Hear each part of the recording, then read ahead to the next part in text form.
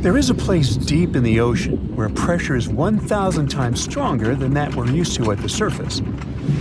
This force is enough to turn an unprotected human into dust instantly. Well, maybe more like mud. Anyway, that's why explorers need some serious preparation and equipment to survive in such extreme conditions down in the Mariana Trench.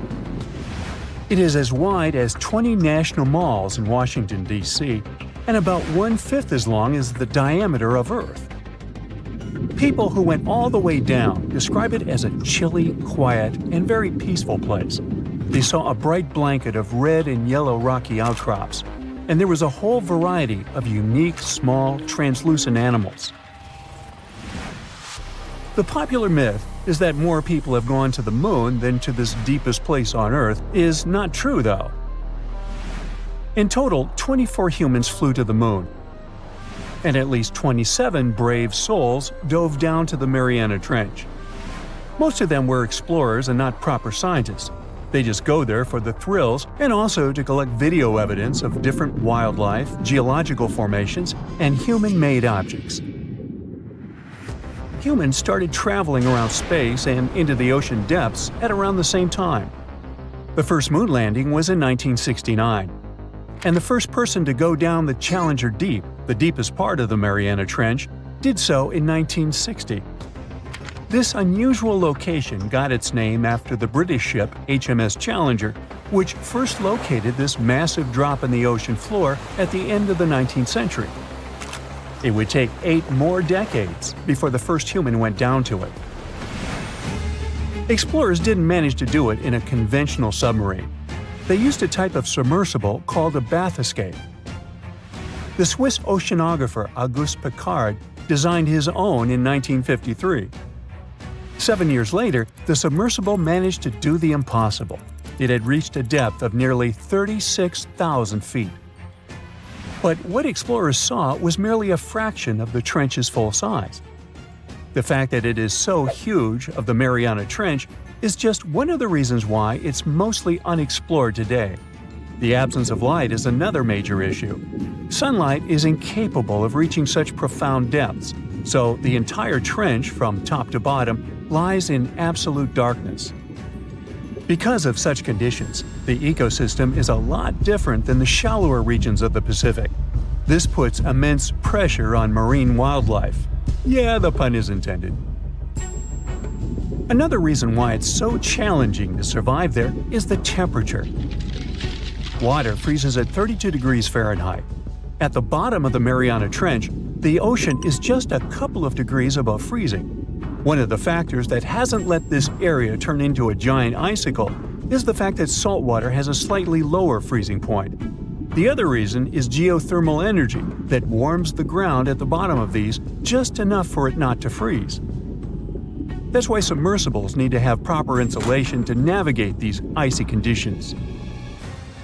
When they reach the bottom, researchers find out that this desolate and harsh climate is home to several animal species.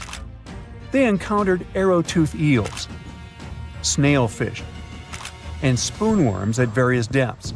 There were even strange-looking translucent sea cucumbers and shrimp-like amphipods. The biggest surprise was microbial mats thriving on methane and hydrogen from the mud. Among the species, the Mariana snailfish looks like a master of the environment that can go farther and deeper into the trench to feed on prey than its competitors. Despite its seemingly fragile appearance, the snailfish has adapted to withstand extreme pressures, a superpower it wouldn't be able to survive without. The exotic life forms that live deep down aren't normal-sized, since deep-sea gigantism makes them grow significantly larger than their counterparts in other ecosystems. One example is the giant tube worm, which can be 6 feet long. Science has a hard time explaining the exact cause of this form of gigantism. Thermal vents are just one of the possible explanations. All of these factors might help explain the huge time gap in researching the Mariana Trench. The first successful dive after the 1960 expedition came only in 2012. That's when the famous Canadian film director James Cameron went down in the deep-sea Challenger. Because few scientists have gone that deep before or after Cameron, There is no map of the deepest point on our planet. We know very little about the oceans that cover 2/3 of the Earth's surface. Researchers have mapped out only 5% of them so far. Science still has a lot to discover in the Mariana Trench and other unexplored places on our planet. The Amazon rainforest stands as the best example of the world's most unexplored regions. The list of reasons why this part of South America is unknown starts with its wildlife: jaguars, anacondas, piranhas, black caimans, and Brazilian wandering spiders are just some of the creatures that pose a risk for researchers. Relentless year-round rainfall induces heavy flooding. Add to all this some treacherous river currents, and you can see why scientists have mapped such a small percentage of the Amazon to date. In just one region of Brazil, near Peru, there are at least 14 tribes that have never had contact with the outside world. The national authorities intend to keep it that way.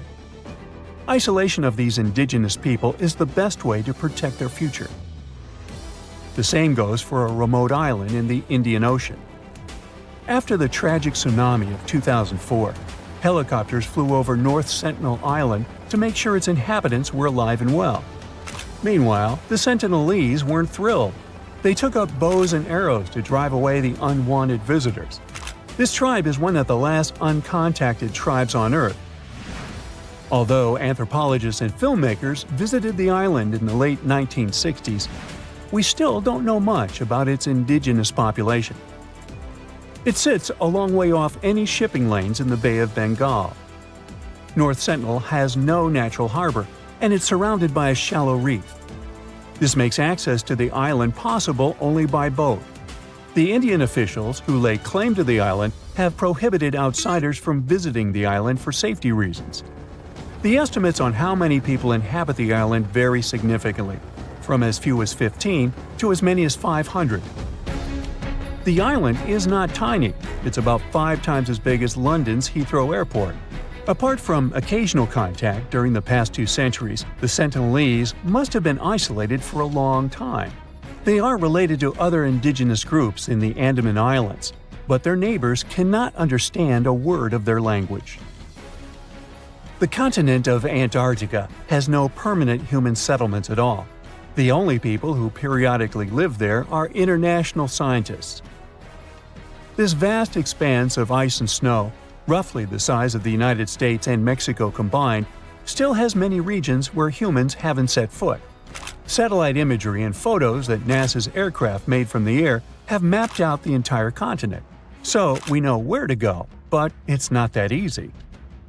The reason for this are all the adjectives that go with Antarctica. It is the coldest, windiest, driest, and brightest of the 7 continents. This makes it virtually unlivable. More than 99% of its surface is covered with a permanent sheet of ice. Its thickness ranges from 1 mile to as many as 3 miles in some places. That's half the height of Mount Everest. Now, the Himalayan range contains the world's tallest unclimbed mountain. It is also the tallest mountain in Bhutan. In the local language, the mountain's name translates as White Peak of the 3 spiritual brothers. Out of respect for the spiritual beliefs of the local population, national authorities restricted and then completely banned mountaineering at the beginning of the 21st century. To this day, there is no evidence that any climber has ever managed to successfully reach the summit of this mysterious mountain. Well, here you are. You're getting into your submarine, feeling a bit anxious. You're going to descend hundreds of feet underwater to explore the ocean floor. So many things can go wrong. Technical issues, insane water pressure, dangerous marine monsters, mysterious eerie sounds. Wait, what? Eerie sounds so deep underwater? Yep, a strange humming noise is coming from the ocean depths. What makes it even creepier is that it only appears during dusk and dawn. This noise might act as a dinner bell, since it's likely to have a connection to massive groups of sea creatures moving up and down through the water to feed. But so far, it's just a theory. Using highly sensitive underwater microphones, Researchers recorded a mysterious low-frequency hum at depths of 660 to 3,300 feet. The sound wasn't very loud, just 3 to 6 decibels above the usual ocean background noise. For comparison, when someone is whispering in a quiet library, the sound reaches 30 decibels. The underwater noise also had a puzzling or humming quality. The weirdest thing? Despite their efforts, the researchers couldn't pinpoint a single species responsible for the sound. The noise originates in a region known as the twilight zone of the ocean. This region is dark and doesn't have many nutrients, with no sunlight for photosynthesis. Life here relies on organic debris falling from above, such as deceased organisms or waste material. At the same time, while it may sound barren, the twilight zone is far from empty. A 2015 study estimated that up to 90% of the world's fish could live in this zone, including many undiscovered species. Now, back to the mysterious noise. The researchers believe the sound may be linked to the vertical migration of small marine creatures like fish, shrimp, and squid. These animals move upward toward the surface at sunset to feed on plankton and nutrients, using darkness to avoid predators. At sunrise, they return to the depths to hide. This migration, which is one of the largest animal movements on Earth, involves billions of organisms and occurs daily. Scientists suspect that the strange hum might occur during this migration, as a way for the creatures to communicate or coordinate their movements. It might also serve as a signal to indicate when it's safe for a group to go to the surface and feed. If some animals indeed use the hum to communicate, it could help us understand deep-sea life better. The Twilight Zone has always been considered a quiet environment, but such a discovery hints at complex social behaviors and interactions among its inhabitants. But it's not only the ocean that produces bizarre sounds. Earth is humming non-stop too. Unfortunately, you can't hear this soundtrack. This hum isn't from earthquakes. It's produced by subtle ongoing vibrations in the planet's crust. They're too faint for us to feel and can only be detectable with special equipment. Scientists have long known about this phenomenon called free oscillation and have recorded this persistent hum. Earthquakes are the most noticeable ground movements. According to the U.S. Geological Survey, Earth experiences about 500,000 earthquakes every year. Of those, only 100,000 are strong enough to be felt, and around 100 cause noticeable damage. But in the quieter moments between earthquakes, the planet is still constantly vibrating with smaller, unnoticeable movements. Unlike the sudden jolts of earthquakes, this hum is steady and uniform, and it's a byproduct of microseismic activity. Seismometers, tools used to record ground vibrations, can detect this sound anywhere on land. For years, researchers have been debating the origins of this hum. Some thought it came from ocean waves reaching deep into the seafloor. Others believed it was caused by colliding waves on the ocean's surface. By 2015, scientists had confirmed that both factors contributed to Earth's constant vibration. And although this hum has been recorded on land, now we also have much clearer, more detailed underwater recordings. To study the hum, researchers used spherical seismometers on the seafloor in the Indian Ocean near an island east of Madagascar. Between September 2012 and November 2013, they placed 57 free-fall seismometers across a 772 square mile area. These devices are designed to sink into the ocean floor and record even the faintest vibrations. Over the course of the 11-month study, the team filtered out noise from ocean waves and seafloor currents. They got clear, consistent signals of Earth's hum, with peaks at frequencies between 2.9 and 4.5 MHz, far below the range of human hearing, which starts at 20 Hz. The discovery of Earth's hum from the ocean floor is more than just a scientific curiosity. It gives researchers a new way to study how energy moves through the planet's crust and mantle. In any case, the world around us is filled with weird sounds that sometimes remain unexplained. One of the most intriguing examples is the bloop, an incredibly loud underwater sound recorded in 1997 by the U.S. National Oceanic and Atmospheric Administration. The sound lasted about a minute and began as a low rumble, which then increased in frequency. It was so loud that underwater microphones detected it across an astonishing 3,000 miles. Initially, some experts thought it was the call of a massive unknown sea creature.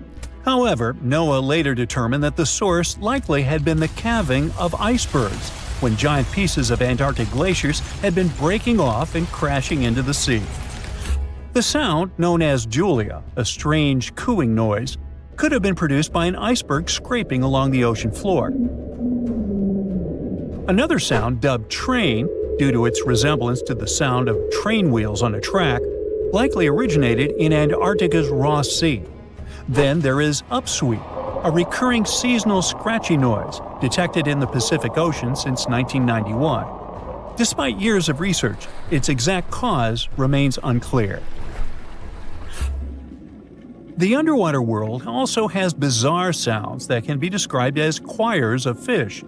Scientists studying marine life off the coast of Port Hedland in Western Australia discovered that many fish species sing in synchronized choruses at dawn and dusk, much like birds.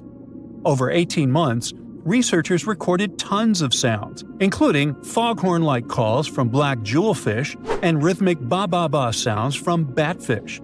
These fish songs, which often involve repetitive calls that overlap in large groups, are especially important for breeding, feeding, and territorial behavior. Deeper in the ocean, NOAA researchers also explored the sounds of the Challenger Deep, the deepest part of the Mariana Trench. They used a titanium-encased microphone that managed to survive the crushing pressure, over 1,000 times the atmospheric pressure at sea level. Over 23 days, the recorder captured loads of noises, from the haunting songs of whales to the rumble of distant earthquakes. Now, we've already figured out that the ocean is filled with strange sounds, but you can also hear weird noises above ground. One of the most puzzling is the hum, a low-pitched noise reported by people in specific areas, such as Taos, New Mexico, or Bristol, England. The sound is often described as a faint engine-like drone, and its source remains a mystery. Some researchers think it might be a psychological phenomenon, where people focus on subtle background sounds they might otherwise ignore. In any case, no definitive answer has been found yet. Geological formations can sing too. Utah's Rainbow Bridge, a massive 300-foot-high sandstone arch, vibrates like a guitar string when exposed to sounds, distant earthquakes, or waves near Lake Powell. Scientists have studied its frequencies to understand how such vibrations could affect the bridge's stability over time. Interestingly, visitors to the Rainbow Bridge have reported hearing faint humming sounds too. The skies also have their own eerie noises.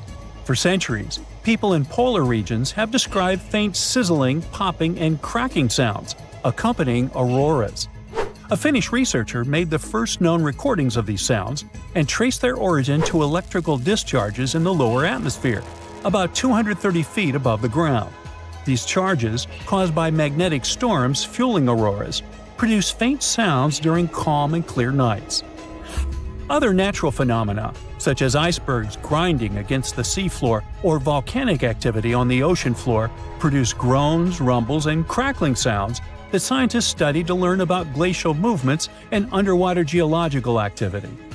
I myself produced many unusual sounds and rumbles, but, that's a subject for another video, or my next annual review.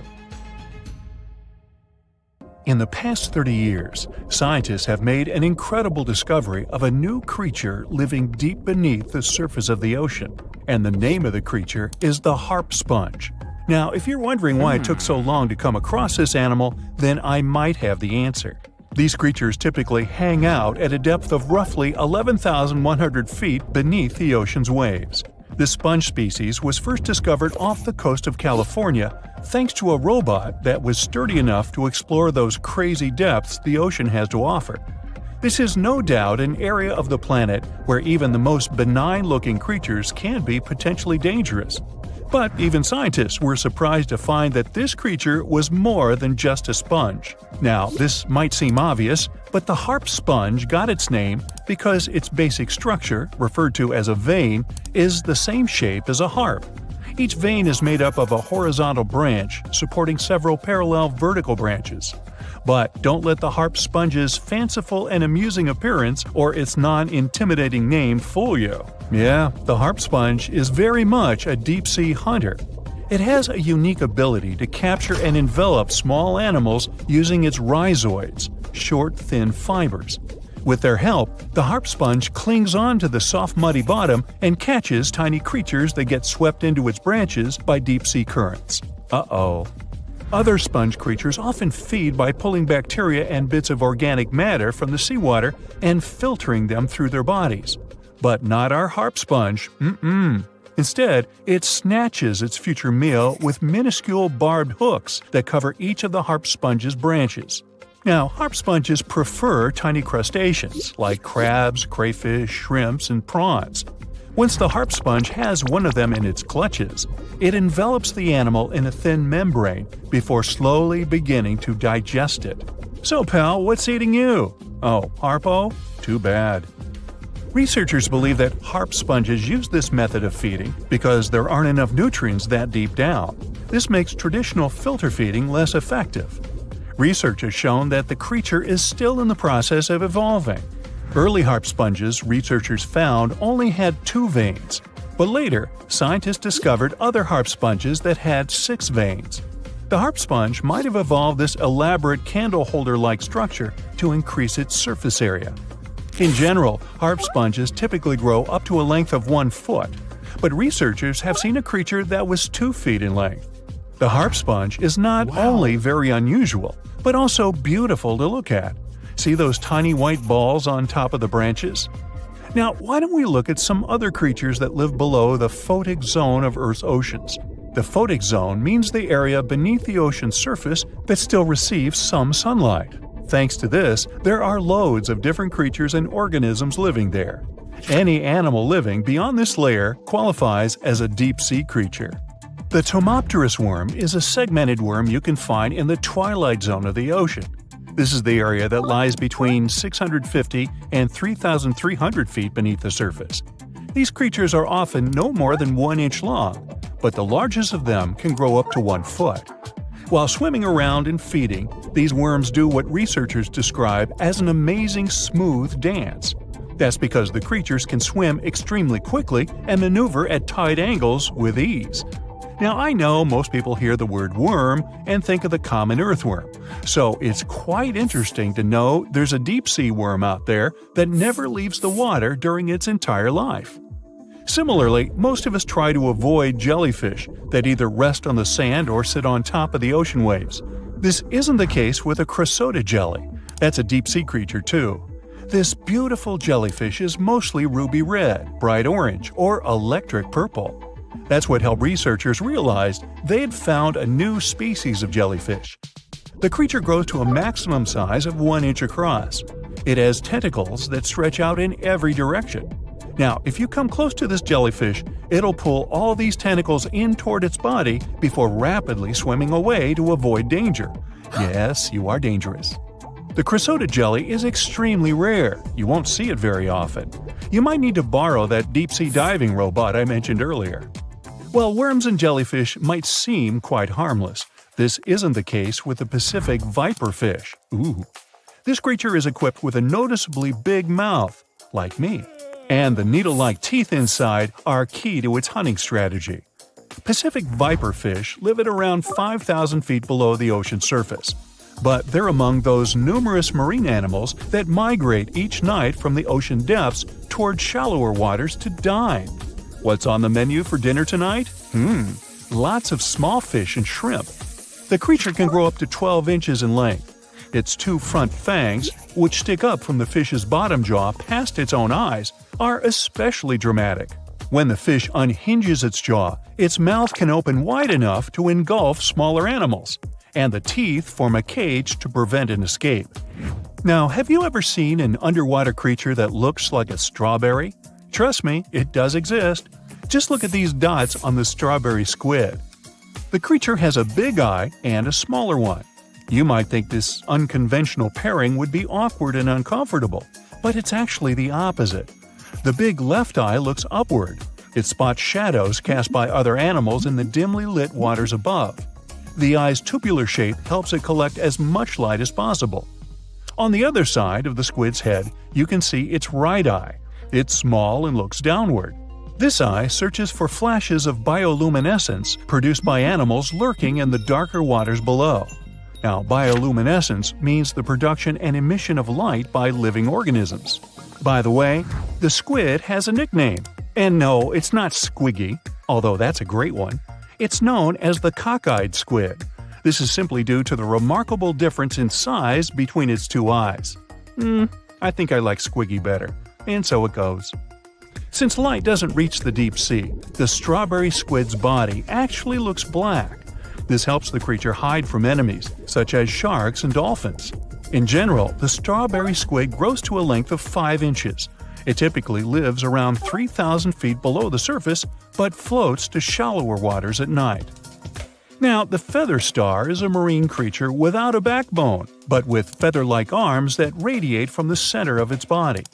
These creatures first appeared around 200 million years ago. Related to sea stars, they look like a flower, but if you approach them, they'll quickly swim away. But not all feather stars can swim. Many species can only crawl along the bottom of the seafloor. Like some of the other deep-sea creatures we've looked at, the feather star can adapt to its surroundings. It has a creepy ability to shed its arms, the same way some lizards can shed their tails. This also helps them escape from their enemies. Feather stars live all across the globe, from the equator to the poles, from the shallow waters on top of reefs to the deep, deep sea. Now, given that we're dealing with mysterious creatures, the name of this one is quite fitting. The swift vampire squid should be the official symbol of life in the deep sea. The animal has a dark red body, huge blue eyes, and a cloak-like web that stretches between its 8 arms. This, along with its name, may suggest that the creature is some form of a terrifying hunter. In reality, though, the vampire squid is a soft-bodied, timid creature, about the size, shape, and color of a football. It grows to roughly 12 inches in length and lives 3,000 feet below the waves. There's almost no oxygen there, but also relatively few predators. Whew, I think I'll need to decompress from this one. In 2003, while following a grouper that suddenly disappeared below the waves in Chetumal Bay, Mexico, a lone fisherman discovered a mysterious hole hidden from sight. More than a decade later, his son returned with researchers to take a closer look. They started measuring. 100 feet, 160 feet, 425 feet.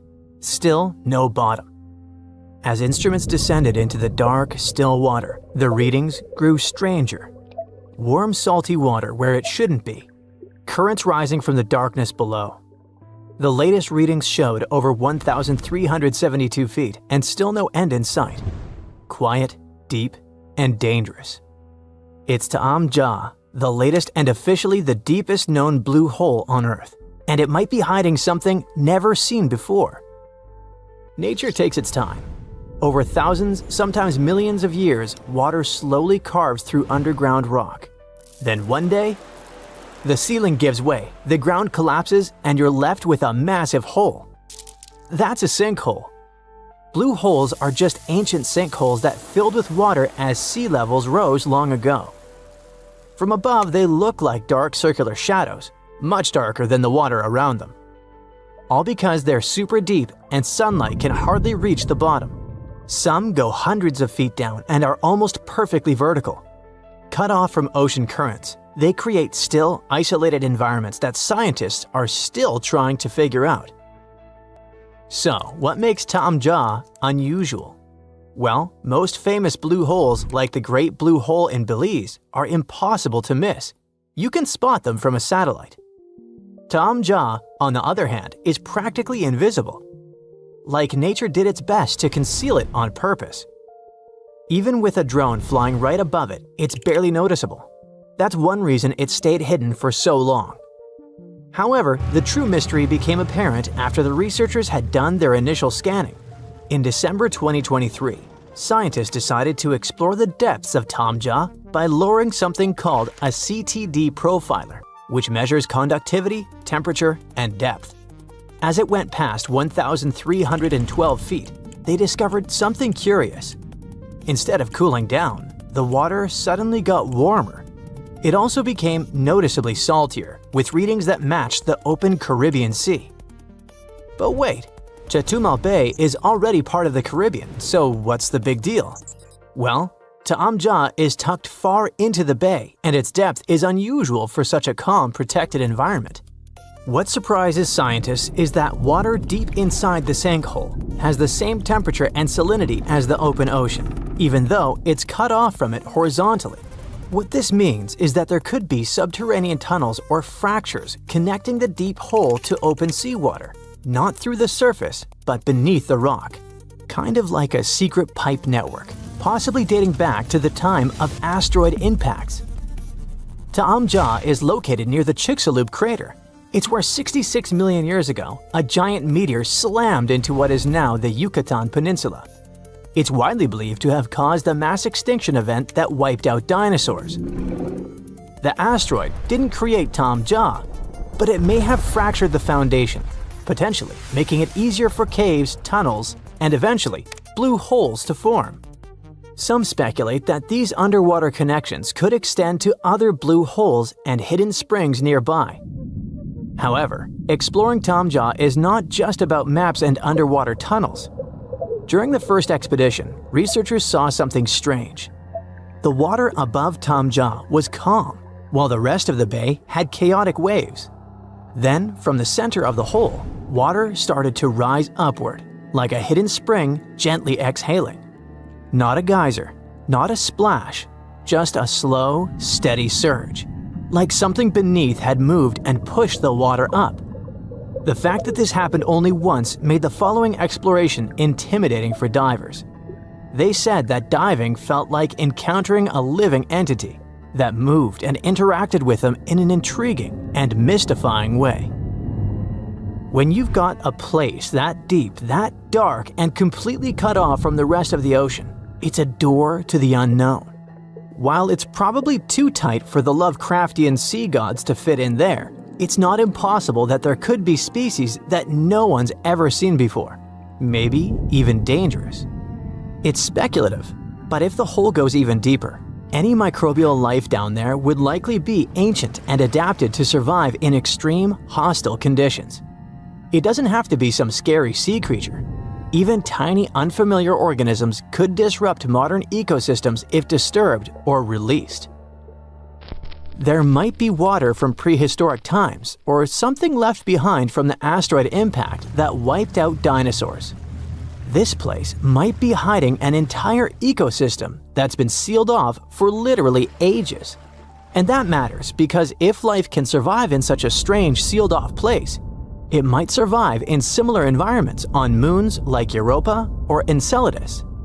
Also, some blue holes, like the Great Blue Hole, contain nasty stuff like clouds of toxic gas that can eat through equipment and even burn your skin. No wonder that divers felt like they were exploring something alive.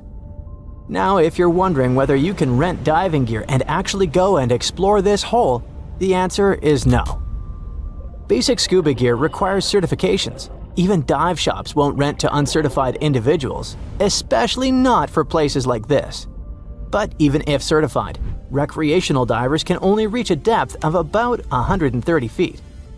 Going deeper takes special training, equipment, and a lot of caution. Even professionals rarely go beyond 1,000 feet, and when they do, it's with complicated, risky setups.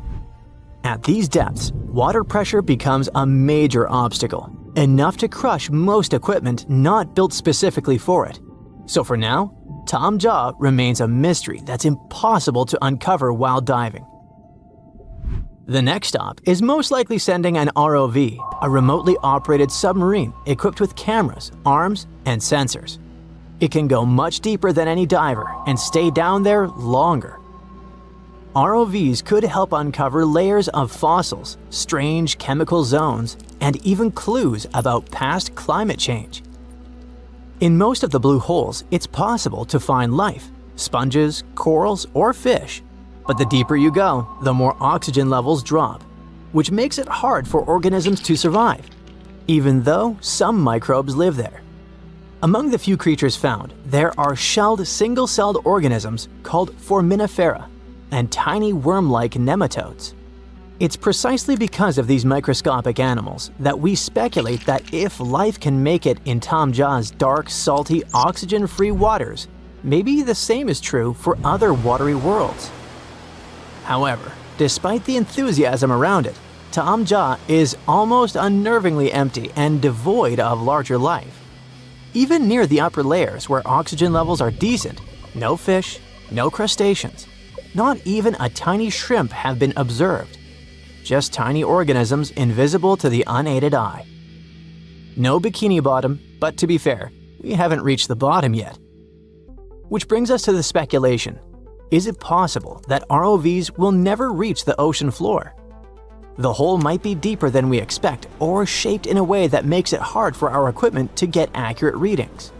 It might have side tunnels, ledges, or twists that throw things off. It could also be that the walls are too unstable or the pressure and water chemistry mess with the sensors. In a way, it's like playing an underwater level in slow motion with a robot that can grab things and get damaged. Thankfully, scientists have other options. They can use underwater drones that work on their own, drop cameras that record as they sink, or map the hole from above using sonar. There's more than one way to check its depths. Even with all our technology, there are still places on Earth we haven't explored. We've actually mapped more of Mars than the ocean floor. Spacecraft can scan the entire planet while seafloor mapping is slow, costly, and limited by darkness and pressure. Still, Tom Jah holds the record for the world's deepest blue hole, for now.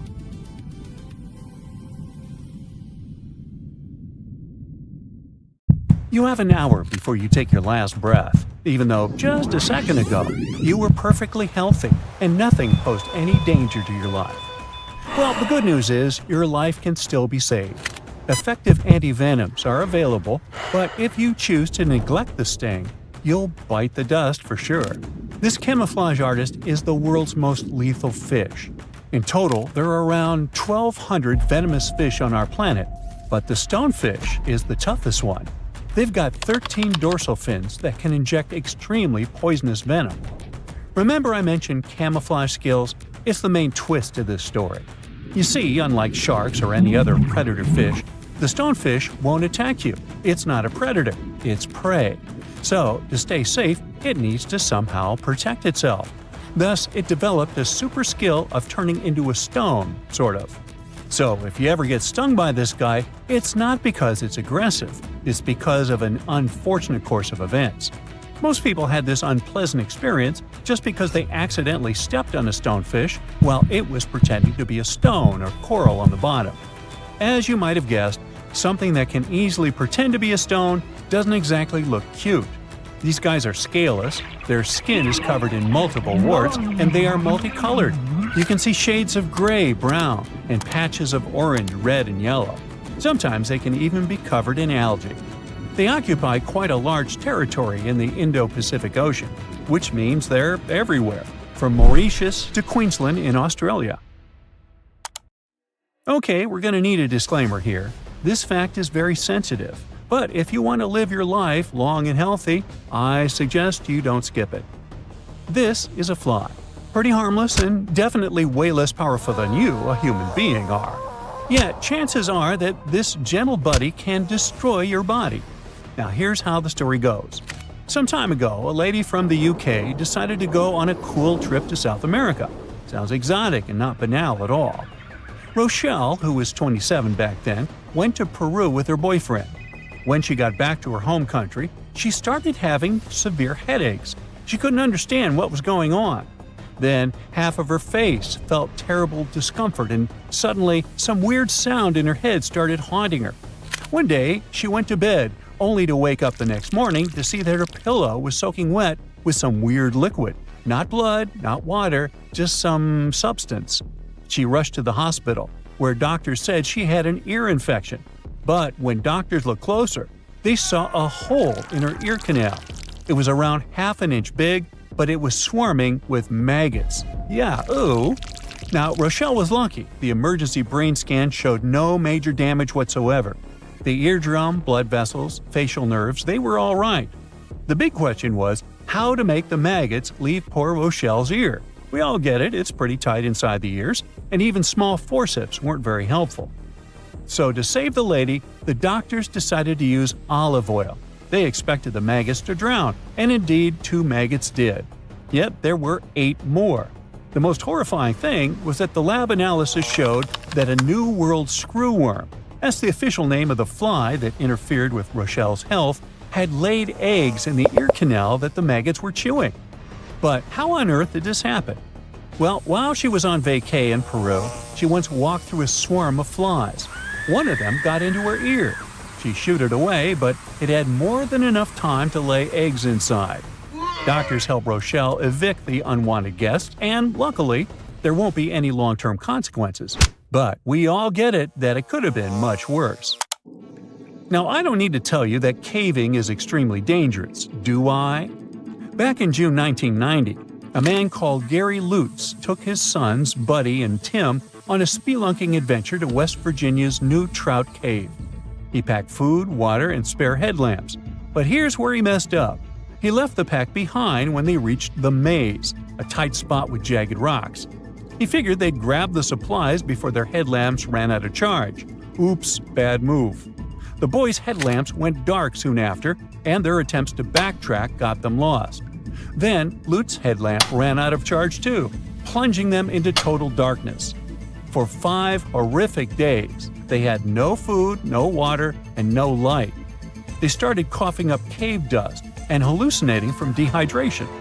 Luckily, someone noticed that their car had been parked for days and called the authorities. The rescue team pointed out that the family had broken the cardinal rules of caving. Always carry 3 sources of light each, and always tell someone where you're going and when you'll be back. Sadly, some tourists never go back from vacation. They become statistics. And some people sometimes have a narrow escape from the Grim Reaper without even knowing it. Just an example here. A tourist in Australia filmed themselves handling a super dangerous creature and uploaded the footage to Reddit.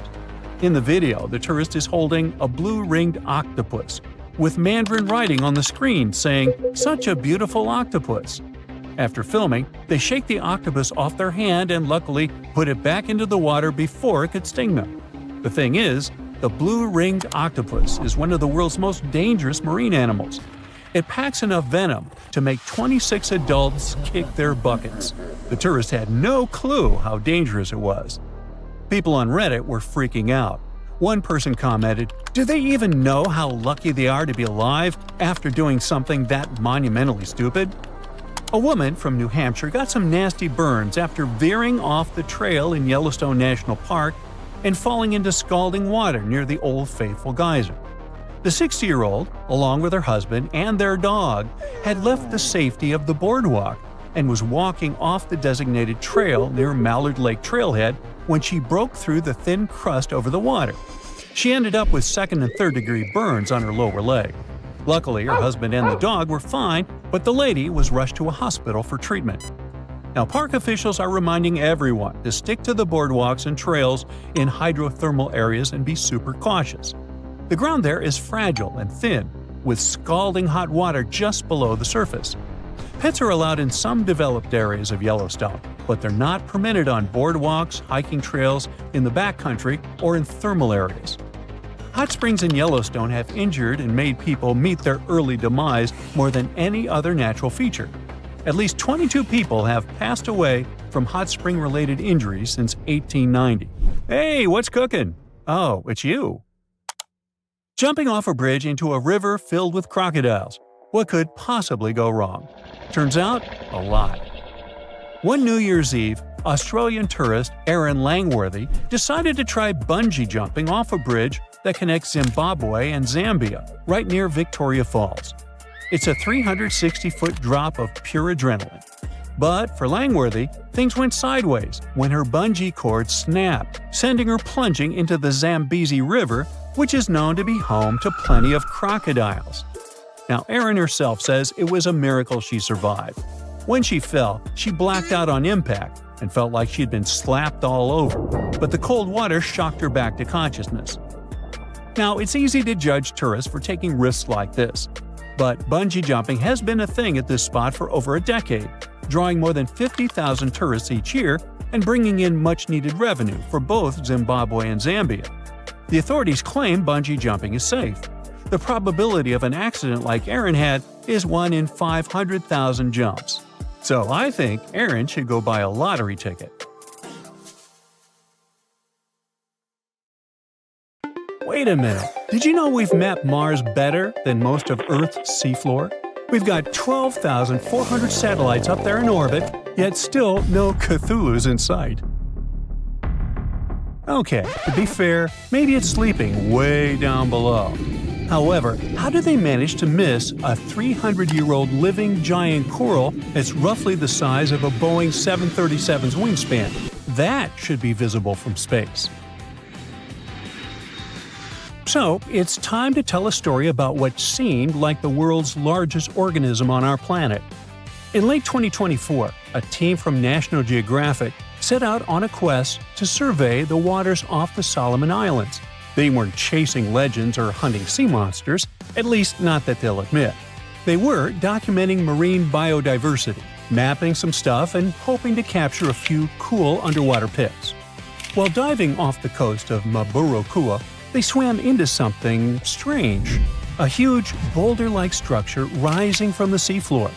From the surface, it looked like a shipwreck, which would be interesting on its own because discovering wrecked pirate ships is actually pretty rare. If you're curious, one was discovered in 1984. It was called the Whydah Galley, and it's the only fully authenticated Golden Age pirate shipwreck ever discovered, along with its very own pirate gold dating back to the early 18th century. Now, to be fair, finding something similar near the Solomon Islands is highly unlikely. The islands are in the South Pacific, while the era of Caribbean pirates like Blackbeard and the Whydah Galley wreck was mostly in the Caribbean, Atlantic, and Indian Oceans.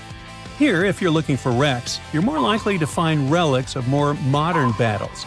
This region saw some of the fiercest ones in history. That's your trivia for today. No, this wasn't a wreck. This was something alive and way cooler. The boulder turned out to be a single massive coral of the species called Pavona clavis. Not a reef stretched together from dozens of colonies like we're used to seeing, but one gigantic organism made up of countless tiny polyps, all clones of each other, working together as one. Now let's just call it king coral from now on. Divers measured it at roughly 111 feet wide, 104 feet long, and 18 feet tall. That's bigger than an NBA basketball court, with a basket hoop wrapped around a standing giraffe's head. So, yes, technically, it's visible from space, although in reality, it was discovered the old-fashioned way, by swimming straight into it. Apparently, even locals didn't know it was there. So, based on its growth rate, scientists estimate that the king has been expanding for around 300 years. This means it started life in the early 1700s. That goes all the way back when powdered wigs were fashionable and the United States was just a dream. When most people hear the word coral, they think of pretty underwater rocks or colorful plants. Even I used to think it was some kind of seaweed. But the truth is, coral is an animal, or in this case, one enormous animal. Now, each coral begins life as billions of tiny creatures called polyps. They're like little jelly bean-sized sea anemones that build themselves tiny limestone cups to live in. That's a polyp.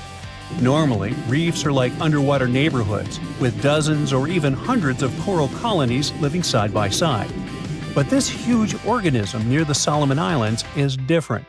It's more like a single mega building, where every apartment belongs to the same tenant. How? Because every single polyp inside is a clone of the same individual. They are all genetically identical, working together as one. It's like cloning yourself a billion times and then having all your clones lock arms forever, pretending to be one large superhero body. That's how king coral is. And here's another peculiar thing about this creature.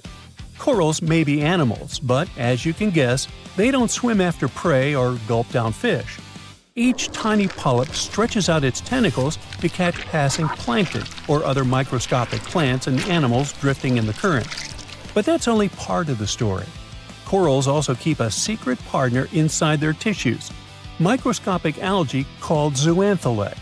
The algae perform photosynthesis using sunlight to produce sugars, and the coral gets to eat the leftovers. In return, the algae get a safe place to live. It's one of nature's fairest arrangements with your roommate. The algae also give coral their brilliant color. When stressed by heat, corals expel them, turning ghostly white in a process called bleaching. It's a visual SOS from an ecosystem in trouble. The roommate trick isn't exclusive to corals. There are other creatures, like the giant clam, that can do something similar. However, something else that makes corals unique is their longevity. Studies show that some corals can nap and chill tied to the seafloor for 5,000 years, making them the longest living animals on Earth. Given how long they usually persevere, our king coral appears to be a mere teenager. Now, until recently, the heavyweight champion of the oceans has been the blue whale. It grows up to 105 feet long. It's heavier than 30 elephants, with a heart the size of a car and a tongue that could outweigh one too. But like we said before, apparently king coral won the footprint competition against the whale. It's also a thriving habitat. Truly like an underwater city where the walls are alive. Tiny fish weave through its cracks, crabs crawl across its ridges, and countless small organisms tuck themselves into its folds for protection. By simply existing, this giant polyp city has turned into a home for an entire community of marine life. That's why scientists are so interested. Protecting one's oversized colony isn't just about the organism itself. It's about safeguarding countless other species that depend on it. You see, there's bad news. Organisms everywhere face serious threats: hotter oceans, more acidic waters, and widespread bleaching events. Even something this massive isn't invincible. If a coral of this scale is vulnerable, then smaller, more fragile reefs don't stand a chance. The important part is that when we discover something unprecedented like king coral, that's not just useful for funny videos and trivia shows. It changes how we understand life itself. It could tell us about ocean health, climate history, and even how ecosystems survive over time. For the Solomon Islands, this could be a discovery of national importance. The king was found by accident, and it really gets you thinking about what else could be out there. The ocean covers over 70% of Earth, and we've only explored a tiny part of it. A lot of the deep sea is still a total mystery. Who knows? There might be reefs as big as stadiums, fish that are longer than buses, or weird creatures that don't even belong to any biology book yet. Or maybe it's just my imagination and wishful thinking. However, here comes the unexpected twist. King coral might have already been dethroned. In late 2024, marine biologists from Ocean Gardener stumbled upon an even bigger coral near Nusa Penida, Bali. Hidden in plain sight, right where hundreds of divers swim by every day, was a massive Galaxia estrita colony. It's 190 feet wide, 233 feet long, and 33 feet tall, covering over 43,000 square feet. That makes it close in length to a Boeing 747, which trumps king coral's 737 comparison. What makes it even more remarkable is where it lives. It's called the Lombok Strait, a natural crossroads where the Pacific and Indian Oceans collide. The strait is like a conveyor belt of food, bringing nutrients and fresh coral larvae.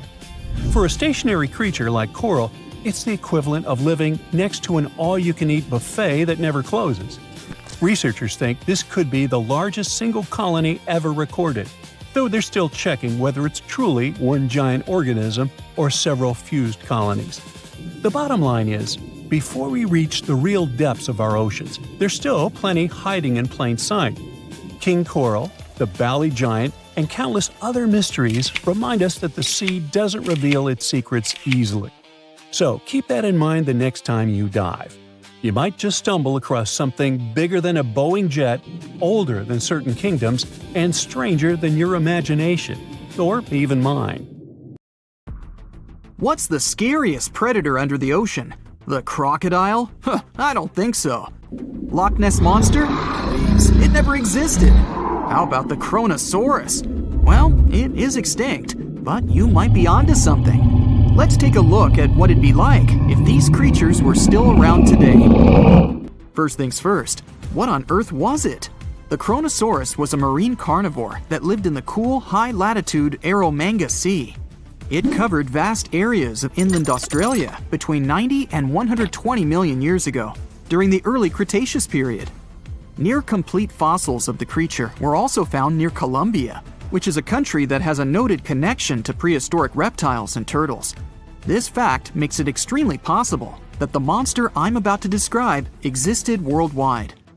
You might have heard saurus and thought, oh, it's a dinosaur. But these were actually reptiles.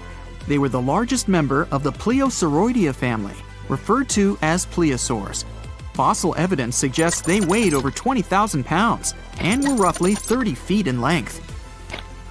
Just to put that in perspective, the longest crocodile ever measured was a saltwater crocodile by the name of Lolong from the Philippines. It was 20 feet in length and weighed just under 2,500 pounds. And that's still 10 feet shorter and incredibly lighter than the average Kronosaurus, making the crocodile seem like nothing more than a glorified goldfish in comparison. Despite its terrifying length, the most physically daunting feature of the Kronosaurus was its head.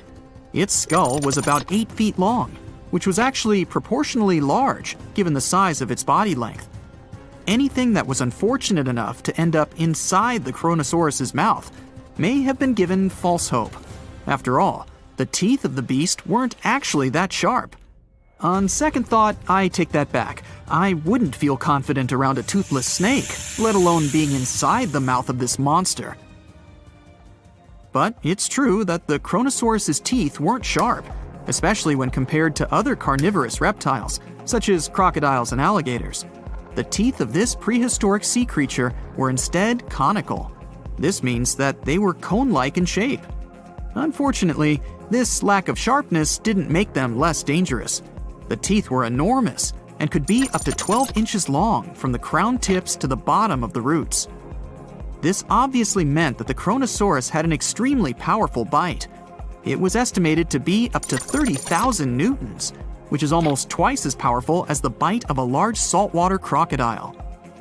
Because of the bluntness of their teeth, they weren't suited for twisting their prey once in their grasp, but the size and shape of the teeth made them perfect for simple open and shut biting. They would have had no problem crushing hard objects such as the toughest of shells any sea turtle could offer. Just like crocodiles, the Kronosaurus is believed to have had a short neck. This may have been an adaptation to allow the beast to successfully catch small, evasive animals. Their body, in general, was fusiform and streamlined. This means it was narrowed at both ends and had very little resistance to the flow of water. The Kronosaurus was also equipped with 4 paddle-like limbs. The hind limbs were larger than the front ones. They could span approximately 7 feet in diameter. All in all, this set the Kronosaurus up to effortlessly propel itself through the waters and be an ultimate predator. Predator X, if you will? That's the name that was given to the fossil of a creature discovered near Svalbard, a Norwegian island group, in 2009. The fossil was identified as a 50-foot-long, 100,000-pound monster with a bite force of 33,000 pounds per square inch. This might be the highest bite force of any known animal. Although Predator X is yet to be classified as any specific type of animal, it was definitely a plesiosaur like the Kronosaurus.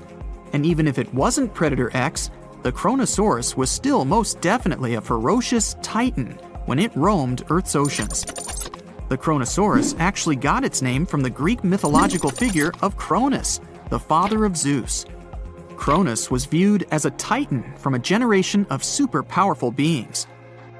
So what was it that the Kronosaurus, this terrifying monster, actually feasted on to satisfy its appetite? This creature was known to eat sea turtles, squid, and other larger marine reptiles of that time, such as elasmosaurids and ichthyosaurs.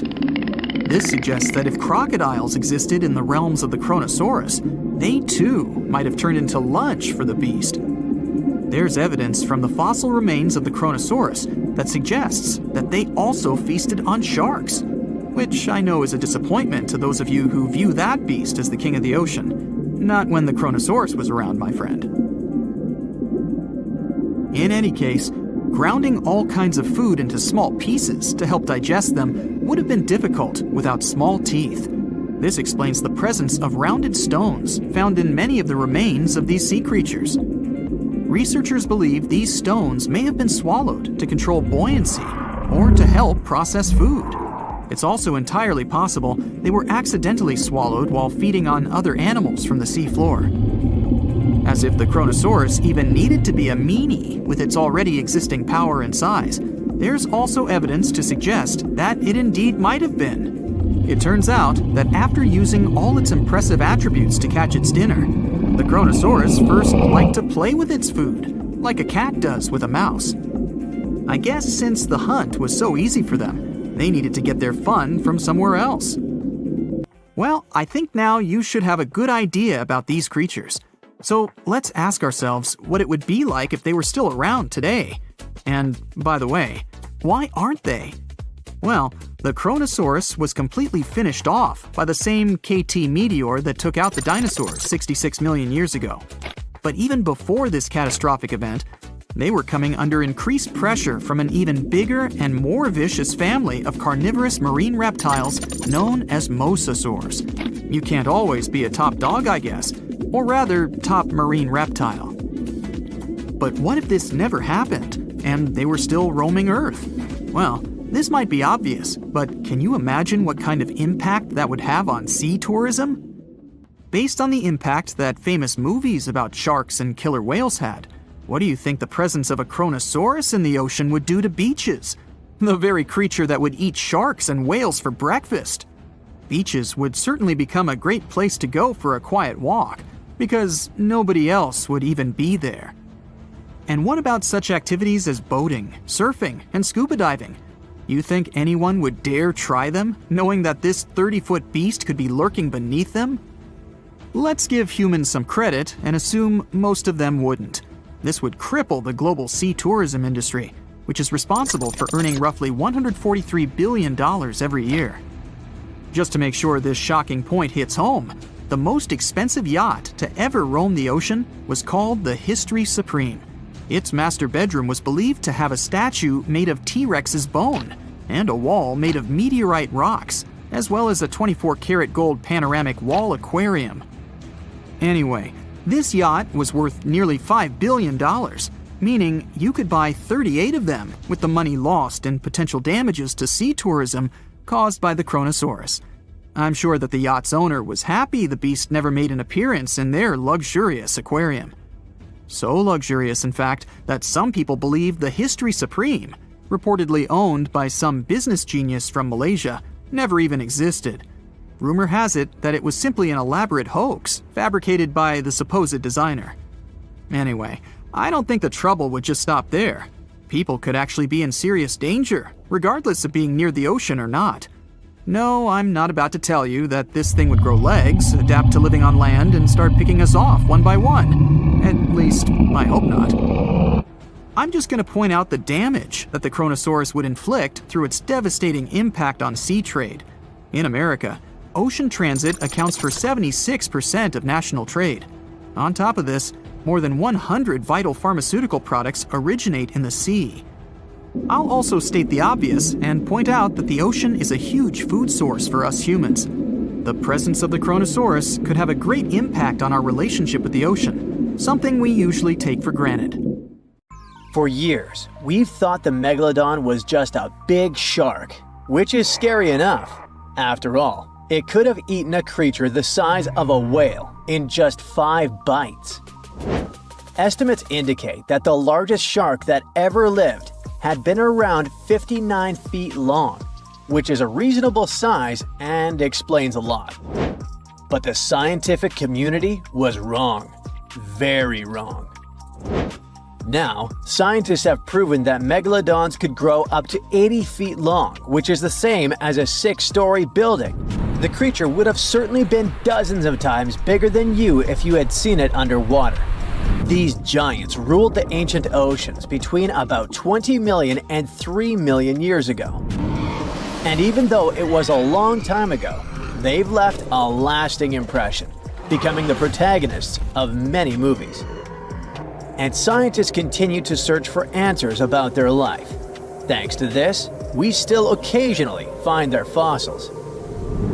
But the thing is, no one has ever found a complete skeleton. All we have are scattered vertebrae, a few scales, and, of course, those massive, razor-sharp teeth. The most complete piece we know of is a 36-foot section of a megalodon's spine. It was once part of the trunk of the animal's body. So, to assess just how big the megalodon was, experts compared its fossils to more than 150 species of sharks, both those that are alive and those that have gone extinct, to get the most realistic result possible. If the megalodon had had the proportions of a regular shark, it would have had a 6-foot head and a 12-foot tail. It would have also stretched 54 feet from nose to fin. But these measurements are way off the mark. The largest megalodon vertebra ever found is 9 inches in diameter, which makes it 3 inches larger than the largest vertebra of a typical shark. And if we follow these proportions, that megalodon was a whopping 80 feet long. To better understand how giant this is, just think of 2 school buses lined up end to end. For a long time, it was very common to think that the megalodon was just a giant great white shark. And it makes sense, right? I mean, both would have had large, terrifying, serrated teeth. But that was another completely wrong idea. Now, we know that megalodons were actually much more slender and aerodynamic than the modern great white shark. Their body shape was built to cut through the water with much less resistance, minimizing the effects of gravity in the sea, letting them glide effortlessly through the ocean. Now, if Megalodon wasn't just another great white shark, what other animal of the same species was it most similar to? Surprise! In fact, it had more in common with the modern lemon shark. This species has robust and powerful bodies, 2 large dorsal fins, and blunt snouts, which makes them really fast and agile hunters, like prehistoric predators. In other words, while thinking about the megalodon, you can imagine a giant, turbocharged lemon shark. This is the most modern comparison of the megalodon with another animal, unless scientists find a complete skeleton of the ancient shark. But it's not common to find complete shark skeletons. They're rare because they're actually made not of bone but of soft, coated cartilage, like the stuff in human noses and ears. Their teeth are the boniest part of their bodies, and it's the reason why we've found so many of them. Yet, a complete skeleton is like scattered puzzle pieces to us. There's no solid bone to hold these pieces together, so the whole thing is very vulnerable to falling apart. Still, it's actually possible for an entire shark skeleton to survive. In these cases, very specific natural phenomena have to come into play. The skeleton needs to get buried super fast in mud or sediment, free of any kind of scavengers and away from ocean currents. Otherwise, it simply disintegrates before it can fossilize. Interestingly, although the sea is the home of these animals, it is possible to find their skeletons on land too. Millions of years ago, a big portion of today's dry land was submerged, teeming with marine life. Then, in certain places, sedimentary minerals and specific biological conditions of the seabed allowed the fossilization of sharks in marine rocks. Today, those are desert rocks that ensure the preservation of shark fossils. But in any case, searching for a shark tooth in a desert is like looking for a needle in a haystack. But finding an entire fossilized skeleton embedded in a rock is like hitting the jackpot. Another unexpected discovery is that these prehistoric sharks were not born small and cute like regular baby sharks. A newborn megalodon could reach almost 13 feet in length. That's more than twice the height of the average human. Imagine a shark the size of a boat from the moment it's born.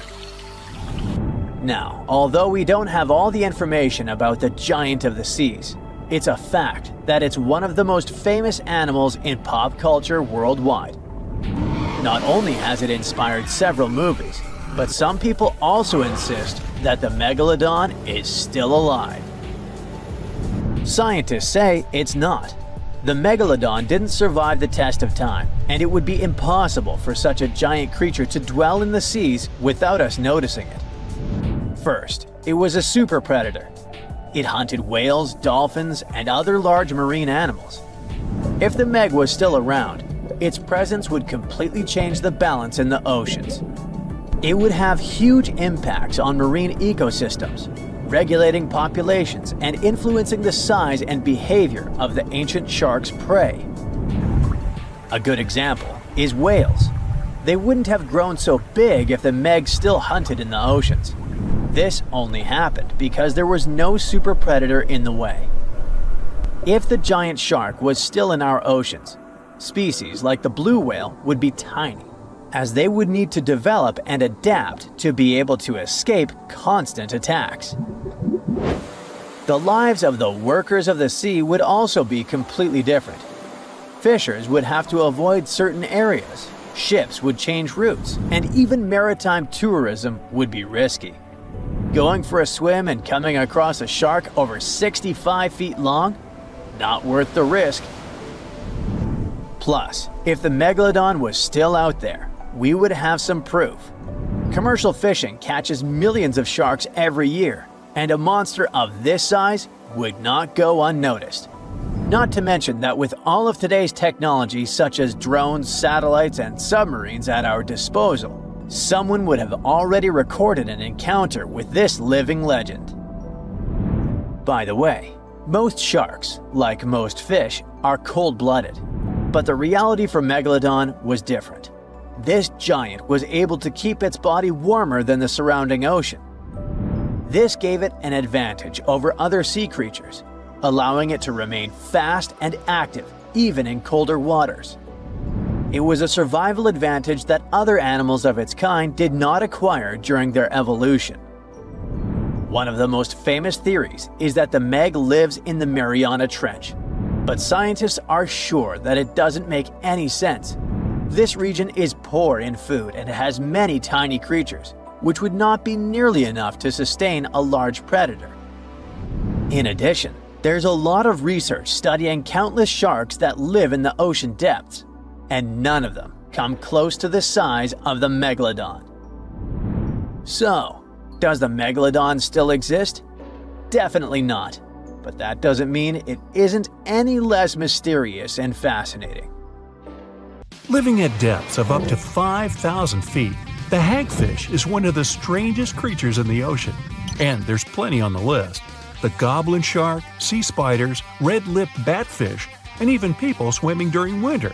It's freezing, man! Get out! Although it looks like an eel, this fish belongs to the Agnatha species. That's fish without jaws, and the family also includes lampreys, terrifying monsters with disc-shaped suction-cup mouths filled with spiraling rows of teeth. Hagfish have 2 tongues, 4 hearts, and no eyes or stomach, like something from another planet. And what sets them apart from anything on this planet is that they have a skull but no spine. They don't have bones either. That unique spineless skull is made entirely out of cartilage, the same stuff in your ears and nose. That's right. Scaleless with skin that seems to fit over them like an oversized holiday sweater. It'd be a mistake to think this frail little creature would be an easy dinner. They've evolved to escape from other fish like Houdinis of the deep. And the trick is slime. Lots of it. When something tries to gobble them up or gets just too close for comfort, hagfish release a protein from the holes lining their sides. When this stuff meets the surrounding water, it balloons dramatically, as in 10,000 times. The more water touches it, the bigger this goo ball gets. A teaspoon of hagfish slime can turn into a bucketful in a second. It instantly clogs the gills of any fish trying to chomp down on our slimy friend, even sharks. But hagfish have gills too. So why doesn't the slime block their own? Easy peasy. This hagfish will simply tie itself into a knot and scrape the slime off its body. Doesn't mean their slime comes without inconveniences. Sometimes it gets in the hagfish's tiny nose. To get rid of it, they make themselves sneeze, sort of. Gesundheit. This fish's homemade goo is made of flexible strands that are surprisingly strong, as in stronger than nylon. Imagine falling into a pool of the stuff. You'd struggle to move your arms and legs to swim. It might feel like rubber bands tying you up. But you'd be perfectly safe as long as the stuff doesn't get in your nose or throat. In that case, you'd be as unfortunate as those gilled creatures trying to bite into the slimy fish. And hey, our own species is eyeballing it for loads of potential uses, from parachutes to cars and even clothing. Forget about diving in a pool of this goo. You could be wearing a slime suit in the future. But when it comes to landish creatures, the platypus is just as weird. This mammal has a duck bill, a beaver tail, webbed feet, and lays eggs. Like a lot of fish, the platypus and its relative, the echidna, have no stomach, but they don't need one. They store their food in their cheeks until they surface. Once they've eaten, the food goes straight to their gut. Just when the platypus couldn't get any stranger, they also sweat milk for their platypups. When winter has put bears, bats, snakes, and even myself into hibernation, there's one animal that does things a little differently. During the cold season, the wood frog lets itself freeze, sometimes for up to 7 months. Like a brown popsicle, they fill their body with a syrupy au naturel antifreeze to stop crystals from forming. And when the right time comes, they can just thaw themselves out, even multiple times a season. These frogs will find a nice covered area in the forest and wait until spring comes. Once they're thawed, they'll hop away like nothing happened at all. When your name's the boxer crab, you have to live up to it. Ding ding! Round 1! This little crab is super smart. It has sea anemones living in its claws, and these DIY boxing gloves pack a punch. Carrying around these little tentacled sea creatures helps this tiny crab defend itself against fish and anything bigger than it. When feeling disturbed, the crab starts swinging and its gloves start stinging. The tentacles of sea anemones are covered in stinging cells that help the animal capture its lunch. Yup, that's no plant, it's a hungry beast. It's a win-win relationship. For helping the crab protect itself, the gloves get a fun ride around the ocean floor and free meals. Its other names don't sound as tough, but I assure you, the pom-pom or cheerleader crab looks cute but shouldn't be messed with. If you're afraid of spider webs, this is one to avoid. Darwin's bark spider is an orb weaver type that creates a jaw-droppingly large web for a penny-sized spidey.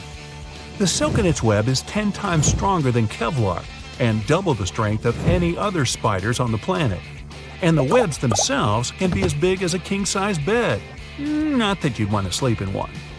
Their web bridges are even more impressive. They can be over 80 feet long. The spiders build them across rivers to catch bugs flying over the water, or you rafting down the rapids. Watch out! And here I thought I spent too much time on the web. Gone to the beach on a hot sunny day when you realize you're out of sunblock. Hey, just do what hippos do. When they sweat, they create their own sunscreen. Living in the water for most of its life, a hippo's skin must stay wet to keep hydrated. When they do have to venture out of the water, something strange happens. The red or pink color we sometimes see on hippos are little beads of fluid that absorb the sun's UV and protect the skin from burning. They're also highly acidic to help stop bacteria growing on the skin. Hippos might look big and clumsy, but they could easily outrun and outswim the best Olympic athletes out there. Must be why the ancient Greeks called them hippopotamus, the river horse. Now, when you're a plant, it's hard to defend yourself. But not for the acacia tree. It has built-in bodyguards, ants. When a few of the leaves are getting nibbled on, the vibrations alert the ant brigade to head out and stop the trespasser. Living in the hollow thorns of the branches, the acacia ants come out and shock the hungry animal with their wasp-like stinger. The tree is so grateful to the ants that it feeds them yummy nectar. Not only do the ants stop animals from grazing too much, they also help improve the tree's health by reducing the bacteria that would be on the leaves. Now, never heard of a sea squirt? I don't recommend getting too close unless you want water in your face. The sea squirt may look like an underwater plant, but it's an animal more closely related to us than a cockroach. These squishy little creatures are in an umbrella category with vertebrates, like you, me, and anyone or anything else with a fancy backbone. That big happy family is called the chordates. Starting as little tadpole-like larvae, sea squirts wiggle around in the ocean for a short time until they find a nice bit of water to call their own. Since they're unable to feed themselves, drastic measures must be taken, and I mean drastic. Like oysters, barnacles, and mussels, the sea squirt has a glue-like substance that cements it to the first place it lands. Once they've picked their forever home, they need to start eating. The first thing to go is their own tail. Then they absorb their gills and even their brain. No longer need the ability to navigate the ocean, it's become unnecessary. They're not heartless though. The sea squirt's ticker is very similar to a human's. It even looks a little like ours. Now here's one you won't forget. Lobsters, crayfish, and crabs have teeth in their stomachs. After they gulp something down, the food in their stomach gets ground up by large teeth. This is called gastric milling, and it helps the crustaceans digest it easier. One species of crab had to take it a step further, of course. The ghost crab uses these teeth not only for eating, but also to growl. By grinding their tummy teeth when scared or struggling with another crab, they're warning to get away. Well, when you don't have vocal cords, stomach growling will have to do. They're also the fastest type of crab on the planet. They can move 100 body lengths per second. That'd be like you running 1.5 football fields in the blink of an eye. Whoa, look at that! The deeper you go, the creepier they get. You're about to travel to the darkest ocean depths and check whether this claim is true. Are the creatures living there as scary as people think? You go 120 feet down underwater. Pay close attention to the bottom under your flippers. Oh my, what's that terrifying face half hidden in the sand? That's the northern stargazer. You can meet this fish in the eastern United States. It buries itself in the sand until unsuspecting prey gets near. Then, the nightmarish creature electrically shocks the poor animal and dines on it. You are moving deeper to 240 feet under the surface. That's where you spot a colorful, puffy creature, no more than 1 foot long. It's the sarcastic fringehead. At first, the fish seems to be harmless. Only unless it's provoked. When this animal is agitated, it opens its huge mouth to fend off predators. This defense tactic is a sight to behold, both surprising and frightening. Luckily, the fish is no threat to people whatsoever. The creature you see next can comfortably live in shallow waters, but you meet it at a depth of 900 feet. You don't even need to wonder why the animal's called the Game of Thrones brittle star. Unlike starfish that slowly crawl across the seabed, this creature moves fast. It wriggles its long, flexible arms to get from point A to point B.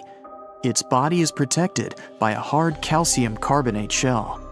Also called snake stars, these creatures are tiny and easily fit in nooks, cracks, and small crevices in rocks. At a much greater depth of 2,000 feet, you come across the giant squid. For a long time, it was thought to be a creature from legends rather than a real animal. The giant squid was first caught on camera in 2001, and it's exactly as big as its name implies. The creature's eyeballs are the size of soccer balls, and the squid itself can weigh up to 600 pounds. Almost 3,000 feet below the surface, you get spooked by another creepy-looking animal. It's somewhat red and rather small, no longer than 1 foot long. As you approach the creature, it looks rather docile, or maybe just indifferent. The vampire squid, that's the animal's name, looks like an umbrella with tentacles. It doesn't even produce ink, so you leave it alone. Soon after that, at a depth of 3,200 feet, you meet the cookie cutter shark. This creature is a parasite. It attaches itself to big fishes, dolphins, whales, and sometimes even people. Then, using its neatly arranged serrated teeth, it gouges out cookie-sized pieces of meat. This nasty glowing animal doesn't grow larger than 20 inches and lives in the ocean twilight zone. At a depth of 3,300 feet, the light becomes a rare and valuable thing. The animals living that far away from the surface have to evolve unusual features to survive. That's how the barrel-eye fish ended up with a transparent head and 2 super-sensitive barrel-shaped eyes. Right now, pretty much like always, they're pointed upward, allowing the fish to see potential prey and you. Almost 4,000 feet below the surface, you see something droopy and saggy.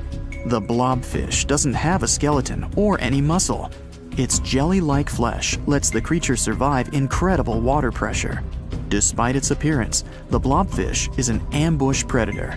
It usually lies very still on the bottom, waiting for unsuspecting prey to swim by. You go a bit deeper and spot a creature that looks particularly ghastly. The goblin shark senses prey with its snout.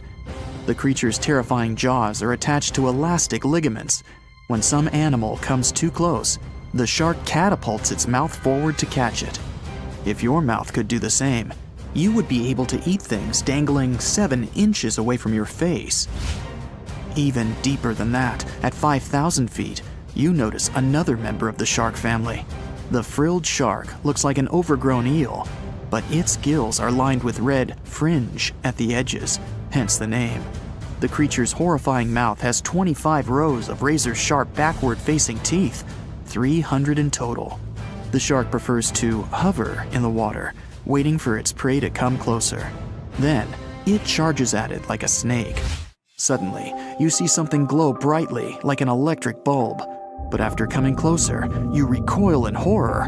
The creature looks like an upgraded eel equipped with oversized teeth. That's the deep-sea dragonfish that can live at a depth of 6,000 feet. Chemical processes going on inside the fish's body produce an eerie red glow. This glow is used to communicate with other fish. At the same depth, you meet another deep-sea inhabitant. Its most prominent feature is its huge mouth. Thanks to it, the gulper eel can swallow its prey whole. Its stomach can expand to a terrifying size when it needs to fit something large. At a depth of 6,600 feet, you come across an angry-looking creature with a fishing rod over its head. It's the deep-sea anglerfish. The animal has an unusual dorsal spine, even though it's worn only by females. It protrudes above their mouth and has a lure on its tip, some luminous flesh that baits prey. The anglerfish has such a big mouth and its body is so pliable that it can swallow animals twice its own size. You're 7,000 feet down when you see another fish that's glowing in the dark. The black dragonfish is a sly creature. It has its light-producing organs arranged along its belly. The spooky creature also has gleaming flashlights next to its eyes. They help the animal find prey and attract potential mates. At the same depth, you also spot an enormous pillbug. But unlike the critter you can find in your garden, this one is at least 20 inches long. That's the giant isopod, and it is, indeed, related to the roly-poly, as well as crabs and shrimps. These creatures may look somewhat scary, but they're harmless.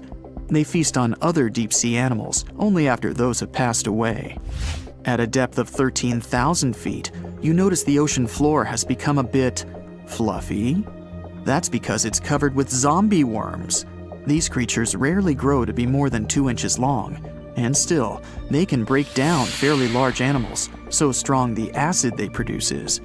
The worms' feathery appearance makes them look like plants, But the truth is, these creatures munch on rock-hard bones of the world's largest animals, such as whales. The grid-eye fish almost scares you out of your mind soon after that.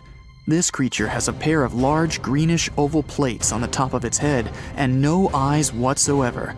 Experts believe that these bony membranes detect light coming from predators, saving the fish's life. You're now 3 miles down below the surface, and that's where you spot something bizarre on the bottom. It's definitely a fish, but it's standing on the ocean floor on 3 long, rigid legs. Ah, it's the tripod fish. Curious rather than scary. This creature has adapted to the almost complete darkness by giving up on its vision. It has to rely on vibration and touch to sense prey. And then, the fish uses its fins as hands to transport food directly into its mouth. You don't have time to go any deeper before you spot the faceless fish. This slightly off-putting creature has no eyes, and its mouth, smiling a Mona Lisa smile, is underneath its body. For the first time, the faceless cusk, which is the creature's official name, was seen more than a century ago. The next time it happened was only in 2017. Once you've reached a depth of 6 miles below the surface, you see deep-sea cucumbers. These bizarre creatures are much bigger than their shallow water relatives. They spend most of their time on the sea floor. But if they need to escape predators, they are able to swim away. Deep-sea cucumbers have bright purplish coloring, tiny feet, and tentacles that surround their mouths. Cute. The question is, why do these deep-sea creatures look so scary? Life is very different there, at the bottom. Tremendous water pressure, a lack of food, and constant darkness. You have to adapt to survive in such extreme conditions. If you could dive right into the mysterious darkness of the ocean depths, who knows what you'd come upon? Legends that are hundreds of years old mention some giant sea monsters hiding deep down below the ocean waves, like the Kraken, the Loch Ness Monster, the Hydra, Leviathan, and so many more.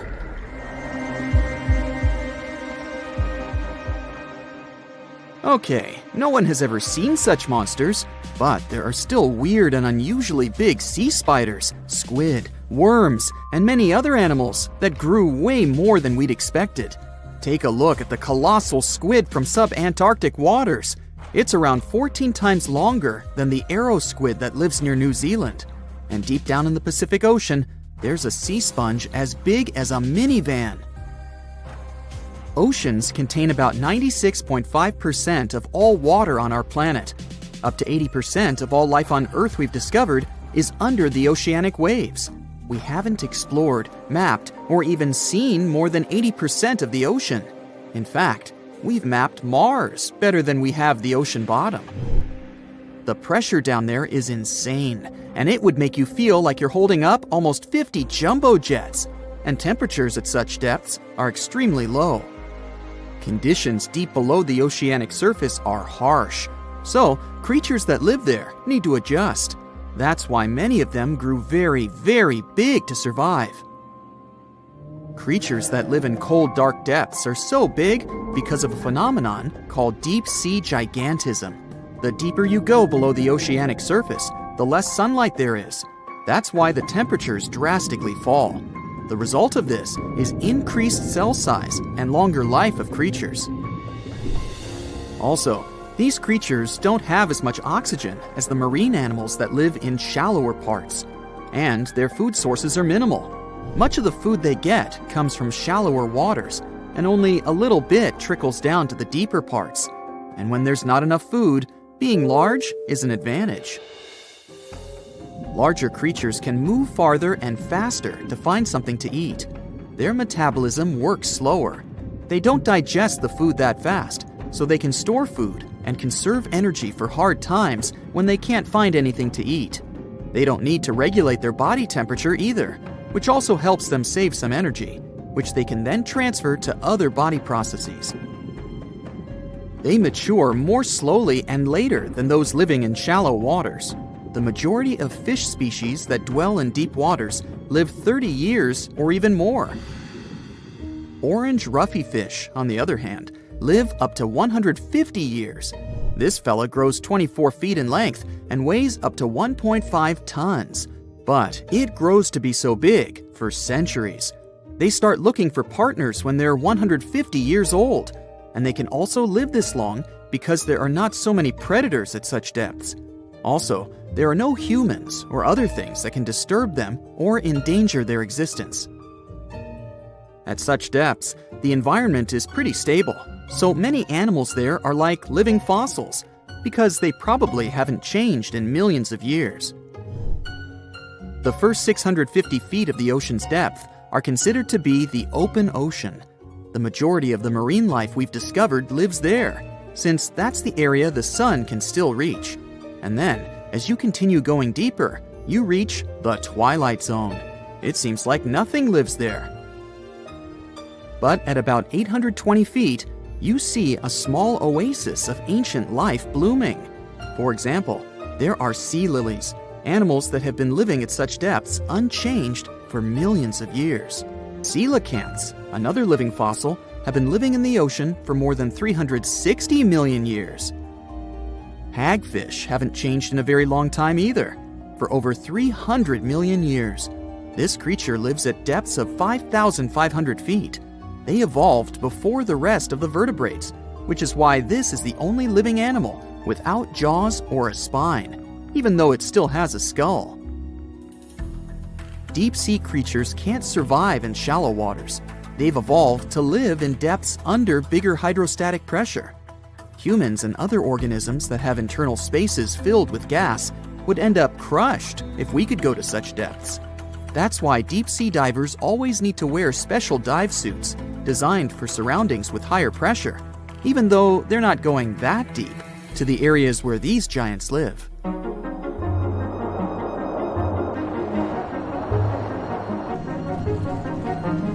But near Antarctica, you can see gigantism way closer to the surface, like giant sponges, sea slugs, sea spiders the size of a dinner plate, worms, and even some enormous single-celled organisms. They all tend to chill in shallower waters. Scientists are not sure why exactly, but they think it could have something to do with oxygen. Giant species use just a little oxygen, and the waters around Antarctica are pretty rich in it, which means there's hardly any limit to these animals growing bigger and bigger. Back to deep-sea creatures. As mentioned, they had to adjust to strong pressure, so they almost don't have any air gaps in their body at all. They're mostly water-based, and since water is incompressible, which means it's not something you can compress, it helps them stay unaffected at such high pressure. But because of all that, if they were to go up towards the surface, they'd probably swell up, maybe even explode. Just look at the blobfish, the one that takes the title of the ugliest animal in the world. It looks normal deep down below the surface, where its natural habitat is. But when it gets up to the surface, where the pressure is 120 times lower, it changes its shape. The blobfish doesn't have a skeleton or muscles, so without high deep-sea pressure, it ends up being all floppy and saggy. The dark oceanic depths are not just scary to watch, but to listen to as well. In 1997, scientists were trying to find underwater volcanoes located off the South American coast. During their travels, they recorded one of the loudest noises ever registered. It was pretty weird, too. It was so loud, even sensors from more than 3,000 miles away managed to pick it up. They later called it the bloop. It took them 15 years to conclude the sound came from an ice quake. That's when seismic activity breaks frozen ground. Water at the bottom of the ocean is not always extremely cold. There are hydrothermal vents on the seafloor, and the water that comes out of them can be up to 750 degrees Fahrenheit. Powerful pressure, yep, the same one that would crush you, is something that doesn't allow the water to boil. There are hundreds of animal species that live near deep-sea hydrothermal vents. Some of them, such as tube worms, are not like anything we have seen before. These worms absorb chemicals from vent fluids. That's how they feed bacteria that live in them. And in return, those bacteria give them the carbon the tube worms need to survive. 2/3 of all of the coral species scientists discovered live in dark, deep, and extremely cold parts of the ocean. Some even live in parts that are 3 miles deep. They can survive at low temperatures, such as 28 degrees Fahrenheit. Some of these cold water corals are more than 8,000 years old.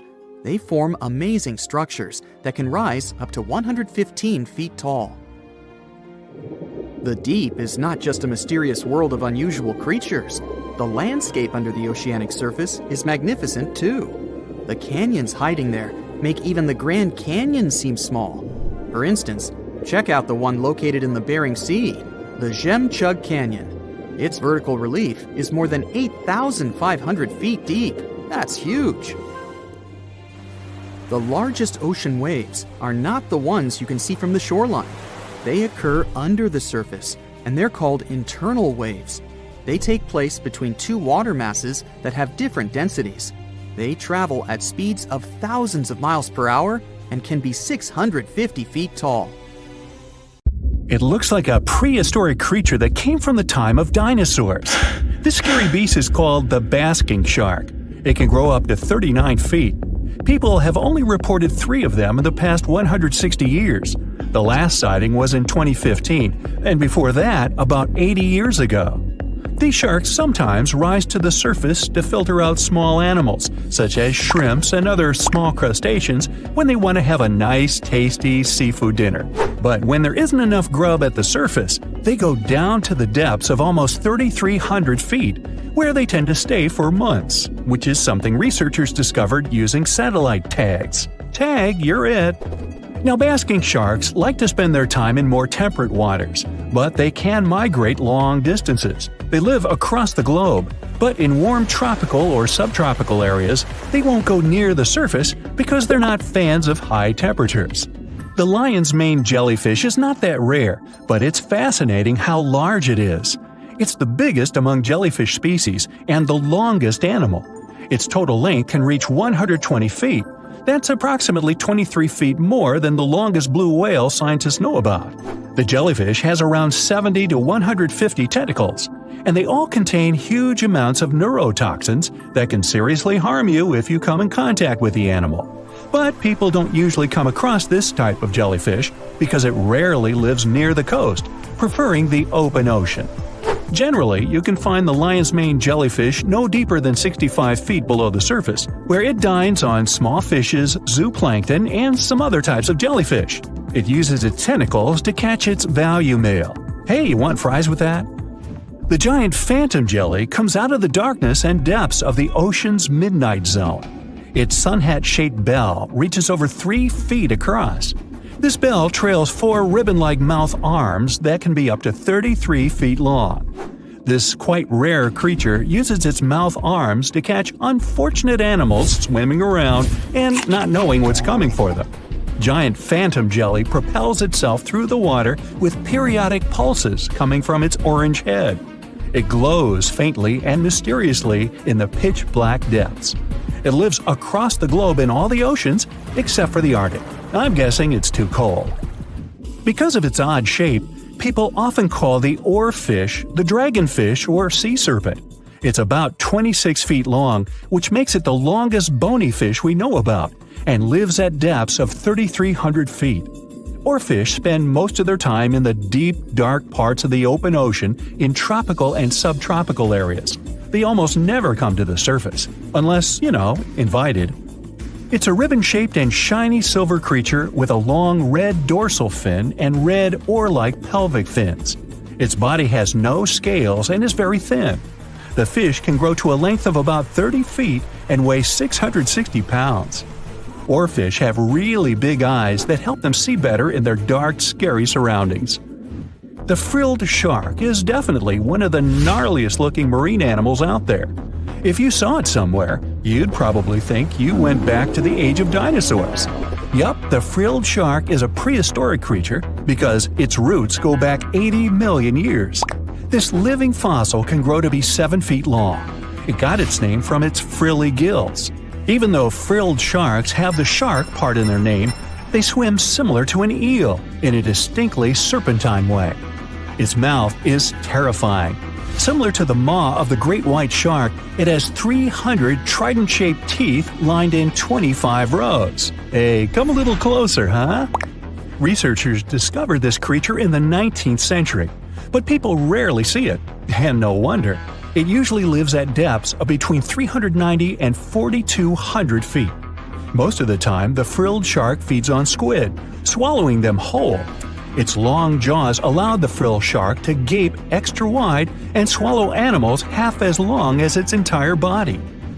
Goblin sharks are very rare. Researchers have spotted fewer than 50 of them in more than 120 years. But maybe that's for the best, since we're talking about a pretty scary fella with a narrow snout and sharp teeth. It's also capable of thrusting its entire jaw outward when it wants to catch something. Sounds familiar. As it's lurking through the dark depths of the ocean, a goblin shark sees a small squid that looks quite yummy. The dangerous animal inches toward the squid. When the poor creature notices the predator, it tries to dart away, but it's too late. The shark has already thrust its jaw the whole 3 inches out of its mouth. This jaw is connected to the flaps of skin the shark can unfold. This helps a lot because the goblin shark is a sluggish animal, so it's pretty hard for it to chase its food. After finishing its lunch, the goblin shark puts its jaw back in its mouth and swims away as if nothing's happened. Goblin sharks mostly live at the bottom of the ocean. Like many other shark species, they prefer swimming alone. Here's a silver-colored creature with very rough skin. That's the ocean sunfish, with a total length of almost 11 feet. Its other name is mola. The ocean sunfish is the heaviest of all bony fish out there. People sometimes call it a swimming head because of its bizarre appearance. These creatures have such a weird shape because they're born with a back fin that never actually grows. It just folds into itself as the animal matures and creates a rounded rudder. The sunfish is a bit clumsy. It moves with the help of its mighty fins that allow the animal to swim on its side. This marine inhabitant is a solitary creature. It mostly feeds on zooplankton and jellyfish. The spotted wobbegong is one of the world's rarest sharks. It grows to be more than 10 feet long. It may not look as terrifying as some of its shark relatives, but it's pretty good at catching unsuspecting animals swimming past, mostly during the night. The animal has a spiracle, which is why it can breathe while staying still at the bottom of the ocean. It's motionless most of the time, which is why you can barely notice it. Its flat body and large pelvic and pectoral fins blend in with the underwater terrain. That's why they're so good at hiding. This ability helps when these sharks want to protect themselves too. Wobbegong means carpet shark. They usually live close to the ocean floor in coral reefs, on sandy bottoms, and under piers. People have even spotted the shark in the water that is barely deep enough to cover its flattened body. Now, blobfish lack teeth and bones, so they can't actively hunt. Since they don't have much muscle mass, they can barely move around. Hey, I had a roommate like that once. They get their energy from animals they scoop up from the seafloor. They also know how to conserve this energy. That's how it usually goes with deep-sea creatures. They don't have as much food as those animals that swim closer to the surface. Instead, they have special body mechanisms that allow them to save energy for the times when they don't have much to eat. Pressure at the depths where the blobfish lives is 120 times as high as that at the surface. That's why the bizarre creature looks like a weird gelatinous mass only when you bring it up to the surface. The pressure here is not strong enough to keep its body together. Hey, breaking up is hard to do. The white margin stargazer could compete with the blobfish for the title of the ugliest animal in the sea, don't you think? Now, this animal has eyes on the top of its head, together with an upward-facing mouth which the creature uses to hide itself in the sand. That's where it spends most of its time, with only its eyes protruding from the sand. It chills this way until some small animal passes by. It can lunge at its target incredibly quickly, literally within milliseconds. This creates a vacuum in the water that pulls in a crab, fish, or some other small, unfortunate animal. Another tactic involves venom. This fish has a venomous spine in its shoulder blade that helps with catching other animals and defending itself against enemies. Even though it's not related to the electric eel, the white margin stargazer can generate an electric shock as powerful as 50 volts. Ow! the stonefish. Stonefish aren't going to win any beauty contests, unless the pageant is for best rock lookalike. Their tiny unreflective eyes and rough skin blend in perfectly with their environment. A large head, an even bigger mouth, and a home full of, yeah, it's rocks. And just because you're on the beach doesn't mean you're safe. Stonefish can survive for 24 hours out of the water. Stepping on one or even handling one won't be that fun. Their dorsal fin spines have extremely strong venom. It shoots out when they get stepped on, and it can lead to paralysis or even heart failure. You'll need help fast. No wonder they're one of the most dangerous creatures in the water, or anywhere. Be careful when scrambling around rocky areas. They love to play hide and seek. The deep sea dragonfish. If there were a prize for the most hideous fish in the ocean, the deep sea dragonfish would win. With slimy, scaleless skin, massive teeth, and a face only a mother could love, this bad boy of the sea is nothing to mess with. It likes to swim between 700 feet and 6,000 feet below the surface of the ocean, where the waters are the darkest and coldest. Along with some other creatures on this list, the deep sea dragonfish relies on its bioluminescent body parts to catch prey. It also uses its hanging appendage, which boasts a little red light on the end, coming out from its lower jaw. Many fish mistake this little light for prey, luring them right into the jaws of the deep sea dragonfish. Very clever dragonfish, very clever indeed. The fangtooth. The Mariana Trench is an underwater trench with a depth of 35,000 feet, nearly 7 miles below the ocean surface. Let that sink in. While scientists know the Mariana Trench exists, it's one of the least explored places on Earth. It's also the deepest area of Earth's oceans. And although many creatures down there probably haven't even been seen by humans yet, scientists have had the creepy pleasure of getting to know the fangtooth. The fangtooth fish shamelessly lives up to its name. Just look at that thing. The fangtooth is carnivorous and feeds on just about anything it can find that gets caught in its sharp-toothed mouth. These fish rely on their contact chemoreception to find prey. In other words, they can sense chemical residue that comes off of other living organisms in the deep sea. This is because they don't have any light-producing cells on their bodies, unlike many other deep-sea fish. On top of all that, it's pretty dark down there. So whatever crosses their path, they chomp on. While these guys look pretty scary, they're not a threat to humans. They only grow about 7 inches long. Even so, I wouldn't want to run into one of these things during a relaxing swim in the ocean. The Dunkleosteus. Strangely enough, this prehistoric fish, known as the T-Rex of the seas, had no teeth. Those were replaced with bony plates that allowed it to have the strongest bite among other monsters of its size. The goblin shark. If you thought the movies about sharks were scary, this next deep-sea creature will make you swear off going for dips in the ocean forever. However, it lives 3,000 feet underwater, so you'll never likely see it face to face. The goblin shark looks like a cross between a shark and a creature from your worst nightmare. These sharks boast a protruding sword-like snout with a jaw that juts out to match.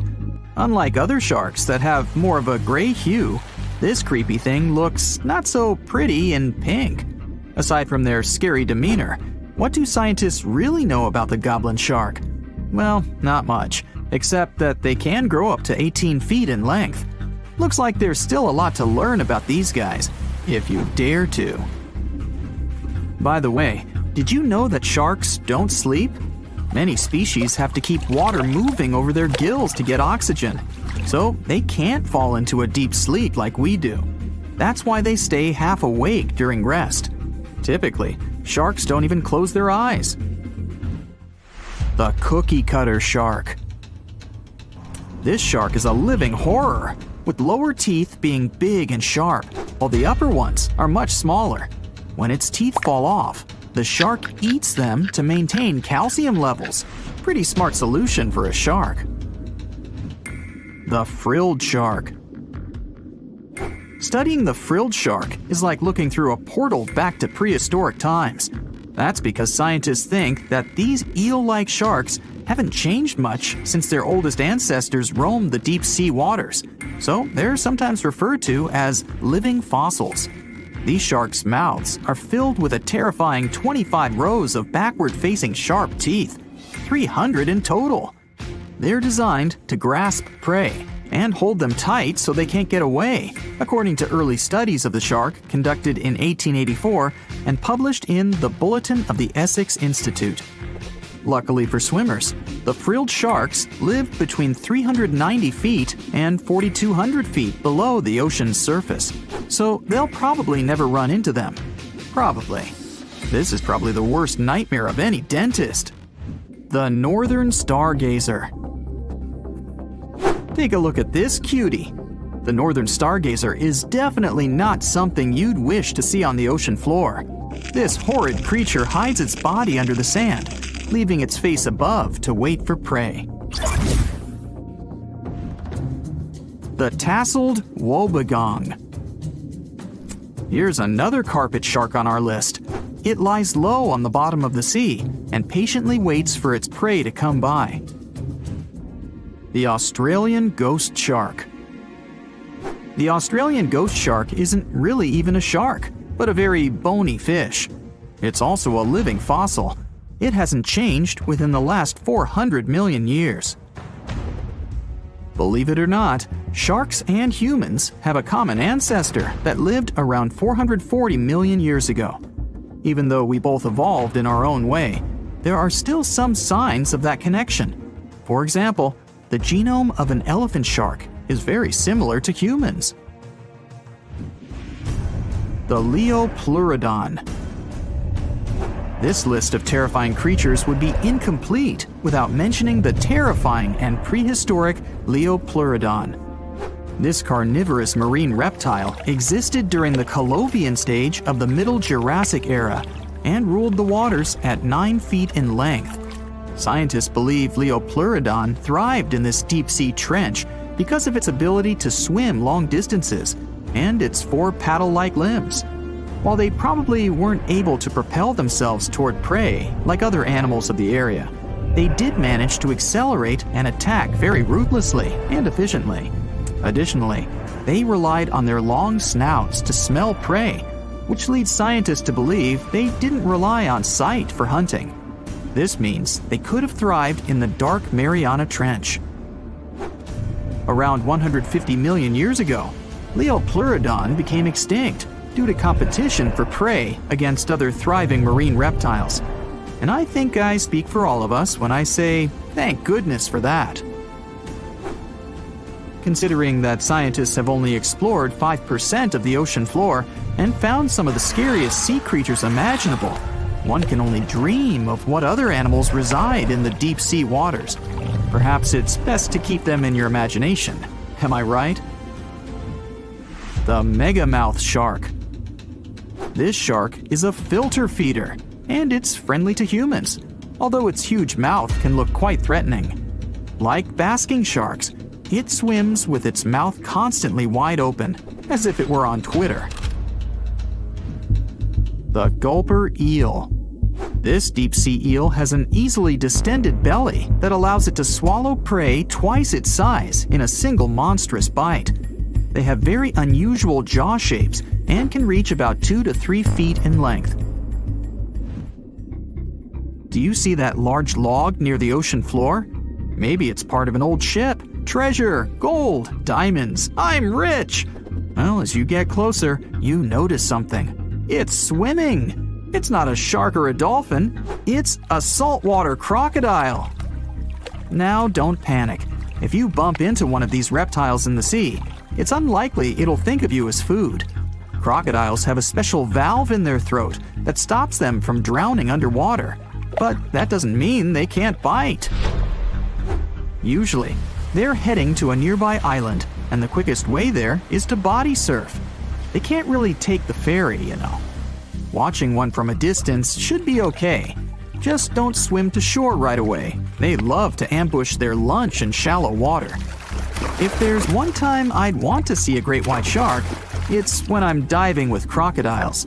They'll gladly take a crocodile-sized nibble, given the right motivation. Whale watching is a popular bucket list item, but getting too close to these gorgeous sea creatures isn't the best idea, especially if you don't want to kick the bucket too early. Whales are generally curious and friendly giants, but they can be unpredictable when you cross their personal borders. First of all, they are huge, and one wrong move on their side could flip over your boat or seriously hurt you. Second, they are wild animals, and like any other wild animals, they can carry certain infections they could transfer to you if you get into direct contact. Plus, they have strong parental instincts, so if you approach their young by accident, they might think you want to take them away and will act accordingly. It is only safe to observe whales from the sea when you're accompanied by an experienced expert, both for your own good and for the good of the whale. Now, sometimes whales and dolphins strand themselves on the shore for reasons scientists still can't explain. Quite recently, over 200 whales have been found on a remote beach in Tasmania, Australia. A rescue team rushed to the location to save the whales, half of which were still alive. The rescue operation was really complex due to the remote location. The locals were trying to help the whales, covering them with blankets and pouring buckets of water on them to keep them alive. This mutual effort of regular people and professional rescuers helped save around 100 whales. As to why this happened, one theory says the stranded whales might have had a leader who had some problems with orientation and took the whole pod to the wrong place. The Australian box jellyfish looks just like any other jellyfish you've probably met in the sea. But don't let these creatures deceive you. They're considered the most venomous marine animals. Box jellyfish got its name because it does look a lot like a box. Unlike other kinds of jellyfish that float with the current rather than swim, this creature can reach a decent speed and choose its own direction. And here comes the scariest part. It has tentacles covered with tiny darts loaded with poison. People and animals that get unlucky enough to have a rendezvous with those tentacles face some pretty scary and sometimes even fatal consequences in just a matter of minutes. Before you decide to cancel your vacation by the ocean, you should know that only a few out of the 50 species of box jellyfish have venom that is lethal to humans. Ooh. There are some not-so-dangerous species living in warm coastal waters worldwide, and the lethal ones reside in the Indo-Pacific region and northern Australia. Good day, mate. A blue-ringed octopus likes to pretend its only outstanding feature is the psychedelic color, but it can quickly and easily take away your life. This cute-looking sea monster likes to spend its time in the soft, sandy bottom or shallow tide pools and coral reefs. It normally hides in underwater crevices among shells or debris. If you somehow manage to find and disturb it there, the octopus will show you its signature blue rings as a warning signal. And if you don't get the hint, it will introduce you to its other signature feature, a venom 1,000 times more powerful than cyanide. One octopus has enough of it to do away with 26 people within minutes. This venom is more toxic than that of land mammals. The octopus normally uses it to hunt crabs, shrimp, and small fish by pecking them with its beak and paralyzing them. The same can happen to a human victim. You'll unlikely even feel the bite until it's too late. The good news is that there have been no known cases of such incidents since the 1960s. If you don't disturb the blue ring octopus, it will never attack you first. If you enjoy picking shells on the beach, make sure the ones you collect don't belong to a cone snail. It's nothing like its relatives living on land and eating fresh leaves and bark. There are over 500 species of this venomous sea creature, and a few that can really hurt you. These little snails are extremely vicious, just like Jimmy from 3rd grade. They inject their venom through a harpoon-like tooth. The consequences of this injection can be quite terrible for you. Now, are you afraid of snakes? Well, I have some bad news for you. You can't escape them even in the water. Certain kinds of these creatures have adapted to live both on land and in the sea. especially in the warm waters of the Indian and Pacific Oceans. All the species we know so far are venomous, and sometimes an encounter with them can be super dangerous. The good news is that they only bite if you disturb them. So the safest way to go is in the opposite direction of these slithery sea creatures. Not only venomous sea creatures present a danger to you while you're in the water. Strong earthquakes sometimes cause the formation of massive ocean waves. If they head ashore, they hardly leave anything intact in their way. You know this dangerous sea phenomenon as a tsunami. There is also another type of this natural disaster called a meteotsunami. They're caused by rapid storm systems and pressure changes above the open water. A powerful storm can generate a whole wall of water. Sometimes this wall grows several feet high while it moves through a shallow continental shelf, inlets, or bays. If it gets strong enough, it can damage houses close to the water. It's really tricky to forecast or detect a meteotsunami because it's nearly impossible to tell from a seismic one. It happens much more often than regular tsunamis, especially in the Great Lakes area. Now, the ocean can be dangerous to you, even if you're staying in what seems like safety on the shore. One such unpleasant surprise could be a sneaker wave moving your way. As you can guess from its name, waves like this sneak out on unsuspecting beachgoers. They look average, but turn out to be way bigger and more dangerous than you could imagine. Sneaker waves always appear without warning after smaller waves carry huge amounts of water, sand, and gravel. They're so powerful, they can carry swimmers further away into the ocean. They can swipe you off your feet and into the water when you're casually strolling on a jetty or the beach or on an outcropping nearby. Oregon State University researchers found that sneaker waves form in offshore storms that carry wind energy to the ocean surface. With all that energy, several waves unite and overlap into one beast that stands higher and goes further ashore than a regular wave. Another thing that makes them more dangerous is that they're hard to predict. The logic of regular wave formation doesn't work with them. Square waves, looking like a giant chessboard over the ocean, are the reason many people visit the Isle of Ré off the western coast of France. If you visit it, you'll notice plenty of signs warning you to stay away from the water once you notice the unusual pattern. The safest way to observe it is from high up places like nearby lighthouses. If you decide to stay in the water, the strong currents coming from two directions can literally sweep you off your feet. Generally, waves can travel many miles over the surface of the water, depending on local winds and weather. And even on days when the weather seems somewhat calm, storms located elsewhere can send in crashing waves that affect the surrounding calm waters. When waves travel onto the shores of distant lands, they're called swells. This is different from a wave that occurs from the local wind. When two different swells coming from opposite directions meet, it's known as a cross sea. This is what generates these square waves that you see near the Isle of Ré. The cross-sea phenomenon can appear in different locations around the world. The Isle of Ré is one of them, thanks to specific wind and weather patterns that create the perfect storm, which makes this cross-sea so beautiful and well recognizable. Well, wasn't that swell? Swell? Never mind. Most of the ocean is still shrouded in mystery, whether we're talking about dark corners or creatures that are hiding in the depths. But sometimes it gives us a peek into scary things it hides in its cold, dark depths. Like when you hear on the news that there are some deep sea creatures washed ashore after a powerful storm once again. Some just look weird, while others are real monsters that live at depths of more than 3,300 feet. The coldest and deepest parts of the ocean have created one specific phenomenon called gigantism. So, sea spiders, squids, worms, and many other animals, mostly invertebrates, or creatures without backbones, they're all way bigger and scarier than the versions we see in the more shallow areas. In the Pacific depths, you can see a sea sponge as large as a minivan.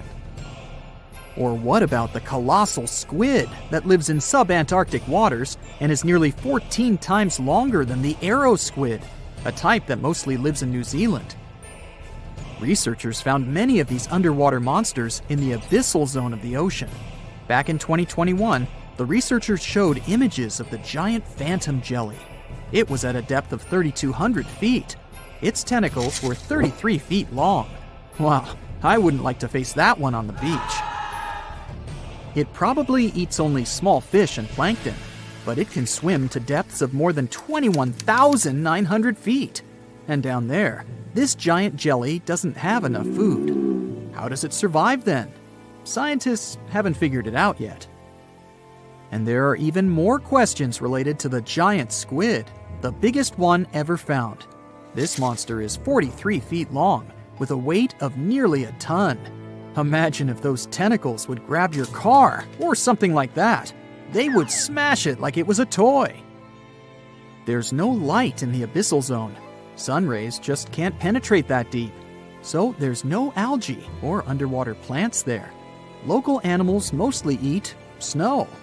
Marine snow is not like the regular one you build a snowman with. It consists of any small flakes or remains that fall from the surface of the ocean. Maybe even some leftovers that animals up there couldn't eat. So it's not much. But apparently, it's enough for very large creatures that hide deep down there, like giant squids. Squids that generally live at such depths don't bother going after their prey. They just wait until the poor animal swims right up to their long tentacles and falls into a trap. It may not be the best method ever, because not many animals will even swim into these dark, cold parts. But it's the method that saves energy. A giant squid eats only 1 ounce of fish daily, which is approximately 45 calories. That's nearly 50 times fewer calories than an average person should eat per day. So when a squid gets 1 fish, it saves it for a couple of days. I hope giant squids won't get the idea to go to the surface and look for food when there's not enough of it in the abyssal zone. And I hope even more that giant Greenland sharks won't get that same idea. You can find them at depths of up to 7,200 feet. They're twice as slow as we usually walk. They swim at a speed of 1.12 feet per second. Their slowness is part of the energy-saving mechanism that creatures down there need to survive. But they can speed up in the form of short bursts when they need to catch prey. But they kinda change their diet from predator to scavenger, considering their environment. There will be more leftovers falling from the surface than animals to go after. Greenland sharks grow just 0.4 inches per year, and they're mostly 20 feet long, which means they live for a very long time, sometimes up to 400 years. They also have a slow metabolism, and that's one of the main factors for their long life, too. Greenland sharks like to spend their time in cold waters. They're adapted to that, since their tissues have specific chemical compounds that prevent the forming of ice crystals all over their body. That means they have some sort of natural antifreeze. So what makes them so big? Scientists are still not sure, but some theories try to explain it. There's this thing called Kleiber's rule that says bigger animals tend to be more efficient. Just take a small fish and compare it to a whale with a mass hundreds of times bigger. The whale has a greater metabolism. It conserves energy more efficiently and loses less of it to the surroundings through heat. Moving on, bigger animals can ingest bigger prey. They're more likely to go through tough issues in their environment or defend themselves from predators going after them. Also, the body gets bigger when temperatures are lower. The Greenland shark is a perfect example. So are giant sea spiders. Sea spiders are generally common, and you find some very small ones at 0.04 inches. But in deeper parts of the Antarctic, they become 3-foot-long giants. They grow so big because the cold water has more oxygen. That way, more of it diffuses into the animal's body, and that allows it to grow bigger. Yeah, both as a creature and a nightmare. And how about this giant tube worm? Researchers found it accidentally while they were exploring the mysteries of the Pacific Ocean floor. They stumbled upon unusual hydrothermal vents. Volcanic heat is a thing that gets them going. As water seeps down through faults or cracks in the rock, these vents change their direction. When the water gets out of the vent, it's rich in different minerals and chemicals. Most animals wouldn't survive being around this toxic soup of chemicals, but not these tube worms. They came as a true surprise, because not only are they not bothered by these toxic vents and the almost boiling temperature of the water, but they developed entire ecosystems there. They're unique because they don't need sunlight to survive. Instead, small bacteria are their main source of energy. That bacteria gets their energy directly from these toxic chemicals. So it's not photosynthesis, but a process called chemosynthesis. And these tube worms don't have mouths. These bacteria live inside them. Strange story, huh? Plus, these scary worms reach up to 8 feet. Giant isopods are no better either. They lurk at the depths of the ocean of 1,640 feet or more below, far away from the sunlight, looking like some monstrous wood lice. They spend most of their time on the seabed, hoping to find some food falling from higher levels of the ocean. Check out their small hooked claws at the ends of their legs.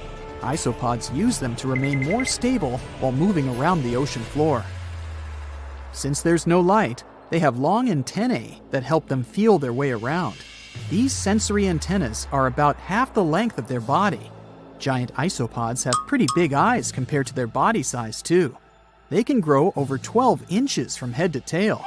And these fellas are really patient. Remember how we said animals down there rarely get food? Sometimes they need to wait for years to get a proper meal. That's why their metabolism is amazingly slow. 5 years later. They can go for 5 years without eating anything. Imagine that. I get hungry just talking about this. In 2006, a biologist did research to compare the differences between the shallows and the deep sea regions. He realized the deep sea mirrors the island rule. First, isolated parts of land develop biodiversity you won't find anywhere else. Second, small-bodied life there grows much bigger when it's isolated, compared to life on large land masses. Resources are limited, but also competition and predators. And we don't know much about these deep-sea creatures. It's too expensive and too complicated to carry out such research. So we'll just wait for more raging storms to show us at least part of the monstrous world cold ocean depths hide. Wanna high-five a sea creature? Well, put your hand up for the Tasmanian red handfish. This fish doesn't swim like a fish. It walks. It uses its flipper-like hands to stroll around on the ocean floor. These bottom walkers are disturbed by swimmers and boats a lot. Some people even want to take them home as pets. I think it's better to just give them a wave and swim on by. The vampire squid. Its species name is Vampiroteuthis infernalis, which translates to vampire squid from hell. Oh yes, this vampire squid means to terrify everyone with its name, its dark red color, its spikes at the bottom, and the scary fact that it can basically turn itself inside out. The vampire squid loves putting on a good show, but it's as harmless as a kitten is to humans. It's as if Dracula scared the pants off you, but he didn't have blood-sucking fangs. The vampire squid feeds on food particles from plants and animal matter floating near the ocean's surface. Since they're not predators, they need good defensive strategies, and their vampiric look is designed to ward off large creatures who want to eat them. Turning themselves inside out is a defensive mechanism since the spiky areas in the inner skin are more intimidating. They also shoot out a substance that does not have color, but is packed with bioluminescent particles to distract predators. The vaquita. Going out on a boat off the coast of Mexico sounds like the perfect vacation. The sun, the blue water, the most endangered sea creature. Wait, what? The vaquita isn't dangerous, but don't expect it to stick around to say hello or sign any autographs. It's incredibly shy. This little cow, that's what it means in Spanish, is one tiny sea mammal. With those black markings around its eyes, it looks more like a sea panda to me. Seeing one should make you feel very special. They're on the brink of extinction, mostly because they got caught by accident in fishing nets. It's estimated that there's only 10 left in the wild. The blue dragon. This little creature looks like something out of a kid's fantasy movie. It's called the blue glaucus, casually referred to as the blue dragon or blue angel. It can be found in many places, the Atlantic, Pacific, and Indian Oceans. It's kind of a mollusk and it only grows to be about an inch long. What you think is the back is actually the mollusk's bright underbelly. It regularly floats on its back so that its blue colors help it camouflage with the water's waves. The blue dragon isn't just pretty, it's also smart. It usually feasts on Portuguese man-o'-wars, also known as Physalia physalis. The blue dragon stores their stinging cells for later use, in essence, stealing their defensive mechanisms. When the blue dragon is threatened, it releases those stinging cells it stored, directing them at an enemy to sting them with more power than the Portuguese man-o'-war would have been capable of. As they can store a huge amount of stinging cells, they can be a threat to humans. So, if you find one, don't pick it up. It's best to admire it from a distance. The barrel-eye fish. If you ever wanted to have Superman's X-ray vision, looking at the barrel-eye fish will make you feel like you gained that superpower at some point in your life without even realizing it. The barrel eye has a transparent head, so you can see how their eyes and brain look inside. This magnificent creature lives in the deep sea. This is the lowest level of the ocean, where strange creatures roam in near-freezing temperatures and constant darkness. They're exposed to water's pressure that's almost 1,000 times that of the surface. If the idea of the deep sea sends a shiver down your spine, stay tuned to learn about another of its creatures later on. The barrel-eye fish can be found in the Atlantic, Pacific, and Indian Oceans. You might be wondering, why oh why would a fish have a see-through head? And that would be a fair question. Since the species was discovered in 1939, it was believed that the fish's eyes were set to see straight ahead and couldn't move. So it was assumed that they had tunnel vision. Scientists Bruce Robinson and Kim Reisenbichler from the Monterey Bay Aquarium Research Institute recently discovered that the fish can move its eyes vertically to see through the top of its translucent head, thus noticing if there are predators or prey nearby. The transparent head also allows more light to enter so they can detect prey better. It's believed that the barrel-eye fish eats jellyfish and small fish species. If you dive in the ocean at night, you might be lucky enough to see how orange ball corallimorph blooms in the dark. But make sure to be quick because as soon as you turn on your flashlight to take a good look, it will retract its tubes back into itself. The megalodon. The whale shark isn't the biggest shark known to humans. If the entire shark species were a kingdom, the prehistoric megalodon would be the ruler of the sea. Megalodon roamed the ocean a long time ago. About 15.9 to 2.6 million years back between the early Miocene and late Pliocene eras.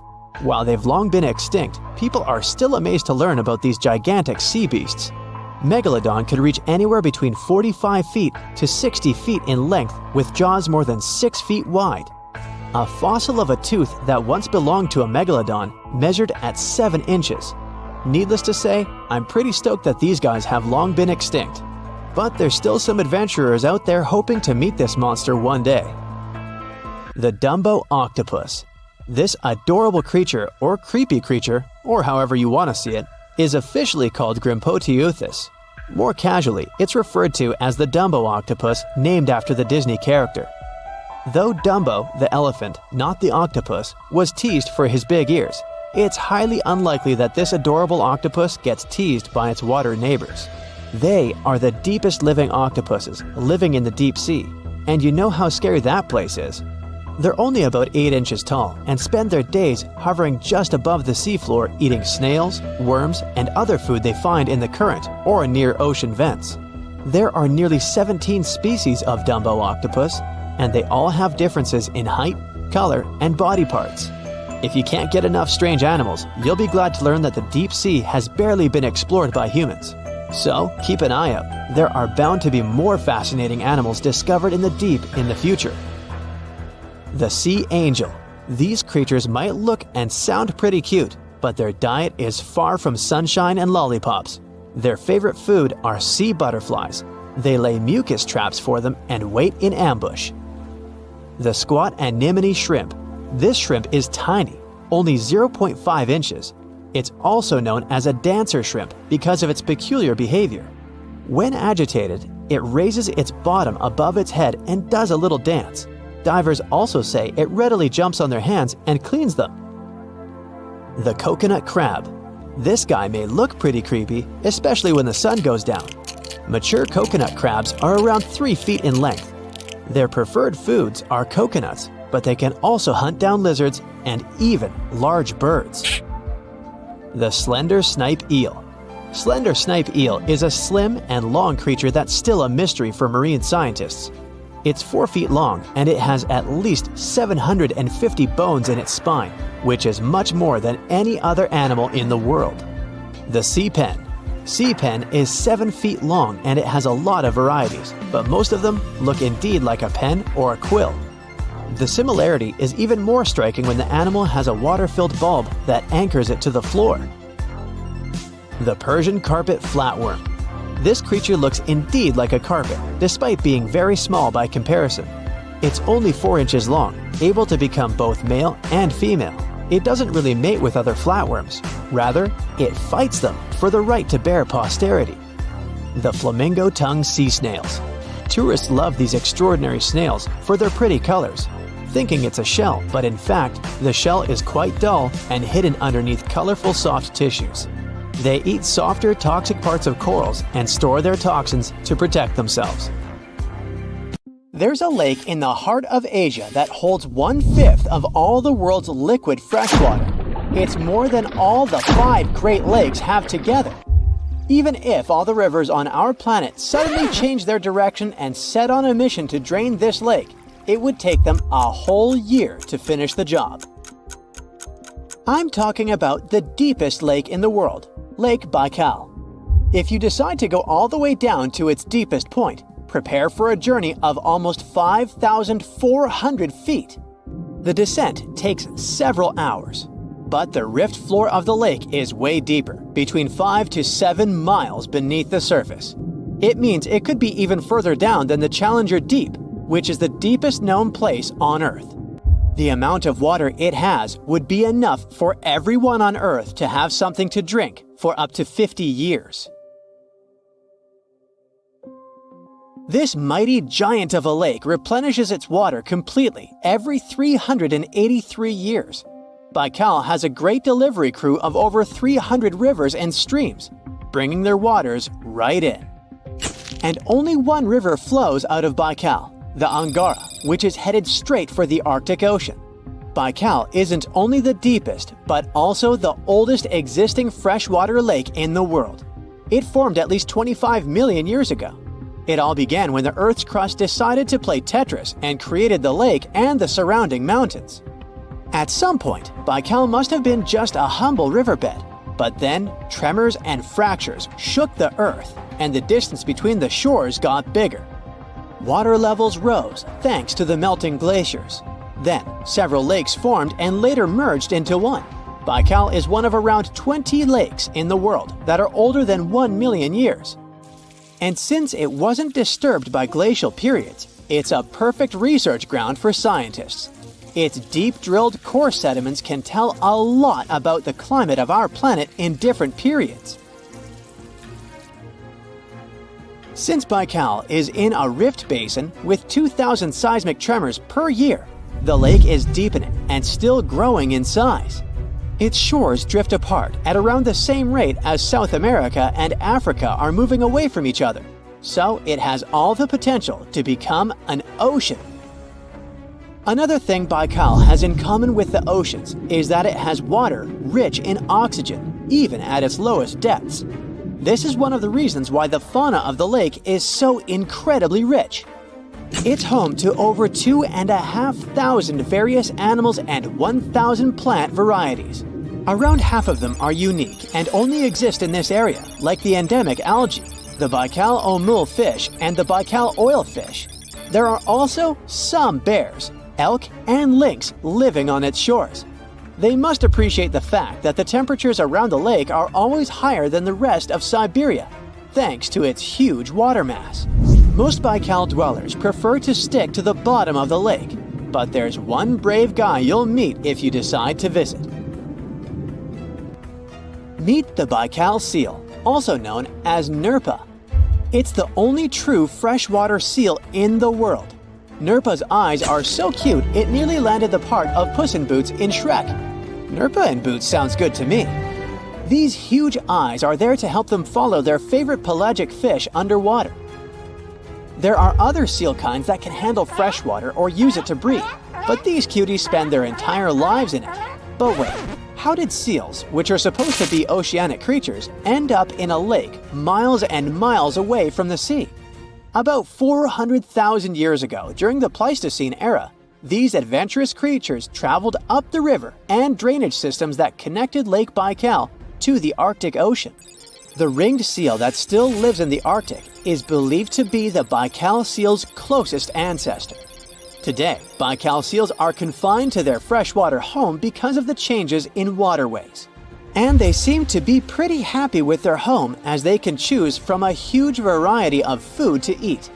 The seals mostly hang out in the north and central areas of the lake, but move south in the winter. The lake gets covered with ice, which they use as a chill-out zone, just like their oceanic cousins use rocks or the beach. Since at least 1969, Lake Baikal has had some mysterious ice rings pop up randomly here and there. At some point, they got so big that the astronauts even spotted them from space. The rings usually appear in late April, but can be there in January or May. Scientists couldn't crack the code on how these rings form for a while. They had all sorts of theories, and the most popular involved methane gas bubbles from the lake's depths. But then, scientists noticed that some of the rings were in shallower waters, where gas emissions don't happen. So, an international team of scientists decided to solve the mystery. They traveled to Lake Baikal, drilled holes in the ice, and dropped sensors into the water. In 2016, when they started the research, they heard that 2 vans had gotten stuck in the mysterious ice rings. Once they had analyzed the data from the sensors, it turned out that the secret behind the rings was warm eddies flowing clockwise under its ice cover. The currents were less intense in the center of the eddies, so the ice above them was thicker at the edges. The waters of the lake are so clear that you can see some extremely deep parts up to over 130 feet down. This is thanks to the surrounding mountains that send off melting ice right in. Plankton that live in the lake also helps clean the floating debris. When this crystal clear water freezes, it forms an unusually thick and see-through layer of ice. The wind likes to play sculptor on Baikal and creates one-of-a-kind pieces of art here. It picks up water, which, of course, freezes into the most unusual designs. Frozen bubbles and icicles you've never seen before. The location and geography of the lakes and the cycles of melting and refreezing create the perfect conditions for this ice workshop. And you can even see rocks that seem to be floating. The bottom of the rock freezes to the surface of the ice. Then, the strong winds wear away the surroundings, leaving a perfect pedestal for the rock.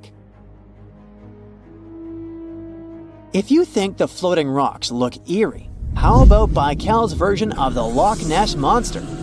The local Buryat people have a legend about the water dragon master that lives in the lake. A dragon is believed to be the most powerful creature living on Earth in Asian mythology. They believe there are 4 dragons living in the 4 seas, each responsible for one of the cardinal directions. Baikal is the North Sea in this story. The image of this dragon is supposedly etched in ancient petroglyphs on the cliffs of Baikal. There's also a hefty stone slab that looks like a monument dated back to somewhere between the 3rd and the 9th century BCE, depicting a mysterious water monster. Imagine the stories this stone could tell, echoing the whispers of a bygone era and leaving us to unravel the enigma of the Baikal cliffs. The legend says that a local warrior was chasing the dragon. He finally reached the largest Baikal island of Alkan. He was ready to face and defeat the dragon, but the beast turned into a beautiful girl, and they got married. That's one unusual twist to a classic defeat the dragon and take the girl story. So, local legends describe that dragon as a giant sturgeon with an almost gator-like snout and armored body. In reality, the mythical monster must be one of the many huge fish living in the lake. They can afford to grow to several feet in length thanks to the high levels of oxygen in the water. Beluga sturgeon can weigh several thousands of pounds, lives up to 50 or 60 years and never stops growing. There are plenty of fish in the sea. Some of them look totally like Nemo or Dory. Then there's the butterfly fish and fancy guppy, which is indeed really fancy. And then there's... what on earth is that? I would definitely not pay for a diving experience to see this guy. The anglerfish has the unofficial title of the ugliest animal in the world, but I wouldn't dare to break that news to it. There are more than 200 species of anglerfish currently swimming somewhere in the gloomy depths of the Atlantic and Antarctic Oceans, up to a mile below the surface. Some of them prefer different living conditions, the shallow tropical environments. Different kinds of anglerfish vary in shape and size, from the famous black sea devil to frogfish, monkfish, footballfish, goosefish, batfish, and sea toad. The larger ones can be half as long as a full-sized bed, but most are less than a foot long. Since the choice of meals where these guys live isn't that huge, they had to come up with a unique hunting strategy. They don't waste their priceless life energy on following prospective prey.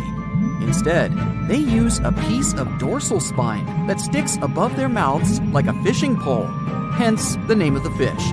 There's a sac of bioluminescent bacteria that glows brightly in the dark at the end of that rod. The light lures prey, and all the anglerfish has to do is wait, and then enjoy its lunch delivered right to its mouth. Their bodies are pliable and huge, so they can easily swallow prey twice their size. Deep-sea anglerfish eat whatever they can find. Species that live in more shallow water aren't picky either, and can eat anything from shrimp to snails and small fish. Only female anglerfish have the cool fishing rod feature though. So what about their males?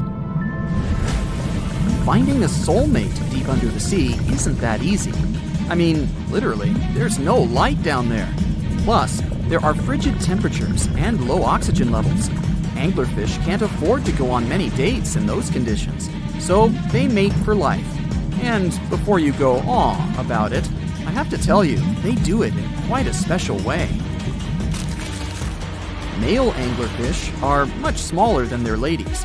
The contrast is so striking that when researchers first got interested in their love life, they thought those males were actually the offspring, or larvae, hanging out next to their moms. Certain anglerfish male species have receptors that alert them that there's a female nearby. After they mate, the male bites into his woman and stays attached to her head, belly, near her tail, and other areas he can access. While they morph together forever, the female fish gets the male's cells, DNA, and reproductive organs, but loses her immune response cells. The male gets free permanent housing and nutrition. Given the current real estate prices, it sounds like a dream. But that accommodation is shared by up to 8 males, and they can't move out if they ever feel like it. You're unlikely to meet this deep-sea fish in real life, but if you meet an anglerfish in your favorite video game, remember that you can easily outswim it and make it kinder to you with tranquilizing arrows. Once you befriend it, the anglerfish can be your scout and help you discover new areas with its bioluminescent pods. Back in the real world, down in the twilight zone of the ocean, about 650 to 3,300 feet down, the anglerfish isn't the only creature you're lucky you'll probably never meet. Many of the locals look like they come straight out of science fiction or horror movies, but that's because they had to adapt to this dark, deep world. I did my best to get you prepared for the creatures you're going to meet, starting with the common fangtooth. They spend most of their lives deep down, but at night, they move toward the surface to snack. These guys are more active than most other deep-sea dwellers. They don't wait for food to come their way, but actually follow it, and then get it with their long, hungry teeth. They don't have a built-in light bulb like the anglerfish, so they've developed a great sense of smell and use as much sunlight as they can get there in the depth to get around. Sometimes, even the shadow of a passing by prospective prey is enough for them to switch to action mode. And though they don't look too charming, they're completely harmless to humans if you ever run into one of these guys.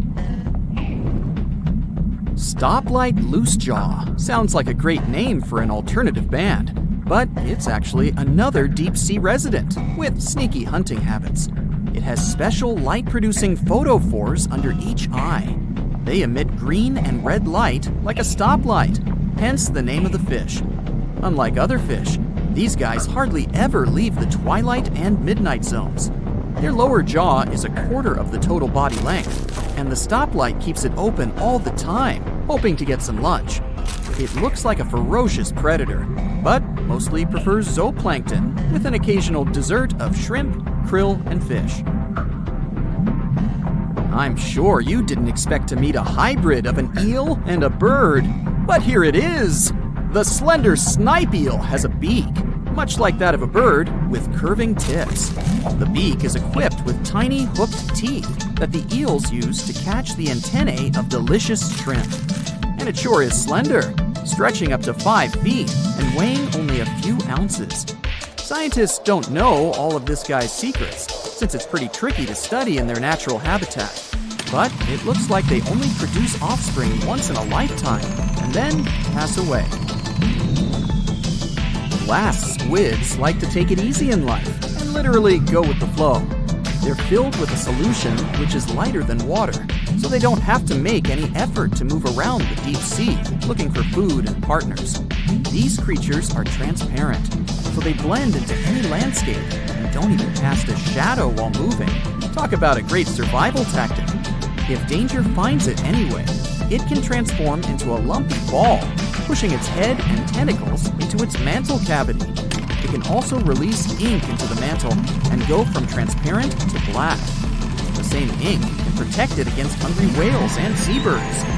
Another tactic they use to scare off predators is to activate their light-emitting organs around their eyes. I'm getting hungry. Maybe I can snack on this sea cucumber. Ouch, it's moving! So I guess it doesn't belong in a salad after all. These soft-bodied fellows live in all parts of the ocean, from shallow waters to the deep underwater world. Most of them slowly move around with their tiny feet, but some crawl around by flexing their bodies. Sea cucumbers can shed their internal organs when there's a predator approaching. Those sticky organs distract the intruder, and the happy cucumber moves on and just grows the organs back. What's that glistening in the distance? Looks like someone dropped gems in the water. That's a sea sapphire, also known as the most beautiful animal you've never seen. Some males of this type of copepod can change color from deep blue to purple, red, or gold. 1 second later, it's gone. And it's back, shimmering bright. The secret to this magic is that their bodies are transparent and reflect light differently at certain angles. It looks like it's their way of communicating between each other and attracting mates. Female sea sapphires don't have the same superpower, but their eyes are bigger compared to males, probably to spot them from a distance. Males roam wild and free, and their ladies stay in the crystal palaces of strange barrel-shaped jellies called salps. The deeper you go, the creepier they get. You're about to travel to the darkest ocean depths and check whether this claim is true. Are the creatures living there as scary as people think? You go 120 feet down underwater. Pay close attention to the bottom under your flippers. Oh my, what's that terrifying face half hidden in the sand? That's the northern stargazer. You can meet this fish in the eastern United States. It buries itself in the sand until unsuspecting prey gets near. Then, the nightmarish creature electrically shocks the poor animal and dines on it. You are moving deeper to 240 feet under the surface. That's where you spot a colorful, puffy creature, no more than 1 foot long. It's the sarcastic fringehead. At first, the fish seems to be harmless. Only unless it's provoked. When this animal is agitated, it opens its huge mouth to fend off predators. This defense tactic is a sight to behold, both surprising and frightening. Luckily, the fish is no threat to people whatsoever. The creature you see next can comfortably live in shallow waters, but you meet it at a depth of 900 feet. You don't even need to wonder why the animal's called the Game of Thrones brittle star. Unlike starfish that slowly crawl across the seabed, this creature moves fast. It wriggles its long, flexible arms to get from point A to point B. Its body is protected by a hard calcium carbonate shell. Also called snake stars, these creatures are tiny and easily fit in nooks, cracks, and small crevices in rocks. At a much greater depth of 2,000 feet, you come across the giant squid. For a long time, it was thought to be a creature from legends rather than a real animal. The giant squid was first caught on camera in 2001, and it's exactly as big as its name implies. The creature's eyeballs are the size of soccer balls, and the squid itself can weigh up to 600 pounds. Almost 3,000 feet below the surface, you get spooked by another creepy-looking animal. It's somewhat red and rather small, no longer than 1 foot long. As you approach the creature, it looks rather docile, or maybe just indifferent. The vampire squid, that's the animal's name, looks like an umbrella with tentacles. It doesn't even produce ink, so you leave it alone. Soon after that, at a depth of 3,200 feet, you meet the cookie cutter shark. This creature is a parasite. It attaches itself to big fishes, dolphins, whales, and sometimes even people. Then, using its neatly arranged serrated teeth, it gouges out cookie-sized pieces of meat. This nasty glowing animal doesn't grow larger than 20 inches and lives in the ocean twilight zone. At a depth of 3,300 feet, the light becomes a rare and valuable thing. The animals living that far away from the surface have to evolve unusual features to survive. That's how the barrel-eye fish ended up with a transparent head and 2 super-sensitive barrel-shaped eyes. Right now, pretty much like always, they're pointed upward, allowing the fish to see potential prey and you. Almost 4,000 feet below the surface, you see something droopy and saggy. The blobfish doesn't have a skeleton or any muscle. Its jelly-like flesh lets the creature survive incredible water pressure. Despite its appearance, the blobfish is an ambush predator. It usually lies very still on the bottom, waiting for unsuspecting prey to swim by. You go a bit deeper and spot a creature that looks particularly ghastly. The goblin shark senses prey with its snout. The creature's terrifying jaws are attached to elastic ligaments. When some animal comes too close, the shark catapults its mouth forward to catch it. If your mouth could do the same, you would be able to eat things dangling 7 inches away from your face. Even deeper than that, at 5,000 feet, you notice another member of the shark family. The frilled shark looks like an overgrown eel, but its gills are lined with red fringe at the edges, hence the name. The creature's horrifying mouth has 25 rows of razor-sharp backward-facing teeth, 300 in total. The shark prefers to hover in the water, waiting for its prey to come closer. Then, it charges at it like a snake. Suddenly, you see something glow brightly like an electric bulb. But after coming closer, you recoil in horror. The creature looks like an upgraded eel equipped with oversized teeth. That's the deep-sea dragonfish that can live at a depth of 6,000 feet. Chemical processes going on inside the fish's body produce an eerie red glow. This glow is used to communicate with other fish. At the same depth, you meet another deep-sea inhabitant.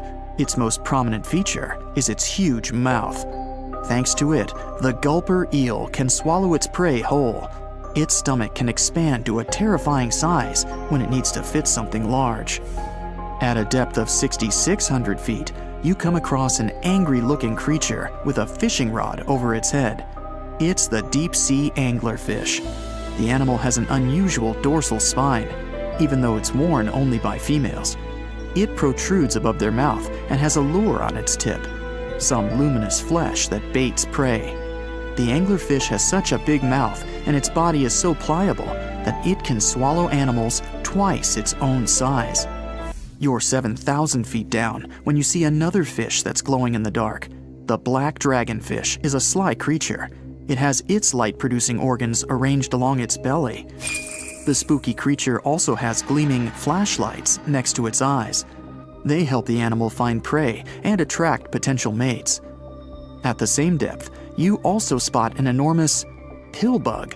But unlike the critter you can find in your garden, this one is at least 20 inches long.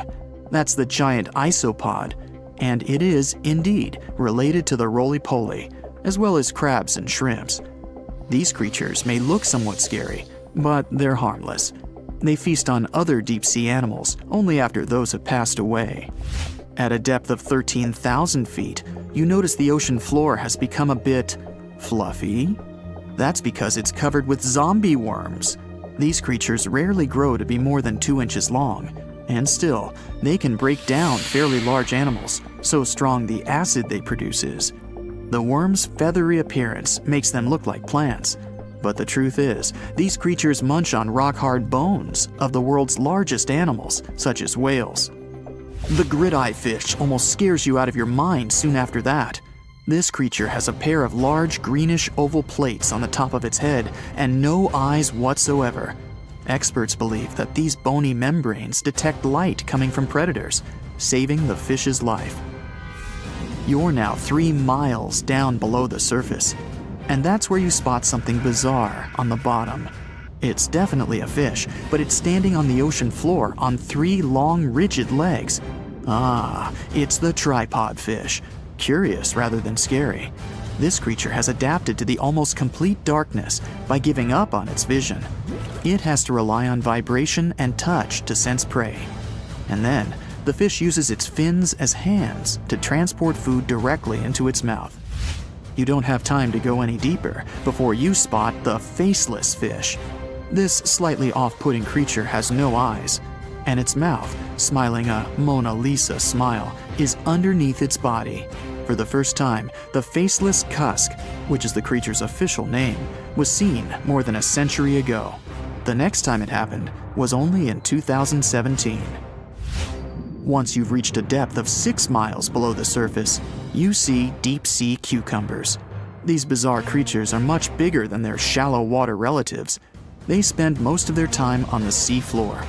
But if they need to escape predators, they are able to swim away. Deep-sea cucumbers have bright purplish coloring, tiny feet, and tentacles that surround their mouths. Cute. The question is, why do these deep-sea creatures look so scary? Life is very different there, at the bottom. Tremendous water pressure, a lack of food, and constant darkness. You have to adapt to survive in such extreme conditions. Sing with me. Under the sea, darling, it's better. On where it's drier, take it from me. Okay, I know these are not the correct lyrics to this famous Disney song, but hear me out. The deep sea is not all about singing mermaids and dancing crabs.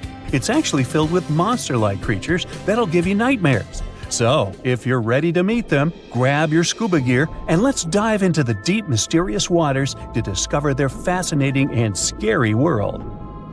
With its menacing appearance, one could call this fishy the vampire of the sea. Well, named for their disproportionately large, razor-sharp fangs protruding from their mouth, fangtooths are actually quite small and harmless to humans. These choppers are actually more for catching prey than causing trouble, so there's no need to panic if you see one. And you'll be even more relieved to know that it's kind of unlikely for you to come across a fangtooth, since they are among the deepest living fish.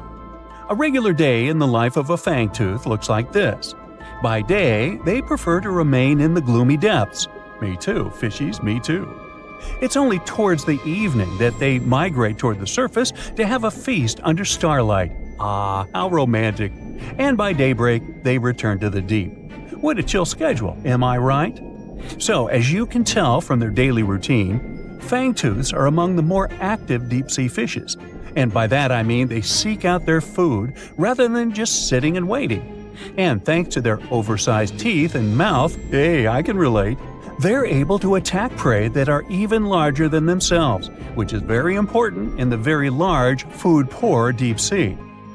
Fitting to their environment, common fangtooths are dark-colored, either solid brown or black.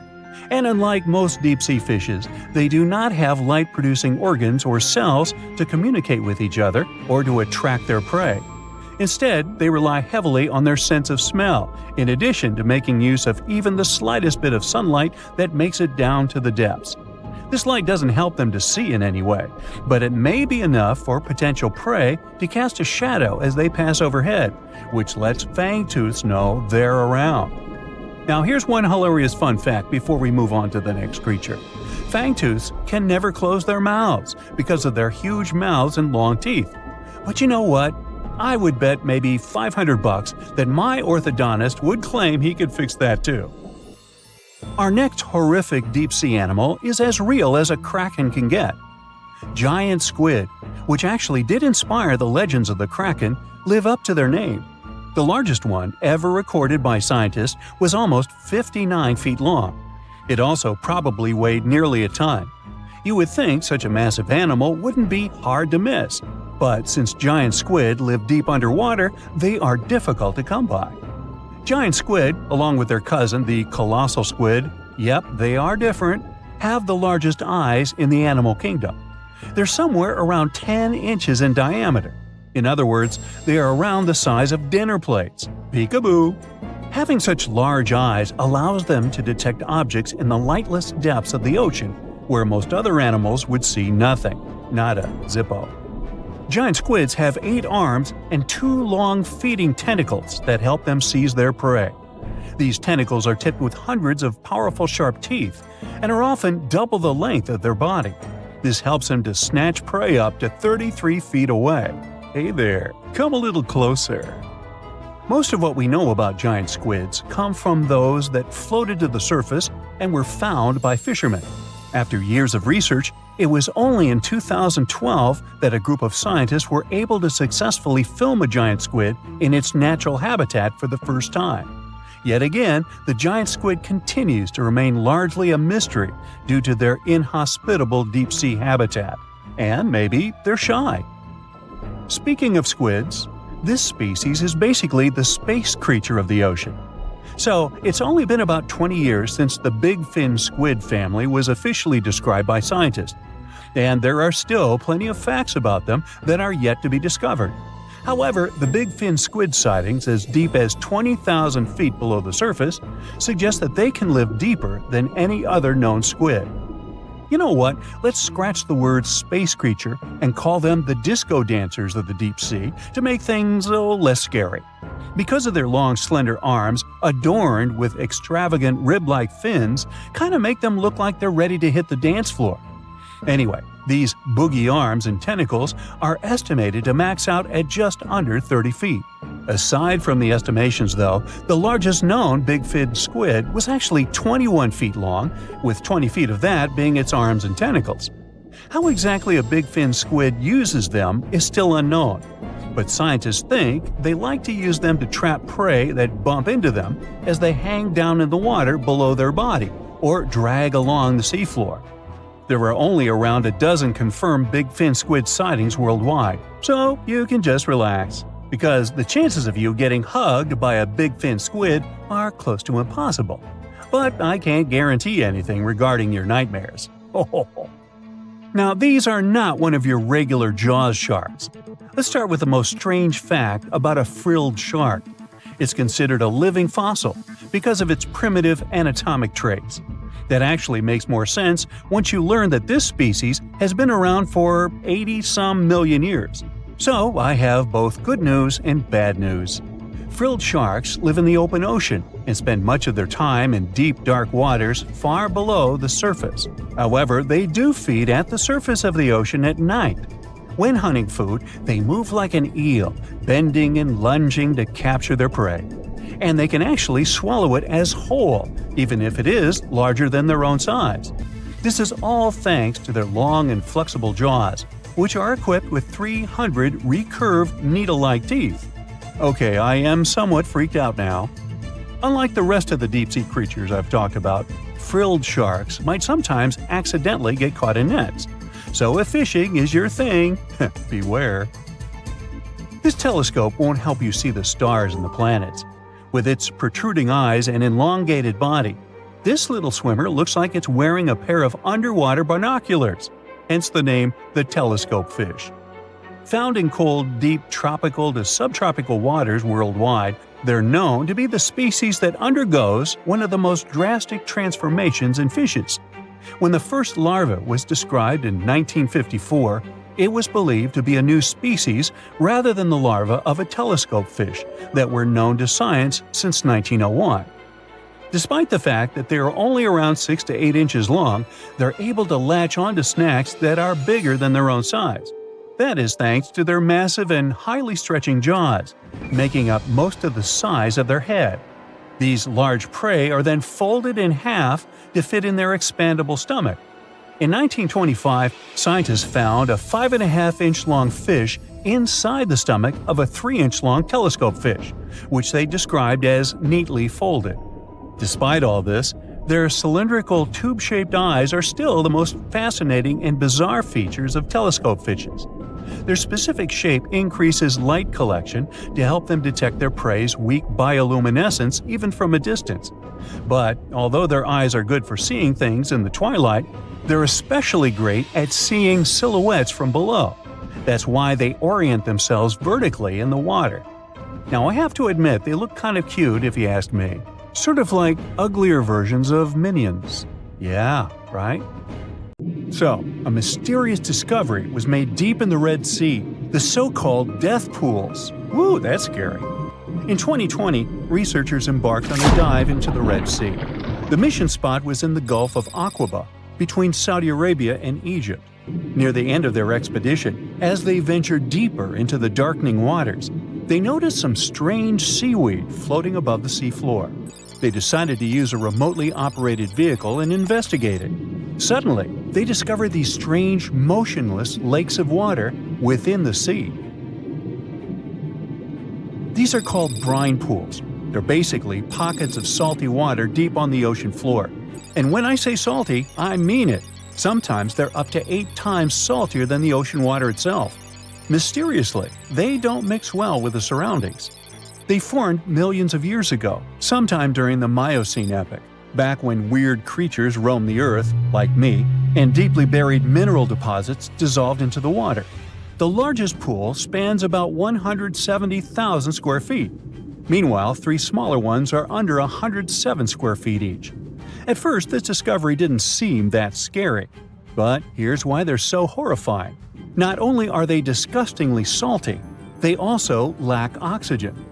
Now hold on a sec, isn't that normal for something that's underwater? Well, it turns out the Earth's waters are full of oxygen, and at least half of this element on our planet comes from the oceans. Just like plants on land, marine plants such as phytoplankton, seaweed, and algae munch on sunlight and produce oxygen through photosynthesis. They release lots of it into the surroundings. Marine life then eats half of it, so only about a quarter of the oxygen that we breathe actually comes from the oceans. Just like us, sea creatures need this element to survive. Without it, they can't breathe and support their metabolism to live. That's why these pools are super dangerous for most of them. It's like a puddle of thick syrup for bugs. When they get in, the poor things immediately suffocate and pass away. Which is why the pools are surrounded by a graveyard of marine animals. But let's see how these things can exist in the first place. Have you ever tried making ice cubes from salty water? Spoiler, it's pretty hard. When you add salt, the water gets harder than usual to freeze, a phenomenon that has a funny name, freezing point depression. Oh, that's because salt interferes with the hydrogen bonds between water molecules. As it finally freezes, stuff like particles, dirt, or dissolved salts get pushed out to the sides. As a result, the salt's kind of squeezed out of the ice crystals and gets trapped near the edges in small bubbles or pockets. Something similar happens in the ocean when seawater starts freezing under super cold polar caps. The salt doesn't freeze with the water. Instead, it gets pushed out, forming a super salty cold liquid, the brine. And then it sinks down to the ocean floor. On a large scale, all this process also helps currents to form. Despite being so dangerous, the pools are still full of microbial life, because microbes couldn't care less, they'll survive anywhere. There are literally thick mats of them in the brines. There are also some salt-loving creatures, like shrimps and eels, hovering around the pool's edges. They're being super creepy, waiting to catch unsuspecting prey that ventures too close to the toxic death pool. Ew. Well, it sounds icky, I know. But this discovery gives us some fascinating insights into how life might have originated on Earth. We already know from the evolution theory that we came from the ocean, but now scientists think that life might have begun in the deep sea in some super dark, oxygen-free places. These brine pools are like time capsules. They're one of the closest things we found to the early Earth. They can tell us the planet's history of earthquakes, floods, tsunamis, and more. For example, they have some traces of rainfall that happened over 1,000 years ago. And they can also help us search for life on other water-rich planets. For example, Mars most likely used to have huge oceans on it. Now, NASA scientists want to send a special instrument called HABIT for a special red planet mission to study things similar to our brine pools. This will tell us more about how life appears and survives in the universe. There is lots of unexplored fascinating stuff like this in the Red Sea. That's why scientists conducted the so-called Decade Expedition and spent around 5 months exploring the place. This expedition was launched by the National Center for Wildlife.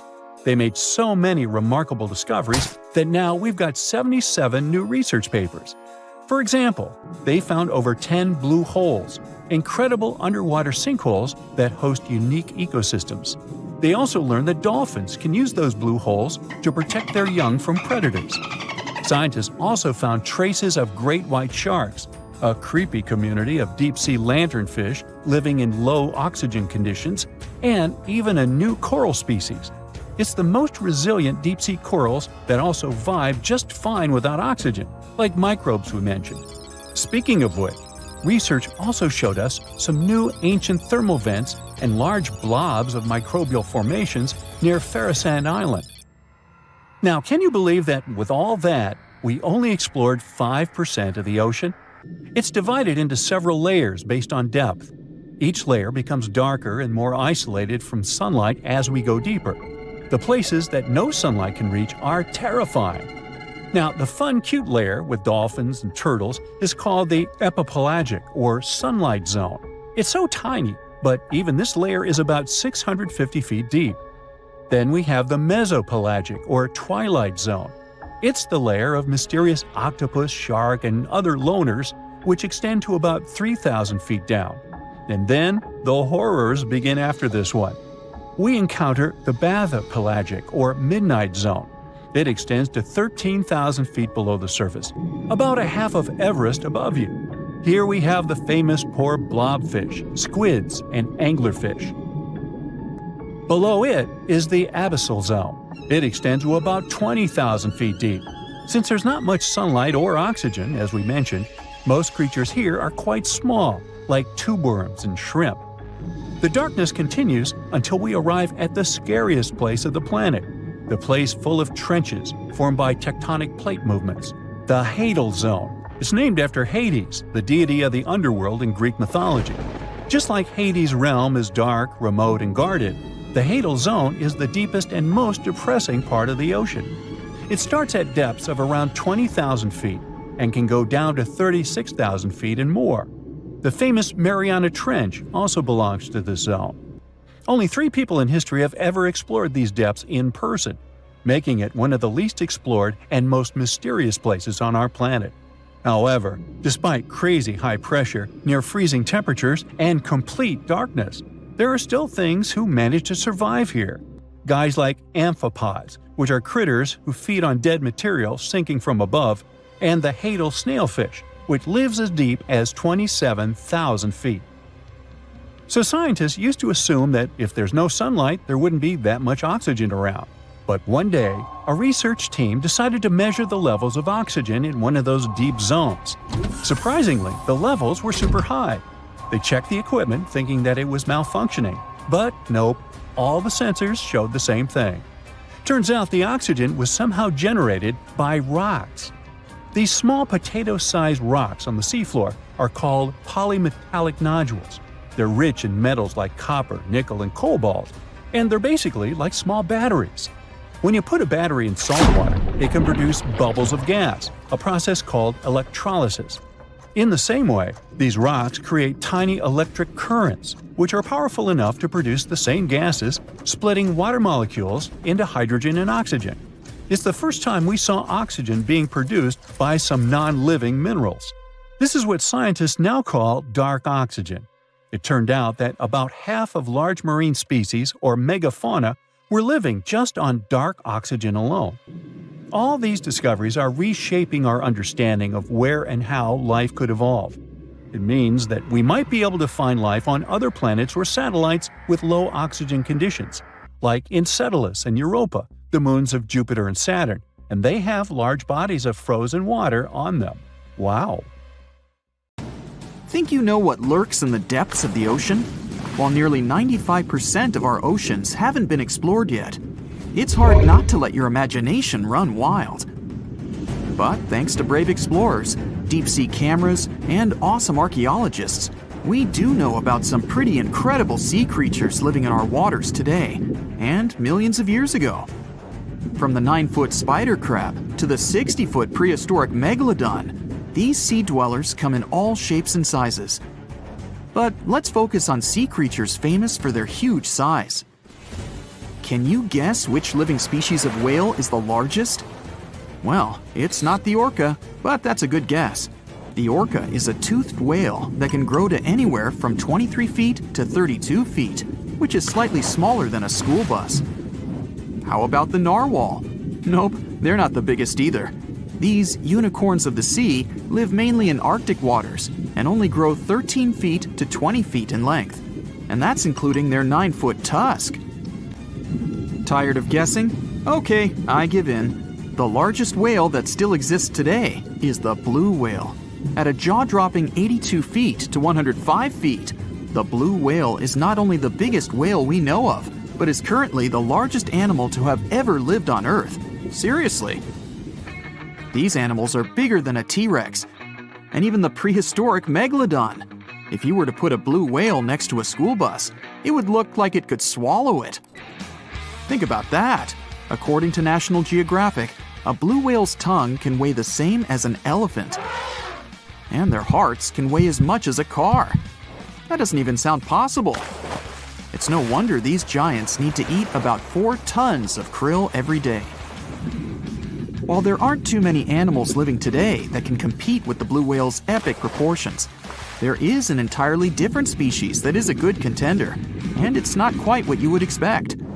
It's a jellyfish. No, I'm not talking about the little jellyfish that wash up on the shore and ruin a perfectly good day at the beach. I'm referring to the lion's mane jellyfish, the biggest jellyfish around.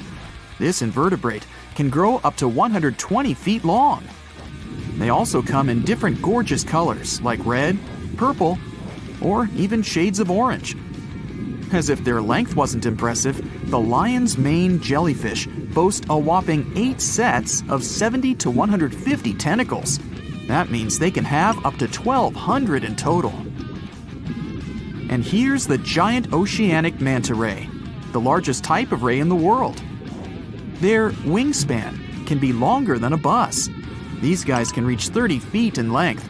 They also have the biggest brain compared to body size among all fish. Unlike their stingray cousins, mantas don't have venomous tails. And while the lion's mane jellyfish and the blue whale are yet to be beaten for the longest sea creature, there is one marine creature that can grow even larger in length. The Portuguese Physalia physalis, tentacles and all, can reach a length of 165 feet long, and that's according to mentalfloss.com. While this thing may look a lot like a jellyfish, it's actually known as a siphonophore, and there are hundreds and sometimes thousands of them that are genetically identical. Their long tentacles help the organism catch prey, and its sting is fatal to most animals, even humans in some cases. What's even creepier is that if one of the tentacles comes off the organism for whatever reason, it can float around the water for days before decomposing. Even if it's detached, this tentacle can still sting you. But don't go running out of the ocean just yet. Your chances of being hurt by a Portuguese Physalia physalis sting are pretty slim. However, if you do get stung, the side effects aren't pretty. with welts, stomach cramps, an elevated heart rate, and an upset stomach. While you don't want to go anywhere near these long creatures, they sure are pretty to look at. Check out all those colors. The Shastasaurus is the biggest marine reptile that has ever existed. These predators lived during the late Triassic period, about 210 million years ago. These amazing giants could reach lengths of up to 69 feet and weighed more than 75 tons. This made the Shastasaurus as heavy as a blue whale. And if you could stand this creature up vertically, it'd be as tall as a 7-story building. Despite appearances, the Shastasaurus was actually pretty slim for its size. Its ribcage was only 6 feet across. You'd think that this big guy was chowing down on other dinosaurs, but that's not the case at all. This reptile survived on a diet that consisted of small fish and cephalopods, like octopuses and squids. The Albertonectes is a bright representative of the plesiosaur family, meaning that this marine reptile had a small head on an incredibly long neck and large flipper-like limbs that helped it move through the water. These creatures occupied the seas around North America 76 to 70 million years ago. The length of this sea monster could reach 38 feet, with its neck taking up 23 feet of that length. Its neck was a true record breaker. It had a whopping 76 bones in it. No other animal known to humankind has had so many vertebrae in its neck. Scientists aren't sure why they needed such a lengthy neck. They might have used it to collect shellfish off the seabed, or perhaps it helped them capture their main prey, fish and squids. This aquatic reptile also had gastroliths in its stomachs. Some of them were as big as 5.5 inches in diameter. The Tylosaurus belonged to the Mosasaur family. It dominated the shallow seas of North America about 85 to 80 million years ago. This was an enormous predator, with the biggest representatives reaching 45 feet in length. It had a narrow hydrodynamic body with a blunt, powerful head that the animal used to ram and stun its prey. Its body was equipped with agile flippers and a long tail decorated with a maneuverable fin. The Tylosaurus was a carnivore, and its diet included not only fish, turtles, and small sharks, but also other mosasaurs, plesiosaurs, and flightless birds. Meet Ophthalmosaurus. This prehistoric reptile thrived during the late Jurassic period and lived in oceans all over the world. Ophthalmosaurus weighed somewhere around 6,000 pounds and grew to approximately 16 feet long, according to newdinosaurs.com. That's about the same length as the beluga whale that exists today. It's too bad these guys went extinct before we had a chance to see them ourselves, as their cartoonish wide eyes and dolphin-like features are pretty darn cute. Of course, the Ophthalmosaurus evolved over time to become ophthalmologists, or eye doctors that we know today. No, that's just a lie. Just testing you. The Mosasaurus is a truly gigantic predator that dominated the seas all over the world about 66 million years ago. According to fossil evidence, some specimens could be more than 50 feet in length. This fact makes the Mosasaurus the biggest marine carnivore of its time. One of the most terrifying things about this creature was its crocodile-like head, decorated with literally hundreds of razor-sharp teeth, neatly organized in 2 rows on both jaws. The thing is that it was pretty challenging for the Mosasaurus to grab its prey in the water. That's why it had all these teeth, plus something special: pterygoid teeth anchored to the bones on the roof of its mouth. This made hunting and holding onto its prey much easier. The Styxosaurus belonged to the plesiosaur family and lived during the late Cretaceous period, around 85 to 70 million years ago. Upon first glance at this dinosaur, you might mistake it for a sea snake, and it'd be an honest mistake. Styxosauruses were about 35 feet in length, but over 16 feet of that consisted just of their long snake-like neck. They had a comparatively small body and weighed approximately 4 tons. Their mouths were full of razor-sharp cone-shaped teeth that they used to catch fish. They didn't need to chew their prey, thanks to the 200 small stones called gastroliths in their bellies that probably aided in digestion.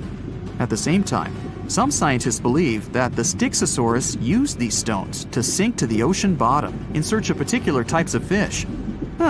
Looks kinda like Nessie to me.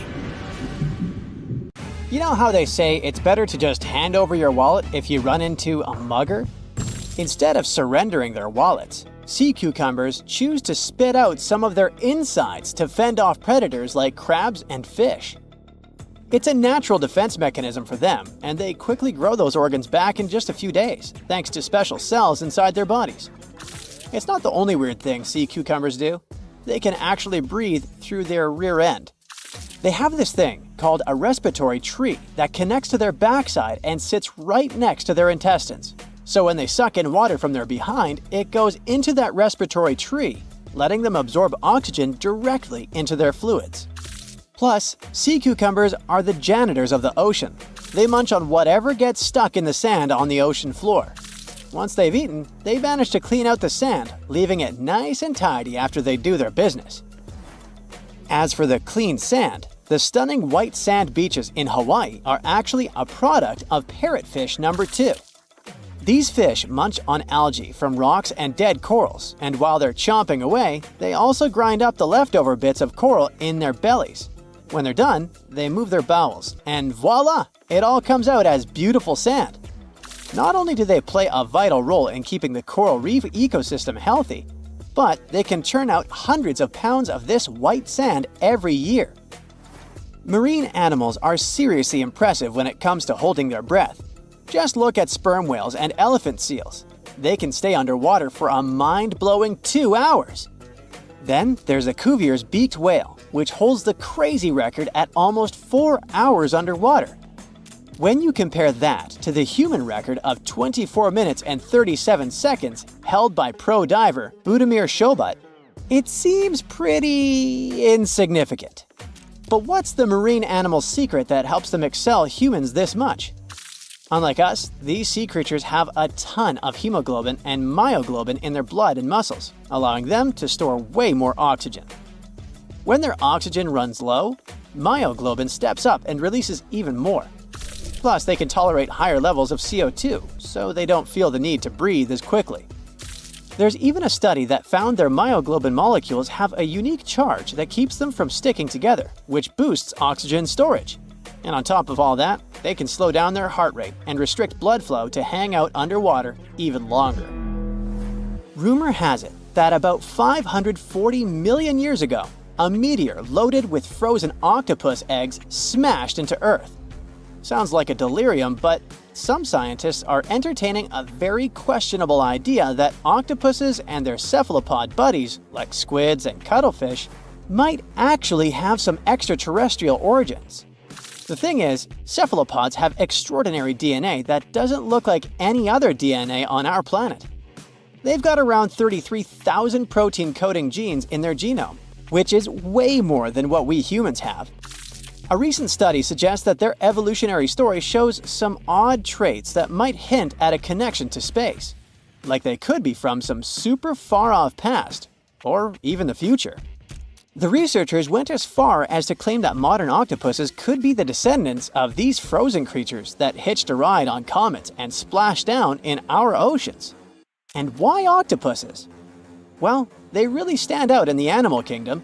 They can use different tools to build their own houses, and they can even solve everyday problems independently of their brain, as 2/3 of an octopus's neurons are in its arms. These traits seem to have just appeared out of nowhere during evolution. They even tossed around another quirky theory. What if an extraterrestrial virus crashed into early squid populations and gave them a crazy boost in evolution, turning them into the octopuses we know today? Anyways, these are just fun speculations without any hard proof. Now, this funky object is an animal, not a rock. It's called sand dollar. Just look at the shape of its shell. Once sand dollars are exposed to the sun, their shells lose their soft, spiny covering and become bleached white. Back in the day, beachcombers thought these shells looked a lot like big silver coins, kind of like the old Spanish dollar that was about the same size. But if you prefer, you can call them sand cakes instead. These quirky creatures have tiny spines on their surface, and they glide along the ocean floor. They use small tube feet that line the grooves on their underside to grab bits of food like plankton and algae, which they then send to their mouths. Inside, they have 5 triangular teeth that help them munch on their meals. In some Georgia folklore, sand dollars are said to represent coins lost by mermaids. Sand dollars have a unique talent for cloning themselves. They can do this for a bunch of reasons, like when a predator comes around. Some species of sand dollar larvae can actually split in half as a defense mechanism. It takes about 24 hours for them to clone themselves, and the new larvae end up being about 2/3 smaller than the original, which helps them hide from danger. Wait, is that a giant sea hot dog racing through the ocean? Sorta. Some scientists have joked that sperm whales seriously resemble enormous hot dogs. These massive creatures can take quick naps, standing up for about 10 to 15 minutes. They only sleep about 7% of the time, mostly between 6 p.m. and midnight. Sperm whales also have a cool ability to retract and extend their eyes, thanks to a thick retractor muscle around them, but they can't actually roll their eyes in their sockets. Plus, they have the most asymmetrical skull of any mammal out there. Oh, and let's not forget, they have the largest brain of any living creature, weighing in at over 9 pounds. Unlike us humans, if dolphins went into full-on snooze, they'd stop breathing and could drown. So they figured out a genius solution. They let only one side of their brain sleep at a time. This means one half stays awake to keep them breathing and watching out for any potential threats. When they snooze, they only close one eye. If their right brain is resting, their left eye is shut, and vice versa. This unique sleep style is called unihemispheric sleep, and it lets them recharge without ever fully losing awareness. On top of that, dolphins might be using corals and sponges like their own little pharmacies. Scientists have seen them rubbing their bodies against specific types of coral and sponges, suggesting they might be treating skin issues. They've even spotted dolphins lining up to take turns at these spots, using corals like Gorgonian coral Rumphella aggregata, leather coral, and some sponges. What's really fascinating is that researchers have analyzed these corals and found they contain compounds that could help with dolphin skin conditions, which can sometimes lead to infections and lesions. Now, the big question is figuring out exactly how each type of coral helps dolphins, and if it really boosts their health overall. Sea urchins aren't exactly the Usain Bolts of the ocean. They move slowly by crawling with their tube feet and occasionally give themselves a little push with their spines. These little guys have just 5 teeth, which they use like a beak to scrape algae off rocks, which I'm pretty sure is the ocean's version of an all-you-can-eat buffet. But since all that scraping wears their teeth down, they're in a never-ending dental replacement program. Scallops are the underwater equivalent of the world's most confused security cameras, sporting up to 200 tiny eyes on their shells. These eyes are high-tech. They can even adjust their pupils to light. Instead of working like ours, scallop eyes have a unique setup. Light goes through a pupil, lens, 2 retinas, and then hits a mirror made of guanine crystals that reflects it back. Scientists were puzzled about how they see since their main retina often gets blurry light. But it turns out, scallops can change their pupil size by about 50%. Just don't expect them to do it in a hurry, as it takes a few minutes. Now here's something really neat about orcas. They're expert hunters, and they do it in groups called pods. A pod can consist of up to 40 orcas, forming a very effective hunting team. Interestingly, there are distinct types of pods, resident and transient. Resident pods are more into fish, while transient pods have a taste for marine mammals. But no matter what type of pod they belong to, all orcas have one thing in common. They are master collaborators. They work together using smart hunting techniques that are often compared to the teamwork of wolf packs. Almost 95% of jellyfish's body is made of water. For comparison, the human body is 60% water. It's probably not a surprise since jellyfish don't have a heart, blood, eyes, or brain. The other 5% of their body weight is proteins, muscles, and nerve cells. Jellyfish have been around for more than 500 million years. This makes them older than dinosaurs. These creatures haven't changed much, and today's jellyfish are pretty much like their ancestors. Electric eels have small eyes that are not so effective in environments with no light, so they mostly rely on their electric organs. Those consist of 6,000 cells. Eels use them to stow power, similar to batteries. These creatures use electricity like bats use their radars or dolphins their sonar. An eel can also produce enough electricity to power a panel of light bulbs. There's a small tropical archer fish that can learn to recognize human faces. This fish has an interesting ability to spit small jets of water from its mouth. Researchers showed the fish the image of two different faces placed side by side. One was unknown and the other was familiar. The fish was supposed to spit water at the familiar one. The creature took the right guess more than 80% of the time. There's such a thing as a sea unicorn. That's an animal called the narwhal. Its horn is actually a tooth that can grow up to 10 feet long. Manatees, also known as sea cows, are distant relatives of elephants. Their weight can go up to 1,000 pounds. These creatures are vegetarian and need to eat around 10% of their total weight on a daily basis. That's lots of sea salad. In some cases, manatees share space with alligators, but they get along pretty well. You can even find a photo from Florida where an alligator rides a manatee's back. Frogfish have special fins that help these creatures walk along the sand. They're very useful in shallow waters. A ghost pipefish is hard to see, but once you spot it, you're bound to get really surprised. Its head makes up over 40% of its body. Crabs don't feel like wasting time on such formalities as putting foods in their mouth. That's why they taste it with their feet, which is where their taste buds are. Marine iguanas are the only lizards on our planet that like spending time in the ocean, even though they mainly live on land. They're herbivores that feed in shallow waters and swim like snakes. Iguanas use their long claws to hold on to the bottom when they need to graze. Green turtles can cross over 1,400 miles when migrating. They try to find the perfect spot to lay their eggs. Penguins sort of fly when they're underwater, reaching a speed of 25 miles per hour.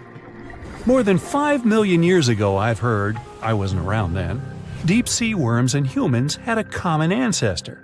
So we still share 70% of our genes with these creatures, and with sea stars, squid, and octopuses.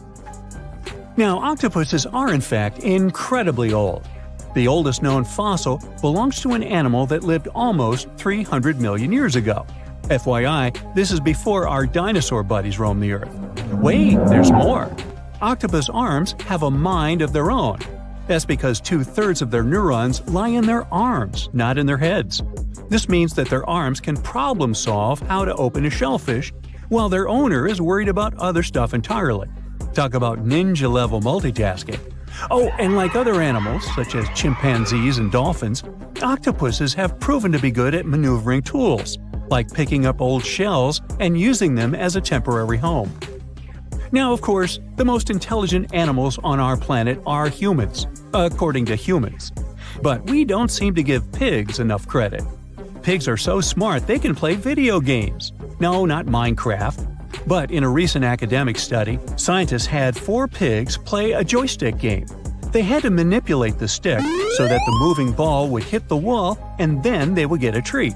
All 4 pigs did great in the test, which was surprising even to the scientists. Now, pigeons also aced an impressive test. They were trained to differentiate a Picasso painting from a Monet one, which they had no trouble learning. Then they were able to apply this knowledge, identifying works of art they had not previously seen, meaning they really understood the difference between each painter. Poor things are always seen as a nuisance. Now, if we placed kangaroos in an animal's most amazing ability contest, they'd win. It's mainly because they break the four-legged rule. A special species of kangaroo, the red kangaroo, uses its tail to help propel it forward. Now, visually, it has 4 limbs, but in practice, it uses 5. They're biologically built to use their tail as a 5th limb, since it's packed with articulated vertebrae and thick muscles. Of course, it had to be an Australian animal. Deep within the Sahara Desert, you'll find a little creature known as the fennec fox. This huge-eared animal adapted perfectly to survive in its hostile environment. The huge ears help them to dissipate the unbearable heat of the desert, as well as help them to hunt for underground prey. Now meet this guy. Unlike what its name might suggest, the red panda is closer to a raccoon than it is to a giant panda. You'll find a lot of these cat-sized creatures in the Himalayan region, hopping from tree to tree and bundled together trying to keep warm in the harsh weather. They're gentle and friendly like their big panda cousins, and occasionally enjoy eating some bamboo sticks. And then there are bees. Compared to humans, bees' brains are the size of pinheads, yet they are capable of astounding things. Let's say a bee is running low on energy after a long search flight. This bee desperately needs a drop of honey in order to continue flying, but smartly enough, she doesn't need to go back to the hive to recharge. She can ask a fellow beehive mate for a drop of honey directly from this other bee's stomach and continue flying. This type of decentralized system allows them to build highly effective societies, one that bees don't need to push to the queues in front of the honey cells, for example. Every year in the winter, great white sharks that live along the California coastline disappear. It feels as if they take a vacation for 30 to 40 days. The animals go to a point halfway between Hawaii and Mexico. They might do it to get some food, relax, or hang out with their buddies from other areas. The spot is now called the Whale Shark Cafe. Some types of sharks, like makos, whale sharks, or white sharks, breathe in a very specific way. It requires them to swim all the time. They also need to move quickly and with their mouth open. This way, the oxygen can enter and reach their gills. Sea sponges are some of the most primitive animals. They're immobile, don't have a mouth, eyes, bones, brain, heart, lungs, or any other organ whatsoever. And still, they're alive. There's such a thing as a sea unicorn. That's an animal called the narwhal. Its horn is actually a tooth that can grow up to 10 feet long. Manatees, also known as sea cows, are distant relatives of elephants. Their weight can go up to 1,000 pounds. These creatures are vegetarian and need to eat around 10% of their total weight on a daily basis. That's lots of sea salad. In some cases, manatees share space with alligators, but they get along pretty well. You can even find a photo from Florida where an alligator rides a manatee's back. Frogfish have special fins that help these creatures walk along the sand. They're very useful in shallow waters. A ghost pipefish is hard to see, but once you spot it, you're bound to get really surprised. Its head makes up over 40% of its body. Crabs don't feel like wasting time on such formalities as putting foods in their mouth. That's why they taste it with their feet, which is where their taste buds are. Marine iguanas are the only lizards on our planet that like spending time in the ocean, even though they mainly live on land. They're herbivores that feed in shallow waters and swim like snakes. There's something known as the orange cat behavior, and apparently it's not just a meme. So far, scientists have been able to understand that coat color is connected to a feline's gender. And since orange is an X chromosome, orange cats are usually males, like Garfield. The so-called orange cat behavior describes ginger cats as agents of chaos. Again, pretty much like Garfield. However, there haven't been any conclusive studies on whether coat color and cat behavior are truly linked. In terms of vision, mantis shrimps probably have the most psychedelic vision out of all animals. These funny-looking creatures have a whopping 16 varieties of photoreceptors, with 5 of them reserved for the ultraviolet or UV spectrum. Ultraviolet rays are really short wavelengths, which are invisible to humans. The thing science still doesn't understand is how exactly these mantis shrimp view the world around them. Sure, they can perceive a bunch of colors, but they can't necessarily distinguish all of these colors among themselves. It can be that they just see a lot of really vivid, really blurry colors, but we haven't figured out a way to check that out. Now, to say sloths are cute is an understatement. They may be one of the friendliest animals in the jungle, but there's more. If you look closely at their fur coat, you'll notice hints of green. These greeneries are actually tiny little algae that grow alongside sloths. They help sloths to camouflage better in the jungle, but they also nurture them. The little cracks inside a sloth's fur create the perfect environment for algae reproduction, and scientists have found species of algae that don't exist anywhere else in the world. They do get by with a little help from their friends. Deep within the Sahara Desert, you'll find a little creature known as the fennec fox. This huge-eared animal adapted perfectly to survive in its hostile environment. The huge ears help them to dissipate the unbearable heat of the desert, as well as help them to hunt for underground prey. Now, get this. Octopuses are visitors from outer space. Here's how this would have happened. Ice kept eggs of octopuses stuck in spatial bodies crashed into Earth. Then these guys would have mixed together with a pre-existing set of genetic information available on our planet. And presto, octopuses were born. Well, it may be a long stretch to justify that the highly intelligent octopuses are extraterrestrial beings. But the idea is based on a theory that has been around since ancient Greece, something known as panspermia. Now, panspermia is a hypothesis that says life exists all around the universe, not only in planets. So, things such as space dust, asteroids, and even spacecraft have their share of life glued to them. And when they travel across the galaxy, life is disseminated.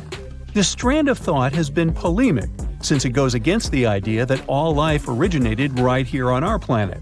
But as much as this new octopus theory might be refreshing, it doesn't contribute too substantially to the search for life on other planets. It's just too hypothetical. Now, octopuses are in fact incredibly old.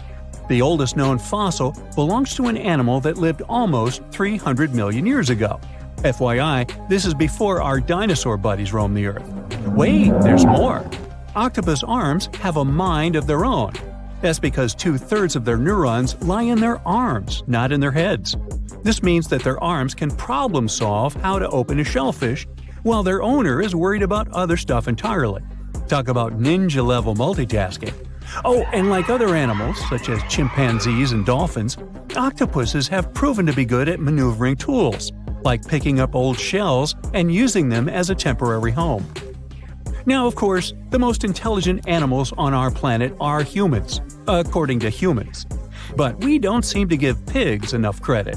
Pigs are so smart they can play video games. No, not Minecraft. But in a recent academic study, scientists had 4 pigs play a joystick game. They had to manipulate the stick so that the moving ball would hit the wall and then they would get a treat. All 4 pigs did great in the test, which was surprising even to the scientists. Now, pigeons also aced an impressive test. They were trained to differentiate a Picasso painting from a Monet one, which they had no trouble learning.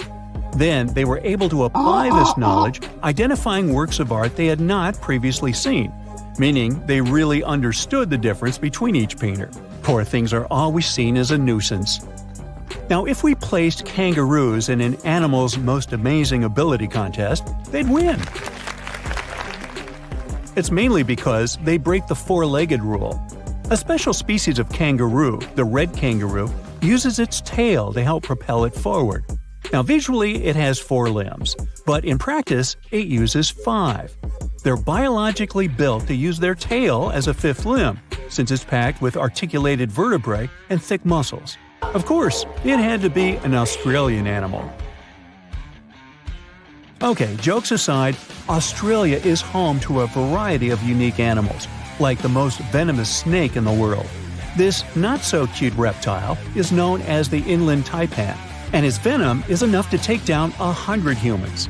And still, on the topic of dangerous animals, the island is also home to one of the world's most venomous spiders, the funnel web spider, which can be found not too far away from downtown Sydney.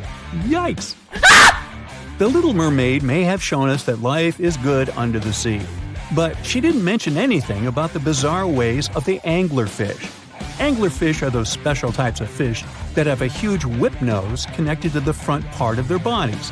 They look like they're forever holding a lantern in front of them, except that the little lantern they carry is a type of bioluminescence, and is far from romantic.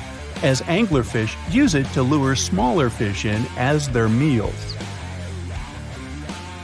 It was back in 1999 that scientists discovered that these little guys spend most of their lives upside down. They had never seen anything like that. Hovering above the Pacific Ocean floor at a depth of around 16,400 feet, where light almost doesn't even reach, there they were. They do this because since they live so close to the seafloor, their built-in lantern illuminates the ground in search of food. They might be weird, but they're also pretty clever. Recently, scientists have discovered a species of animal that has neither a brain nor a head and is pretty smart. Meet the brittle star.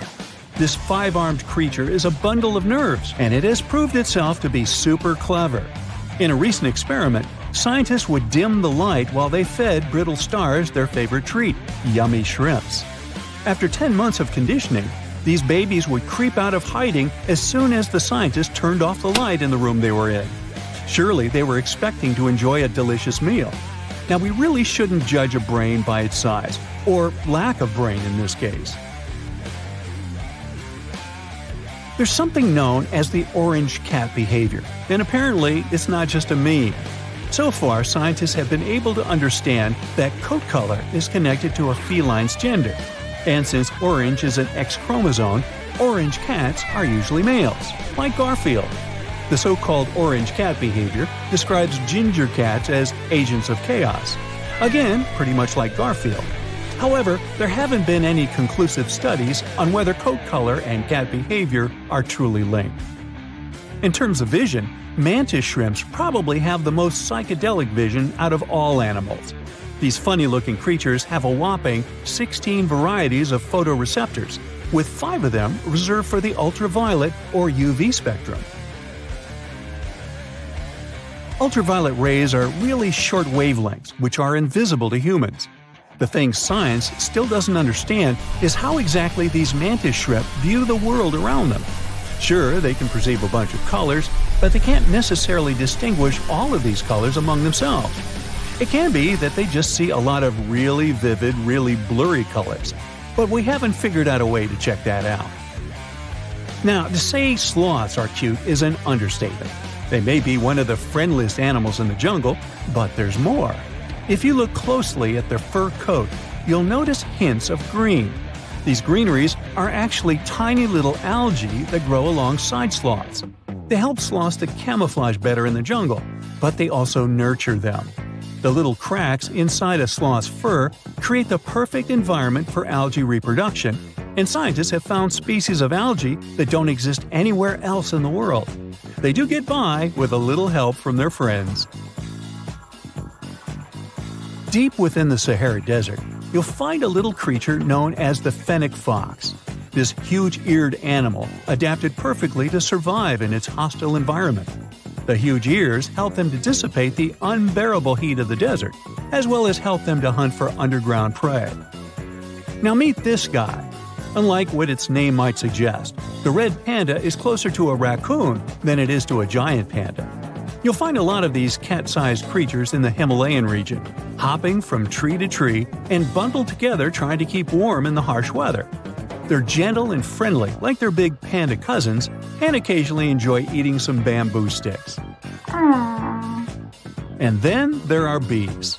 Compared to humans, bees' brains are the size of pinheads, yet they are capable of astounding things. Let's say a bee is running low on energy after a long search flight. This bee desperately needs a drop of honey in order to continue flying, but smartly enough, she doesn't need to go back to the hive to recharge. She can ask a fellow beehive mate for a drop of honey directly from this other bee's stomach and continue flying. This type of decentralized system allows them to build highly effective societies, one that bees don't need to push to the queues in front of the honey cells, for example. Hey, just kidding. For years, scientists have been struggling to explain bizarre sounds, some repeating, some heard only once, that come from the dark depths of the ocean. From bewildering hums to worrying bloops, the water transmits outlandish acoustic phenomena. One of these mysterious noises got named the upsweep. For the first time, this long train of sounds was registered in 1991 in the Pacific Ocean. One of the most unusual things about this signal is that it keeps changing, as if trying to confuse researchers even more. Like some unearthly howl, it varies from high to low frequencies and then back again, and you can hear it better in the spring and fall than in the winter and summer. Why the upsweep?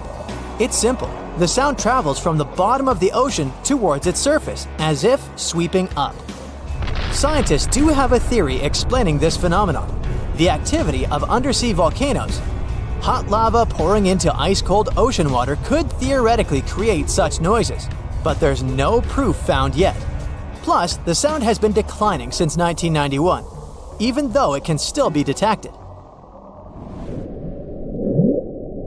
The bloop is the name given to an ultra-low frequency and incredibly powerful underwater sound that was recorded in 1997 by the U.S. National Oceanic and Atmospheric Administration. The bloop continued for approximately 1 minute. Having started from a low rumble, it gradually rose in frequency. It also kinda mimicked the noise created by marine animals, but its volume was so great that no living creature known to science could have made it. When the bloop occurred, underwater microphones managed to record it from a distance of 3,000 miles away. Rumor has it that the noise might have something to do with the fictional half-octopus monster Cthulhu, or some other colossal deep-water creature. But if you don't believe in monsters, science has another explanation: iceberg fracturing. The thing is that icequakes recorded in the Scotia Sea resemble the mysterious bloop a bit too much for it to be a coincidence. The whistle resembles this annoying sound when a kettle of boiling water is telling you it's time to make a cup of tea. But even though it may not be as blood-curdling as some other bizarre ocean sounds, it doesn't make it any less mysterious. Plus, the whistle is very elusive. In 1997, only one underwater microphone was able to pick it up, and therefore, researchers didn't manage to pinpoint the source of the noise. The most likely cause of the sound is an eruption of one of the submarine volcanoes. Have you ever heard of Julia? No, not your neighbor. I'm talking about this otherworldly sound. Listen to it. It was recorded in 1999 by the U.S. National Oceanic and Atmospheric Administration. The source of the sound was most likely a large iceberg that ran aground somewhere in Antarctica. The sound was so loud that it was heard over a huge territory, and its duration was about 2 minutes and 43 seconds. Slow down. That's the name given to a sound recorded in 1997 in the equatorial Pacific Ocean.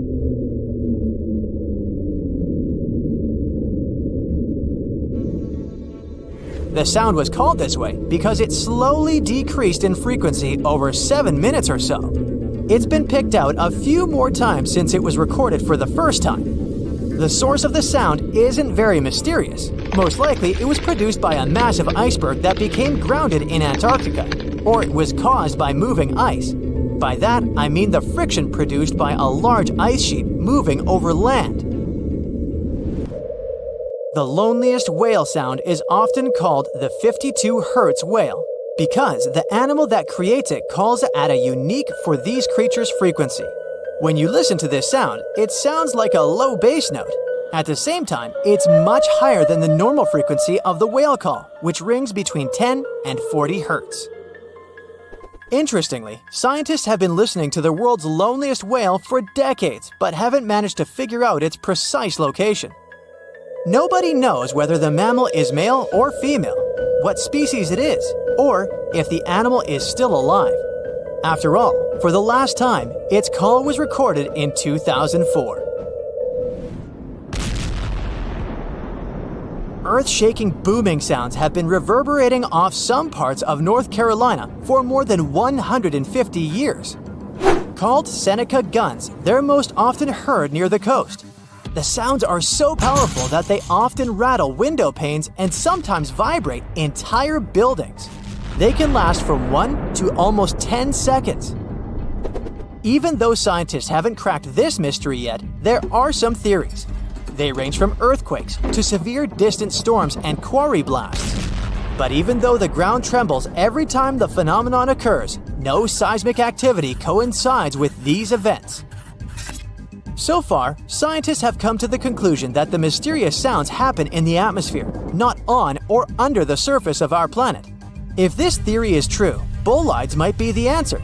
These extremely bright meteors often explode once they enter Earth's atmosphere. Or Seneca guns might be born in the ocean.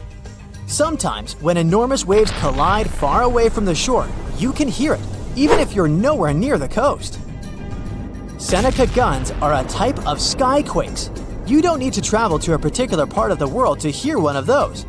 Mysterious sonic booms ramble from the sky everywhere, from the US to India and Japan. Just like Seneca guns, this sound phenomenon occurs mostly near the coast or a big body of water. Rattling glassware and windows in the nearby houses, skyquakes could be connected with ultra-fast airplanes breaking the sound barrier. But people started hearing the first skyquakes in 1824. The theories trying to explain this phenomenon include sand dunes shifting, meteors entering the atmosphere, distant volcanoes erupting, Earth's crust cracking during earthquakes, and even gas bursting out of underground vents in the sea or lake bottom.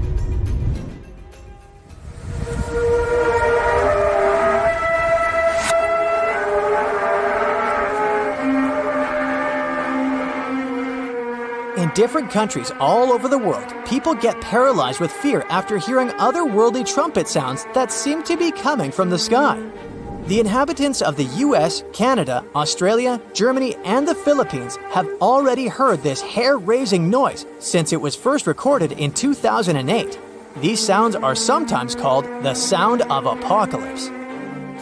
And although until recently, nobody could understand the origin of the sounds, NASA claims that there is nothing to be afraid of. The noise can be coming from our own planet. Usually, it's quiet and thus inaudible to the human ear. But when it gets louder, the outcome is the very trumpet sounds that scare people all over the world.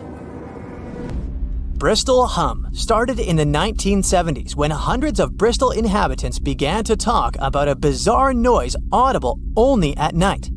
The noise was a low-level hum, and nobody could identify or trace the source of the sound.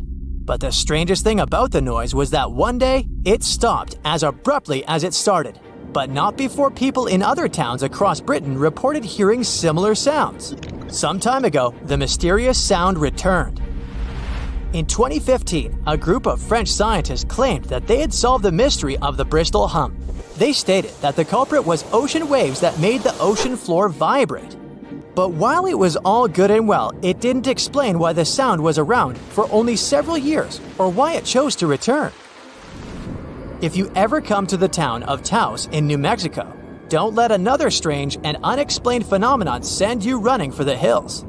This phenomenon is a faint, low-frequency hum ringing in the desert air and grating on your nerves. Even stranger, only 2% of people who live in Taos hear this noise.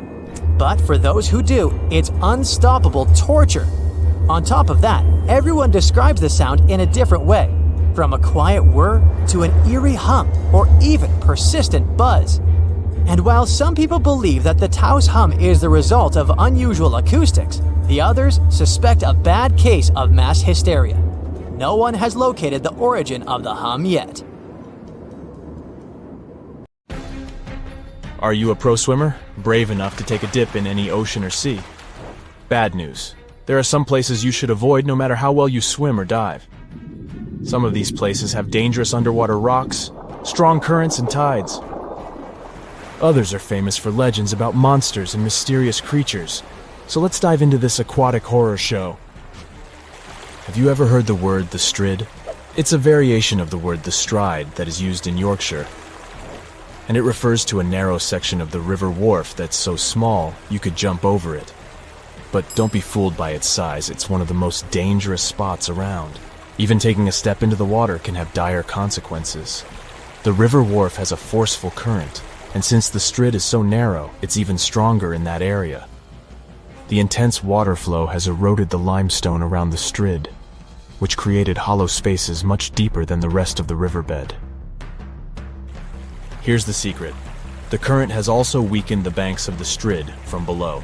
So, The ground you're standing on, admiring the rapid flow, is probably just a fragile ledge hanging over treacherous waters. There's no record of anyone who found themselves in the water of the Strid and found their way out of it. And the worst part? You wouldn't even guess that this innocent-looking stream could be such a danger. So, my advice to you, my friend, is to stick to a safer body of water for your aquatic adventures.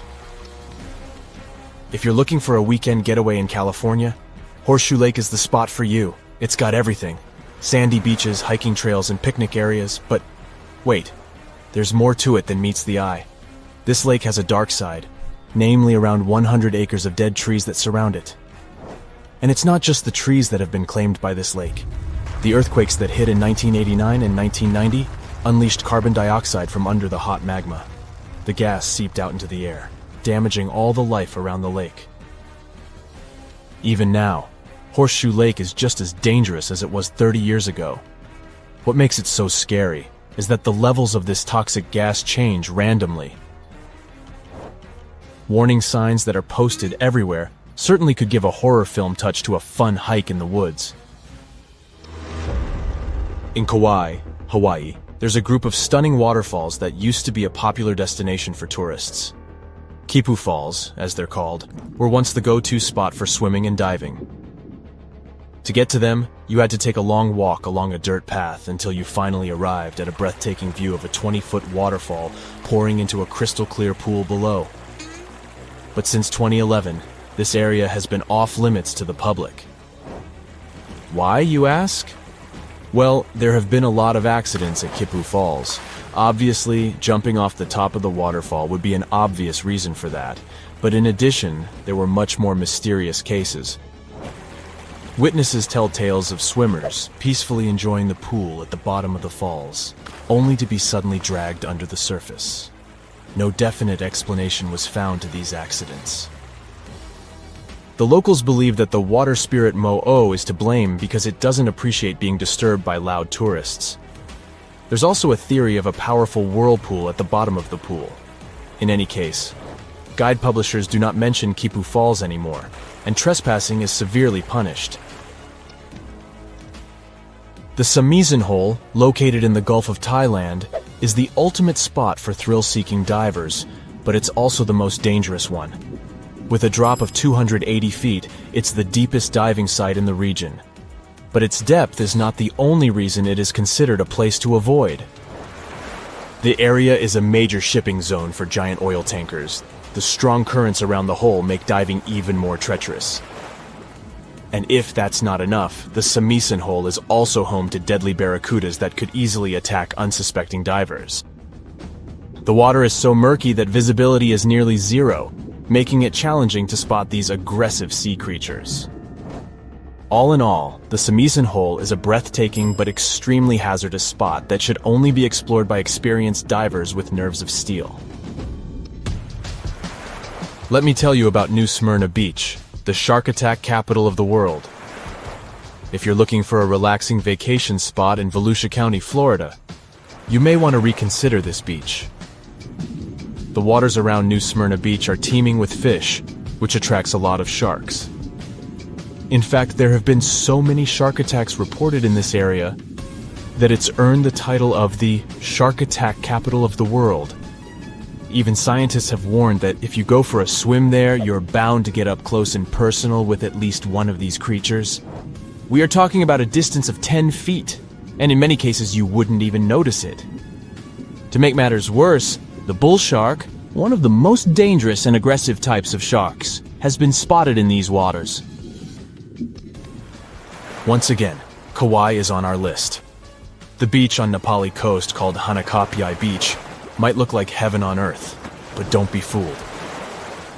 To get there, you have to trek through a super steep, rocky 2-mile trail. There are no lifeguards on this remote beach, so even if you decide to take a dip in the water, you're on your own. The biggest threat to your safety is the incredibly strong rip currents. They are almost always present because there are no reefs to shield the shore. And if someone gets caught in one, there's no safe place to swim to for miles. The nearest safe beach is 6 miles away. Trust me, this beach doesn't have the best track record in terms of safety, so it's highly advised that you stay out of the water if you end up at this beach. Let me tell you about a place that looks like it's straight out of a horror movie. We're talking about Berkeley Pit, which is an artificial lake situated in Butte, Montana. The first thing you'll notice about this place is that it has an eerie blood-red color that can only be described as unsettling. You might be tempted to take a dip, but that would be a grave mistake. Don't even touch it. The water is extremely dangerous due to the heavy metals present in it, such as cadmium, arsenic, zinc, lead, and copper. They come from the rocks that surround the lake and make the water super acidic. In fact, this place used to be an open-pit copper mine, hence its color. So if you want my advice, avoid this place like the plague. There are 3 lakes in Africa that maybe are the most dangerous places of all that I have mentioned so far. They're all located in Africa. Lake Monoun and Lake Nyos in Cameroon and Lake Kivu in Rwanda are all like ticking timers ready to go off. They were formed over underground pools of molten rock, and sometimes this molten rock releases toxic gases like methane and carbon dioxide right into the water. When this happens, the gases can build up until they suddenly burst out of the water, creating massive waves that can wipe out everything in their path. This type of outburst is called a limnic eruption, and it can release a cloud of poisonous gas that can be harmful to everything in the vicinity. The most terrifying part? These explosions can happen at any moment with no warning. So if you ever find yourself near one of these lakes, you'd better be on high alert, because you never know when the next accident might happen. Maybe you know other places you wouldn't recommend for a fun swim? Share your anti-recommendations in the comments below. How heavy is the largest living snake? How can a snake eat a whale? Get ready, I'm about to answer these questions. Before the last ice age, giant mammals like mammoths ruled the world. The modern animal kingdom we're familiar with was shaped around 55 million years ago. I mean, there were still 1,000-pound bear dogs living from Asia to America. But modern whales, for instance, began to appear later. I'm saying modern whales because, surprise, surprise, whales weren't always fully aquatic. The ancestors of the ocean's biggest animals once walked on dry land. They had 4 legs and lived on the coast. Now, I want to introduce you to a snake that used to eat these whales, the Paleophis, a genus of a marine snake. Scientists say it's hard to understand how big the Paleophis was due to its fragmentary fossil record. They assumed that it could have reached up to 40 feet long. Its fossils were found in different parts of the world, from England to Morocco and Virginia, USA. The Paleophis is extinct now, and sea snakes today are only about a quarter of the size this majestic creature used to be. So no need to worry about this underwater monster. But there once was an even bigger snake, the Titan boa. It was around 50 feet long and most likely weighed over a ton. It used to live in what is now known as northeastern Colombia, around 60 to 58 million years ago. Scientists say that it mostly fed on fish. Another giant animal that lived in the past was the black Gigantopithecus. These primates aren't related to gorillas. They lived in the area of modern China. Some people believe that they're still alive, but so far, no one has laid eyes on them. Some people even go further and say that the stories of Bigfoot or Yeti are based on these animals.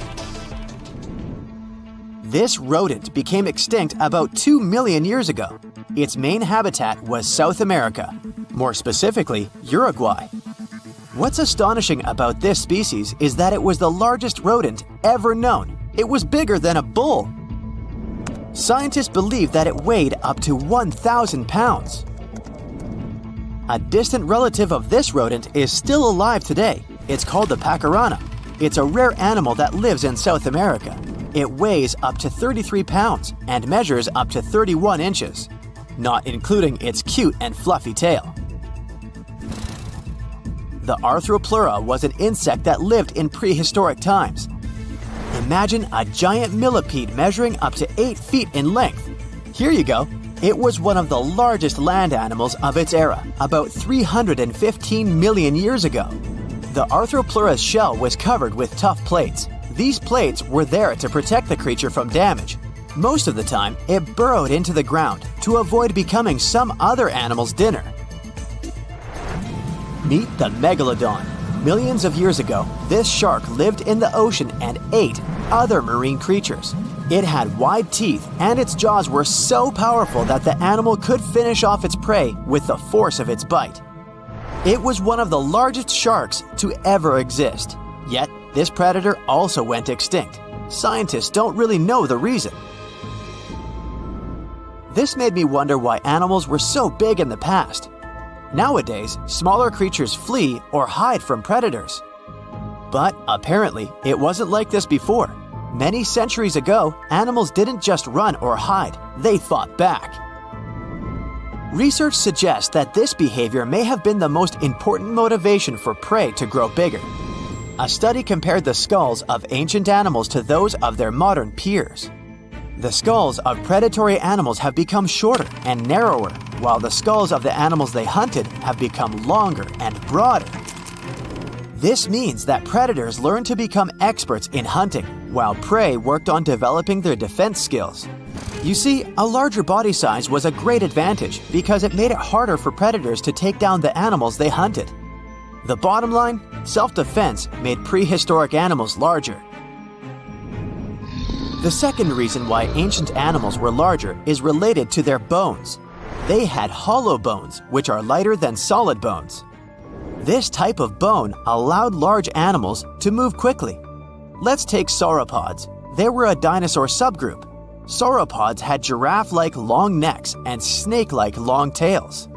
Compared to their body size, their head was really tiny. But since their bones were quite light, they could move around without having to carry additional weight. The eating habits of these animals were also related to their body size. When experts examined the fossils of one extinct mammal species, they found out that these animals had a diet that was high in nutrients and low in fiber. And this mammal was the largest land animal of its period. In other words, following this diet, mammals could grow to be very large. There was plenty of food out there, so they didn't have to worry about finding it. Fun fact, these animals also took chewing out of the picture. They could swallow their food in large pieces instead of taking small bites. Environmental conditions also played an important role in the evolution of larger animals in prehistoric times. Those animals tended to live in warm, moist climates that provided them with a lot of food. They didn't have to compete for food sources. Researchers believe that because of these conditions, natural selection worked in a certain way. I mean, body size was more important than such traits as agility and speed. Oh, and did you know that large animals tend to produce more carbon dioxide? And ultimately, a bigger volume of carbon dioxide increases the amount of vegetation in the animal's habitat. As for the abundance of oxygen in the atmosphere at that time, it could be another vital element for some animals' growth. A good but scary example of an animal that benefited from the high levels of oxygen can be the cockroach of the Paleozoic era. At that time, cockroaches were the size of modern house cats. Now this one would give me the chills if I ever faced it. Ugh. What about today? Well, there are over 3,000 species of snakes on Earth. The smallest snake in the world is the Barbados thread snake. It's only around 4 inches long when fully grown, and the largest one? It's the reticulated python. This snake reaches around 20 feet in length. The longest python was discovered in 1912. It measured 32 feet long. As for the largest and heaviest reticulated python, it was named Medusa. Medusa was approximately 25 feet long and weighed 350 pounds. These reptiles lived in Southeast Asia in rainforests, woodlands, and grasslands. Don't be confused though, the reticulated python isn't the heaviest snake in the world. This title belongs to the green anaconda. It weighs approximately 500 pounds, green anacondas are found in South America and Trinidad in damp, humid areas. I have a bonus for you. Here is a flying snake. You can find these snakes in Southeast Asia. They don't fly like birds, of course, but they do use the power of flight. They can go as high as 300 feet. They leap from tree branches into the air. Once they take off, it's all about aerodynamics. Their main technique is flaring their ribs and pulling in their abdomens. While airborne, they undulate from one side to another and slightly up and down. This motion helps snakes to turn and glide. Why bother with all this if they can just crawl in an old-school way? Scientists aren't sure, but they believe it might be related to escaping from predators. This way, they move from one tree to another without having to get down to the ground. Every now and then, people discover fossils of animals that lived millions of years ago. These ancient discoveries continue to capture our imagination. Which of these animals would you like to see alive? Orcas are considered some of the mightiest predators on Earth. One look at their elegant black and white appearance, and you'll immediately recognize them. These marine mammals are not just strong, they're also super smart and social. They have an incredible knack for communicating with each other through a wide range of noises. What's fascinating is that each orca pod has its own unique sounds that its members can recognize even from a distance. It's like they have their very own secret language. When it comes to hunting, orcas are highly skilled. While they prefer chilly coastal waters, you can find them all around the globe, from the polar regions to the equator. As the kings and queens of the food chain, orcas have a diverse palate. They enjoy feasting on fish, penguins, and other marine mammals like seals, sea lions, and even whales. They've got some serious teeth too, measuring up to 4 inches long. Now here's something really neat about orcas. They're expert hunters, and they do it in groups called pods. A pod can consist of up to 40 orcas, forming a very effective hunting team. Interestingly, there are distinct types of pods: resident and transient. Resident pods are more into fish, while transient pods have a taste for marine mammals. But no matter what type of pod they belong to, all orcas have one thing in common: they are master collaborators. They work together using smart hunting techniques that are often compared to the teamwork of wolf packs. When it comes to family matters, orcas take their roles seriously. Mothers are incredibly protective of their little ones, and often other adolescent females pitch in to help with the care. Mothers give birth every few years after a really long 17-month pregnancy. They usually have just one baby at a time. Eventually, as they grow up, they'll become more independent and venture out on their own. However, in some cases, the young orca may choose to stick with the pod it was born into for life. In the wild, orcas lived in tight-knit family groups, forming strong bonds and sharing a unique culture that is passed down from generation to generation. Research has shown that their social structure is decidedly sophisticated. Despite their beauty and intelligence, orcas are causing somewhat of a stir among sailors. Unbelievably, they have actually sunken boats. What's even more interesting, in a dangerous kind of way, is that they seem to be teaching their friends to do the same. According to experts, it all started with one upset orca. This poor soul experienced what they call a critical moment, and it triggered a whole new behavior. And now, this behavior is expanding among the orca population through social learning. Let's dive into the details. The latest incident occurred off the coast of Spain in the Straits of Gibraltar. A yacht had an unfortunate encounter with 3 orcas. The skipper of this vessel described how the little orcas shook the rudder while the big one repeatedly rammed the ship with all its might. The astonishing part is that the smaller orcas actually imitated the techniques of the larger one. With a slight run-up, they too slammed into the boat. It's like they were training with the master. But that's not all. Just 2 days before this incident, a group of 6 orcas ran into another sailboat in the same area. One of the orcas, a mother, seemed to be teaching her calf how to charge into the rudder. Now, you might be wondering why these boat-sinking shenanigans are happening more frequently. It turns out that reports of aggressive orca encounters off the Iberian coast have been popping up since 2020. And according to a study published last year, the attacks follow a pattern. The orcas approach the boat from the stern, strike the rudder, and then lose interest once the boat comes to a halt. There's some good news, though. Despite the increasing number of interactions between orcas and boats, most of them have been harmless. In fact, out of over 500 recorded interactions, only 3 boats have been sunk. So, the chances of your boat meeting its watery end at the hands or teeth of an orca are pretty slim. Let's trace the origin of this whole phenomenon. Experts believe that it all started with an orca called White Gladys. Poor White Gladys must have had a seriously rough time, maybe a collision with a boat or getting tangled up in some fishing gear. This traumatic event somehow flipped a switch in her behavior, and she began the whole physical contact with the boats thing.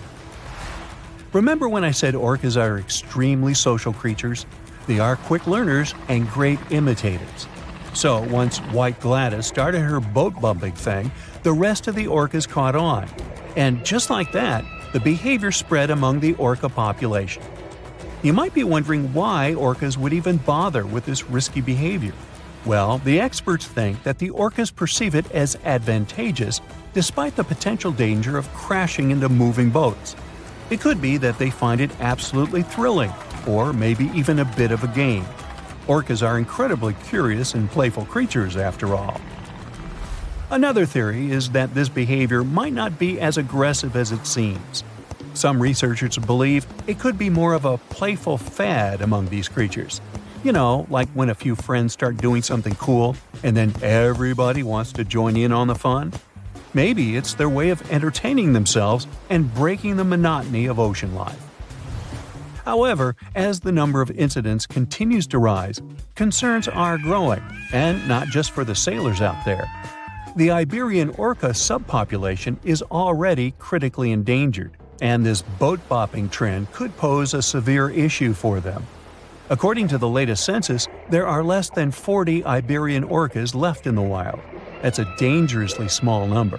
So if these boat encounters persist or become more intense, it could seriously jeopardize the safety of both sailors and the orcas themselves. However, it may just be the boats they don't like. That's because orcas have never attacked humans in the wild. They have even been known to approach and play with humans. Orcas are incredibly curious creatures and seem to enjoy interacting with us. They've been seen swimming alongside humans, bringing them toys, and even chasing boats in their way. Some individual orcas have even developed friendships with specific humans over time. Here's one fascinating incident that occurred in a coastal Alaskan village. A group of children were having a snowball fight when a pod of orcas decided to join in the fun. They broke off a piece of drift ice and began tossing it around in the air, much to the delight and amusement of the children. Now, you might wonder if orcas have ever saved humans from dangerous situations. While there are very few recorded cases of orcas rescuing unfamiliar humans, there have been instances where they have come to the aid of humans they know. It's worth mentioning a remarkable occurrence that took place in Eden, Australia. A group of whalers found themselves in grave danger after their boat capsized, leaving them at the mercy of shark-infested waters. Incredibly, a pod of orcas, led by a male known as Old Tom, shielded the whalers from the sharks and kept them afloat until they were rescued. This demonstrates the protective nature of orcas even towards humans. There are several theories as to why orcas do not attack humans. One possibility is that they recognize that we are not their natural prey. These creatures prefer to feast on particularly nutritious and fatty foods, like sea lions or salmon, whereas humans simply don't provide the same nutritional value. But is this the only reason? Other apex predators, like sharks, may occasionally mistake humans for seals and attack them. However, in the rare cases where orcas have mistaken humans for prey during a hunt, they immediately stop the chase once they realize their mistake without causing any harm.